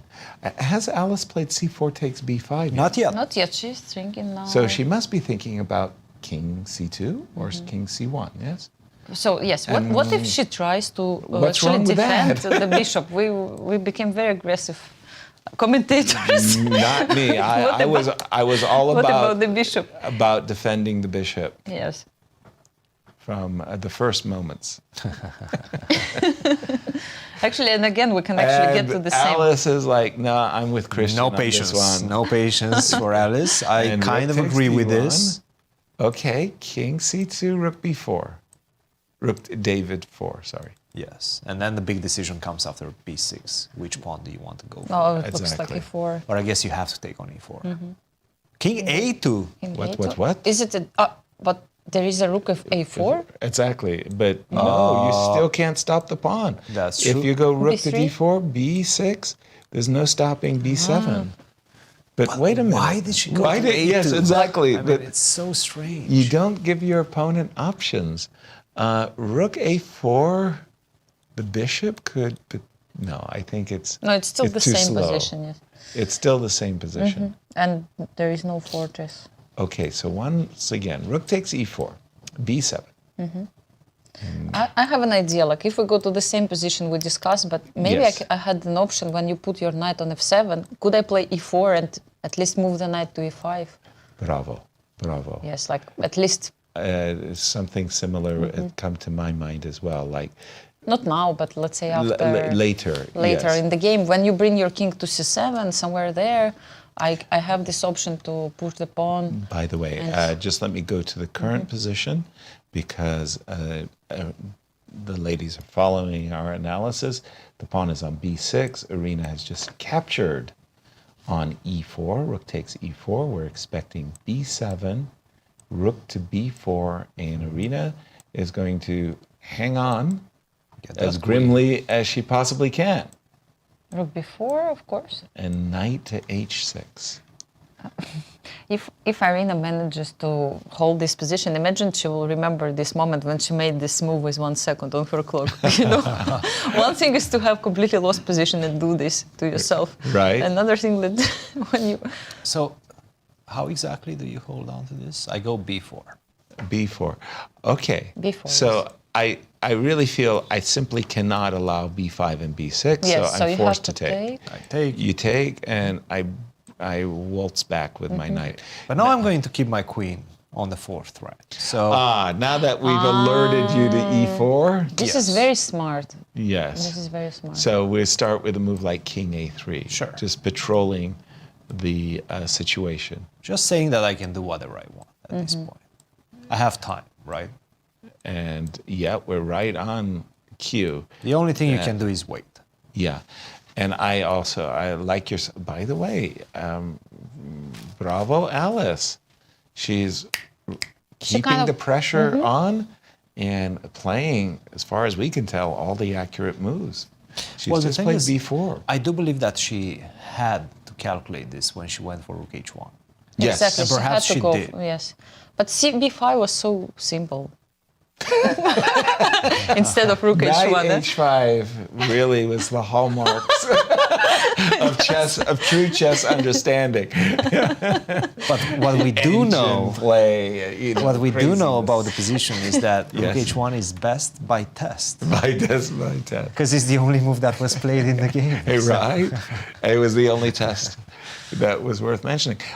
B4, cb4, queen b4, and the problem for black is, as you've just described it, Cristian, you got to wait. Yes. And there's nothing you can really do, and the problem is the waiting is helpful for white. White is going to zigzag her king to the c7 So let's square. keep going with that, and let's see if there's anything else that black could maybe we can just give up this bishop or knight on f5 and play go. this position. Yes, but okay, no, it's like I'm just trying to find some understand. desperate attempts to. like knight f5. Yes, Desperados or desperados. But I think the problem is this pawn on d5 is actually useful. Your king will need to defend it. I understand what you're Yes, what you're if we suggesting. sacrifice everything and then try to play bishop d7 and f5, is it the fortress? No. No. Unfortunately, I think. Are you on time, yes, to run with your king to I think F5? I'm getting you here. D6 is weak.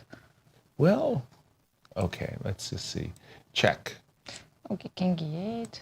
Yes, and you King just E8, play queen queen F6. f6, yes. Queen F6, sorry. Queen f6, yes, and I have more. I think So I had to go king d8, yes? Was it possible? King f7. King f7, yes, to protect f6 square. After But the queen thing is, g5. your pawns are not very mobile. By the way, the players are reaching exactly our analysis.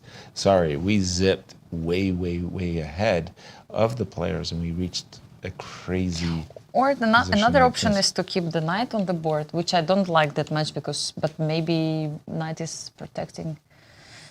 No, that knight is going to It's get even worse, yes. pieced apart. Yeah. Mhm. Queen b7, queen c8 already wins, I think. Oops. Yeah. You That's can a go king whoopsie. d8, but then I go queen f7. The knight is It's not worse. very powerful. Yes, Less it's useful worse. minor piece. Mhm. C5 takes b4. Arena down to 10 seconds and counting. She will keep her knight. There's 4 no way she seconds, gives the 3, knight. King knight f7. She plays with 2 Finally, seconds. she played a move with a little bit greater speed.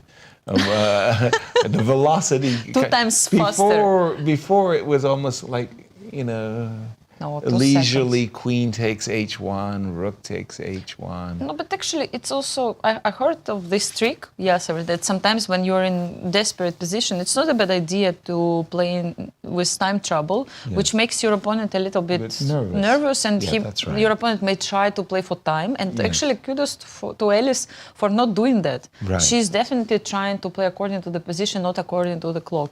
Right. I mean, really impressive. Like, she's spending time trying to find the best moves. She's not playing just quickly in order to go for some tricks in this Agreed. position.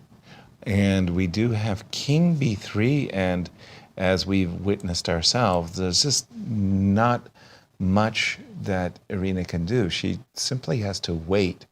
And the king is about to make a triumphant march to the c7 square. Bishop e8 on the board. I liked very much Cristian's idea of keeping the queen on the 4th rank. Me too. I also patrolling. think it's the best. We had a position like this where we've played it a little bit more, brazenly, caveman style, and we were just, let's say, here, here, here, and we have overlooked that at a certain moment we can jettison this pawn with an idea of. Not that it Maybe makes it's too much still of a difference. losing. No. I can you still know? go queen c4. Maybe, yes, maybe I it's still losing. suspect it's, unfortunately, you're Once right. you push that pawn gets eliminated. It's dead. Yes. Pawn. Yeah, but then you have your knight on e5. Perhaps it gives you like a little bit time. A moment of glory.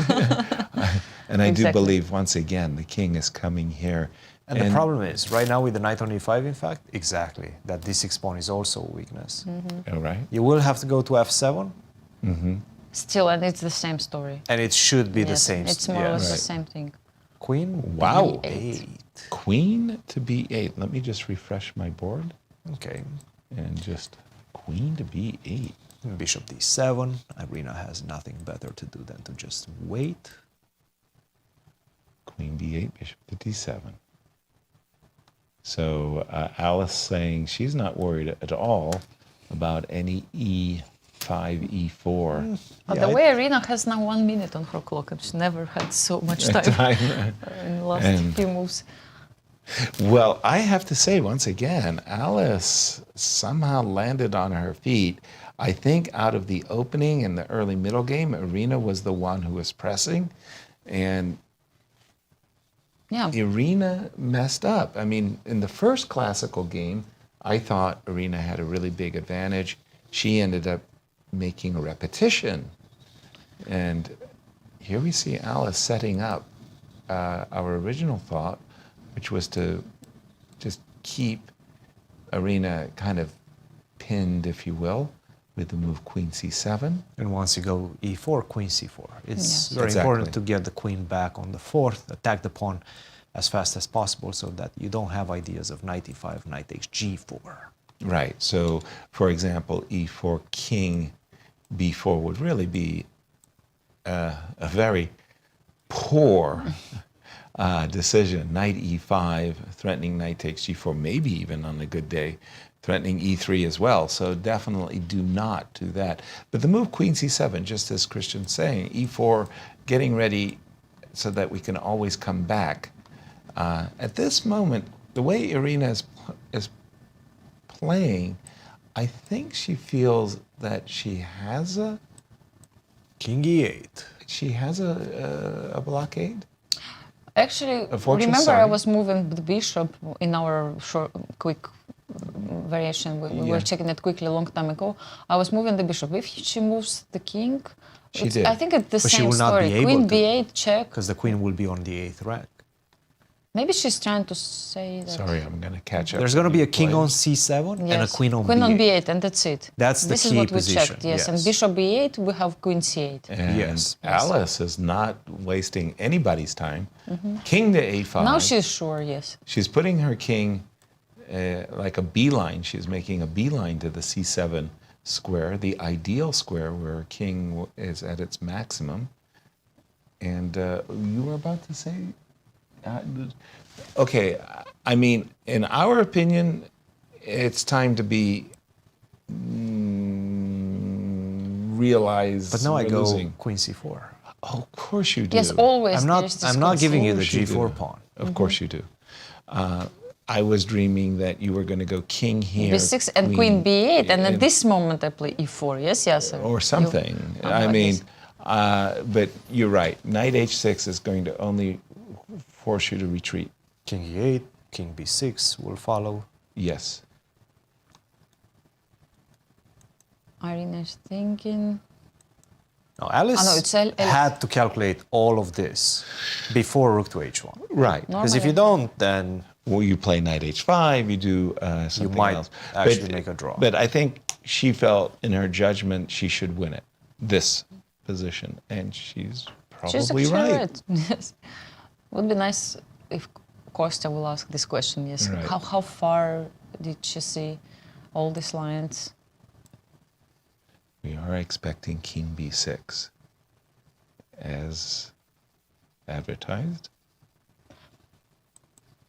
I mean, for those who don't know Alice Lee, she's a very impressive player so far, and she became the youngest international master in the US and third in the world.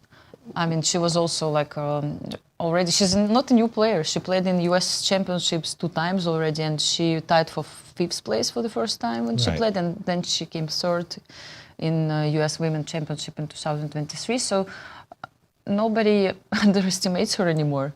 No, of course. And her awareness of chess is just extraordinarily mature. At 14, I mean, I was maybe expert, trying to climb the ranks to master, and here she is, like comparing herself at the U.S. Women's Championships and her chances, and she's very, very mature and knowledgeable about her chess skill. She's also teaching other kids how to play chess and with she has her own show. Yes, and Chess Kid. Alice Pawn Palace. Exactly, yes. Nice, Alice's Pawn Palace. Yeah, which is also nice. Like, also it helps you to develop. Like, this is really joy. Yes. Like you're enjoying. This is enjoy. Yes. Yes. Queen to c4. I like this move a lot. It just stops any shenanigans. No e4s, no knight h6 takes g4. She wants to establish her king on c7, queen on b4, kind of paralyze Irina's pieces. Bishop to e8. And we're getting the position that we were looking at quite some time ago. Yeah. It really feels like Alice is on her way to victory. What does that mean, Anastasia? It means that she will win the grand final, and yes. But Irina has one more life, and they will play the rapid chess tomorrow, 4 games. 4 games? One more final match, which gives the grand finals Irina. resets, basically. Yes. Exactly. So then Irina will have chance to come back, or Alice will have her chance to win the tournament finally. And in case of a 2-2 tie after the 4 rapid games? We'll have Blitz playoff and all the way until we game. learn who is the winner of the tournament. Yes, Gotcha. so it's going to be a decisive day. tomorrow we have the last day. And once again, for those of you who are joining us late, we've already done our congratulations for Levon Aronian, who went through the tournament unscathed, winning all of his matches and won the match today in the fourth game, a rapid game with the black pieces. He essayed a very adventuresome line and was paid. It was paid. It was richly well. rewarded for his risk on play. He got 90,000 prize and also very, very beautiful chess set. I remember that Levon also, actually, he liked more the chess set which was supposed to be given for women's section. Really? Yes. It's very, very cute chess set. And he said that perhaps if I win the event, I can actually change it. Or so there were some negotiations which started before the tournament. Even. Yeah, but I don't think so. Queen b4, bishop e8 for Irina. She doesn't really have that much to think about. First of all, she has no time to think, really. And winning some time with increment is fine. She's moving her bishop back and forth. She's basically saying, Queen b7. I don't see how you're going to beat me. Because I think and Alice says, well, let me show you. After bishop d7 to King play c8 is a threat. So she has to go bishop d7 and now she queen did. b8. So queen b8. But now... what I fell for was, and not realizing it, was that this move, queen c8, stops bishop d7. If I stop bishop d7, looky, queen e6 check, and there goes the f6 pawn. So that's what's on right now on Alice's agenda, and Irina is starting to realize bishop e8, queen c8, what do I do? e4, then E4, queen goes queen back b4. to b4, Yes. 95. And Yes, this is like the final desperado. Yes. E4, be careful. I think you actually have to play e3. Yes. And only in the case that then the queen is lured away. Your knight's on e5. But what do we do also, for move? okay, bishop b8. Bishop to It's e8. not like I really want to play this move. But Right, it's not your joy, it's not your pride. okay, she plays this e4 because there is no other move. Exactly. Yes, it's just over because if you move the knight, queen d8. So e4 on the board, and this is where we're expecting the move queen b4. You don't have knight e5 because of queen d6. Yes. I guess. You are absolutely right. Queen b4 is on the board. By the way, not for nothing, but Alice moves are played quickly and accurately. Yes. Queen b4. But she's good in this kind of positions where you have to calculate, right? So I think and you can achieve this only if you solve like tons of tactics. Yes, like I Right? mean thousands and thousands of positions. Yeah. Then you have this sharpness and ability to play fast and calculate fast. Knight to e5. And queen back to b4, so the knight is going to have to go back On f7. to f7. Same construction. And then she comes back to her original idea, yes, like queen b8, queen c8. Yep. Queen b8 with the idea of queen to c8. That's Yes, right. queen b8 and bishop d7, and now queen a8 or any move with a queen on the 8th rank, like waiting move, yes, we call it. Queen a8 seems to be the best waiting move. Now knight e5, unfortunately for Alice, does not work. Also. Because of For queen to Irina, d8. yes. For Irina, Yes. Wow. Alice's heart must be just ready to jump out of her chest as what a victory this would be for her. Two ladies have met, and this is their 6th mini match of this series of American Cups. And in the 5 previous matches, Irina has always won the match. This will be Alice's first victory. She'd have to do it again tomorrow, though. She will. Cristian, to win the title. But she put a stamp on this particular matchup with this victory. 2.5 to a half. Right. That's not easy to do. And that's she actually has no even one free day. correct. Right. Unbelievable. But she's young. She's extremely young. She can handle it. She can handle And still has energy, yes? She can handle it. I mean, she's so young, so full of energy. energy for a press conference, announcements. Yeah. Yes. Wow. Bishop to d7. I mean, Irina. it's 50 seconds for Irina now, Falling but to it's the not about time realization. anymore. It was always for me a dam bursting. I had quite a number of players, had a very bad score with Peter Biases, Walter Sean Brown, Ulf Anderson, and when I would break through at last, Yes. then it was like I could play against them. Like, Yes, you know, like confidence. the jinx Your was confidence gone. goes. Yeah, the jinx was gone. Will the jinx be gone for tomorrow? Of course, I mean, Ellis will be a different person. Different. I mean, That's right. if you went all this way and came back, and again, you remember she had to win also the match against Begim to come back. Yes. To Arena again. So Bishop definitely, she's growing as a player with every day. Bishop d7 on the board, and we're expecting Queen a8, reaching Or any our other move. favorite Zugzwang. So what else we can play? Queen g8, yes? Actually, there are only two moves. Well, the funny part What is about, Queen no, Queen g8 G8 is not working. Bishop b8, yes, you are right. Well, not so fast. It's kind of one of those funny things where the Funny, queen yes.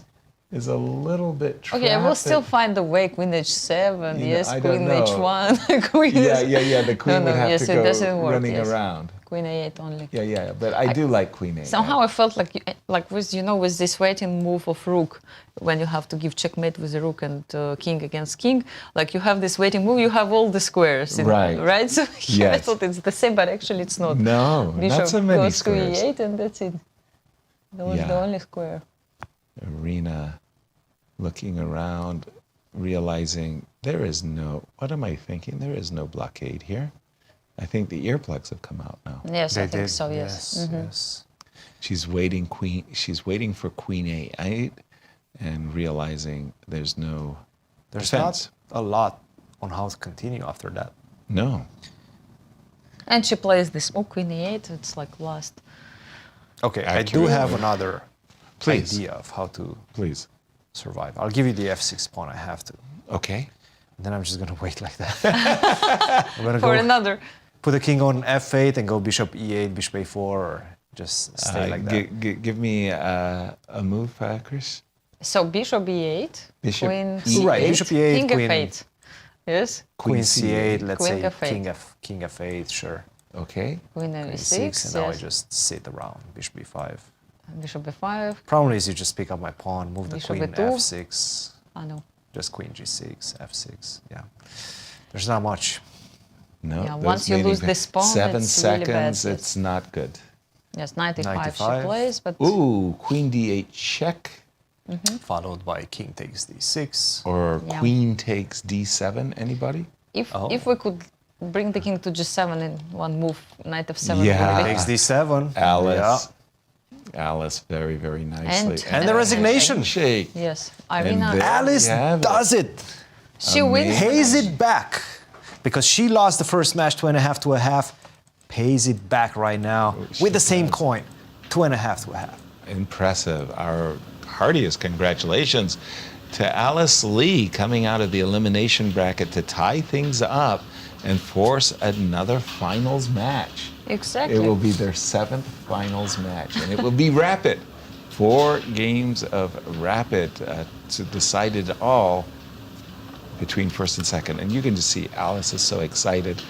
She can hardly even set up the pieces. She wants to Just run away, yes, but run out of the tournament hall and jump into the And go arms to of Kostya. mom and say, and then go to Kostya I for did the it. interview. I did it, Mama. I did it. I know her mother travels with Alice to the tournaments together, and this is congratulations, Mrs. Of course.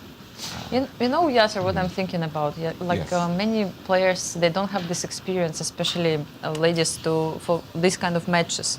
So I think it's a good preparation for Elis for the World Championship match. If she Wow, keeps playing now chess that for looks- another, let's say, looks 10 years. ahead, No, but yeah. at least it's a possibility. And once you maybe, but why you play chess? You want to These win. Experiences are absolutely Yes, unique. invaluable. Absolutely. Invaluable. And there we have it today, results. wrapping up things today. Tell us the results. So Wesley lost against Levon, Aronian. Levon convincingly won the match 2.5 against 1.5. After 3 draws, he managed to win the last rapid game. Took some risks with the black pieces. It paid off. Exactly. And our congratulations, Levon. However, in the ladies section, In the ladies section, Alice Lee won today the classical game, which means 2.5 against half. She won the match 1 game before even. Right. And just tell us all about tomorrow's schedule. Now it's only day 10 left. You can see Yasser on the screen. We have only 1 day. So we'll have a rapid grand final between Irina Krush and Alice Lee. And that will be the 4 rapid games. And blitz games in case of tie. Concurrently, the American Cup Blitz Cup event will be ongoing. 30 to 50 of the best players in America, the best players in Missouri, and St. Louis, as well as the American Cup, will be competing. And again, I've convinced the organizers you need to play. You need to play.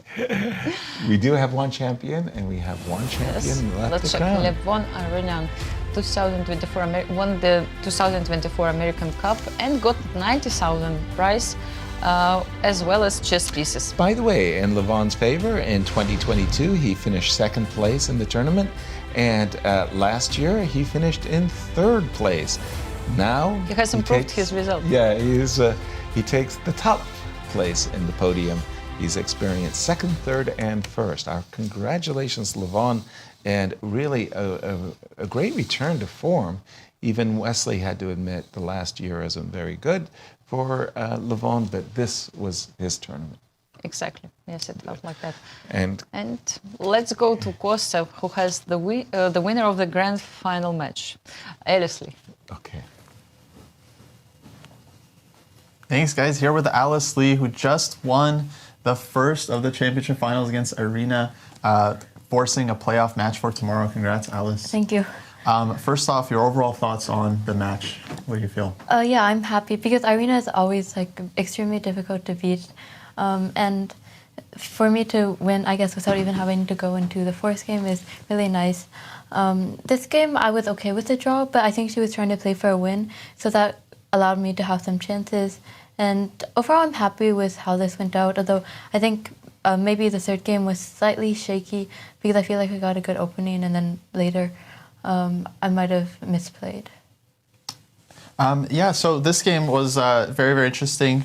How did you feel about, let's say, your chances out of the opening as we will get the board up soon? Yeah, so I liked the position that I got out of the opening, especially since she picked bishop h6, and I was allowed to trade dark square bishops. I'm not sure whether it was good or not, but I feel like this allowed me to just get a very pleasant position because even though the King's Indian bishop usually isn't that good, it's also very important for black, and I was kind of able to get some attack. I do think I probably shouldn't have played a3 because it created some weaknesses for potential a6, b5, b4. But here I think later. I think especially around move 15, I was kind of unsure about my position because I was thinking if she does b5, then what am I to do? I think after I was able to then play a4 later, I was pretty. Knight h2. I guess the engine doesn't like it. Look, don't worry about the engine. It shows a lot of stuff. The engine was pointing out some knight h2, knight g4, but okay, all the commentators saw this. None of them were I would play this in a real game. Because I thought knight g4 I could do something like knight c1 maybe. I guess I don't have too much of an attack once she's able to block it. But I thought knight f3 was pretty natural. And here I thought it should probably be around equal. Once I played knight g1 and then she took, I thought my position was pretty pleasant, and she was spending a lot of time here actually. And so after a bishop e2, knight h6, G4, G5. Here I was happy with my position because at the very least I can play like rook H1 and B3 and just exchange everything. But then I saw this idea to get like bishop D1 to defend the A4 pawn, then like knight E2, knight G3. Yeah, I didn't play knight E2 immediately because I thought maybe black could play rook H3. And I considered this, but I thought queen E3 would be better. And when she played like queen H6, I was happy. I think she should have done like rook H4 or something. And then after knight E2, then queen H6, so she doesn't have to worry about any of the trapping of the queen. Yeah, but once... Oh, right, yeah. So you're saying, of course, start with this one, and then, then there wouldn't be all the ideas with knight G3 and rook H1. I think this would probably still be better. Maybe I have some queen B3, but I thought once you played queen H6, I was happy because I get knight E2, knight G3, and then I'm even threatening rook H1, which I eventually did play. Yeah, and then after this, queen A3, I was pretty happy with this. But then after king f7, I realized that my original plan of like playing, okay, so queen a7 was what I played, king e7. I was planning on playing knight h5 just to shut off everything, but then I thought like she might be able to do queen f8, and once I take on b5, knight h6, and this should probably still be good, but like queen b8 is coming, and it does look like maybe black can hold. But then I didn't, when I got into this endgame, when she took, I realized that my original plan was to take on b5, rook takes c1, king c2. But then I saw that she has rook d4, b6, and I was like, oh, this should be over. But then I started thinking, like, what if she just takes all my pawns? Rook takes d4, b7, rook b4, queen, and then rook takes, queen takes, knight h6. And I actually got pretty worried here because in this variation, like, she's just taking my pawn on g4, and I was thinking maybe I have to give perpetual. Then I saw this b4 idea. But then I thought, like, my king is probably better placed on a2 instead of c2 because then she can't, like, take on g4 and take on f5. Right. So all kinds of checks and stuff. Yeah. So then that's why I played king a2 here. And here I think, like, I wasn't sure whether this was winning, but I thought, like, it had to at least be very pleasant. And I just... easy for white to play. I was planning on bringing my king over to the queen side. I wasn't sure whether she had any fortress, but like that's for her to find. Right, yeah, I mean, of course, she was basically forced to give the rook, like no other way to stop the pawn.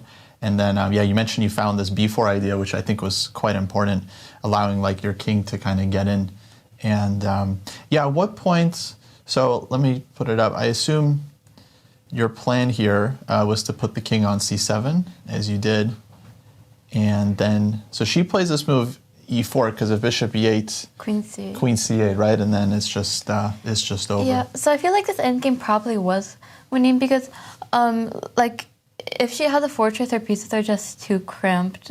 Like she's just stuck with moving the bishop back and forth, and the knight is also stuck, kind of defending the d6 pawn. So like I knew she had to play e4 at some point. Otherwise, I just get like a very easy zugzwang. But then when she plays e4, it makes it a lot easier for me because then I can always trade my queen for her two minor pieces, and it should get into a winning king pawn endgame like what happened in the game. Yeah, as eventually happened in the game. Well, Alice, congrats. Super nice win here. Tomorrow, you're back to a fresh start. Everything's even. Yeah. 4 rapid games. How do you rate your chances going in? I think it's unpredictable because, of course, with rapid, like it's pretty balanced. Yeah, but I guess tomorrow it's good that it's a fresh start. Like before this match, I was at a disadvantage because I had to win 2. Now I won 1, and I'll try my best tomorrow.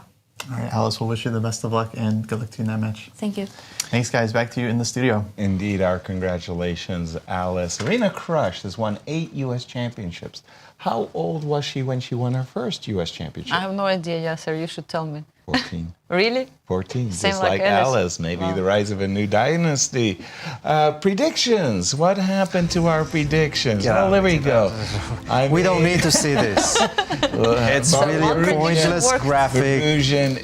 Doesn't give us any important information about this tournament. No, but I think, Yasser, your chances has increased. I must admit, yes. Thank so you. Doubled. Yes. 1 life less. Cristian, final thoughts. Nice to see Alice finally get off the schneid. Absolutely brilliant play by Alice. Absolutely brilliant play all throughout the event for Levon as well. Everything was working in his favor. The tactics were working in his favor. The time when Wesley, yesterday, if you remember correctly, he was in the driver's seat 7 minutes against 1 minute with a couple of extra pawns in that rook versus two pieces endgames. That should have been Wesley's win in that one, because he was pressuring Levon on time, he was pressuring Levon in the position.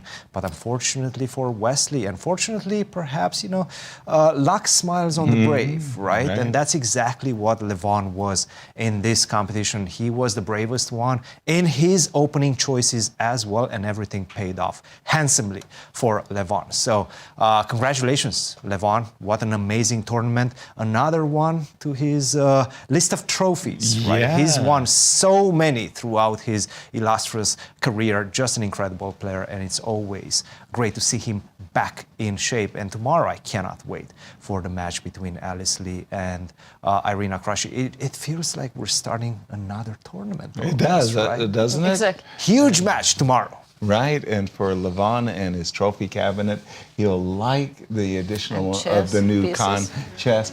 Anastasia, my brilliant co-host. Cristian, my brilliant commentator, analyst extraordinaire.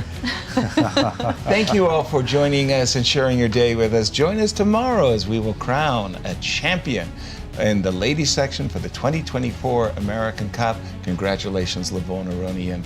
Very, very deserving, my friend. Good night, everyone. We'll see you all tomorrow. Wow.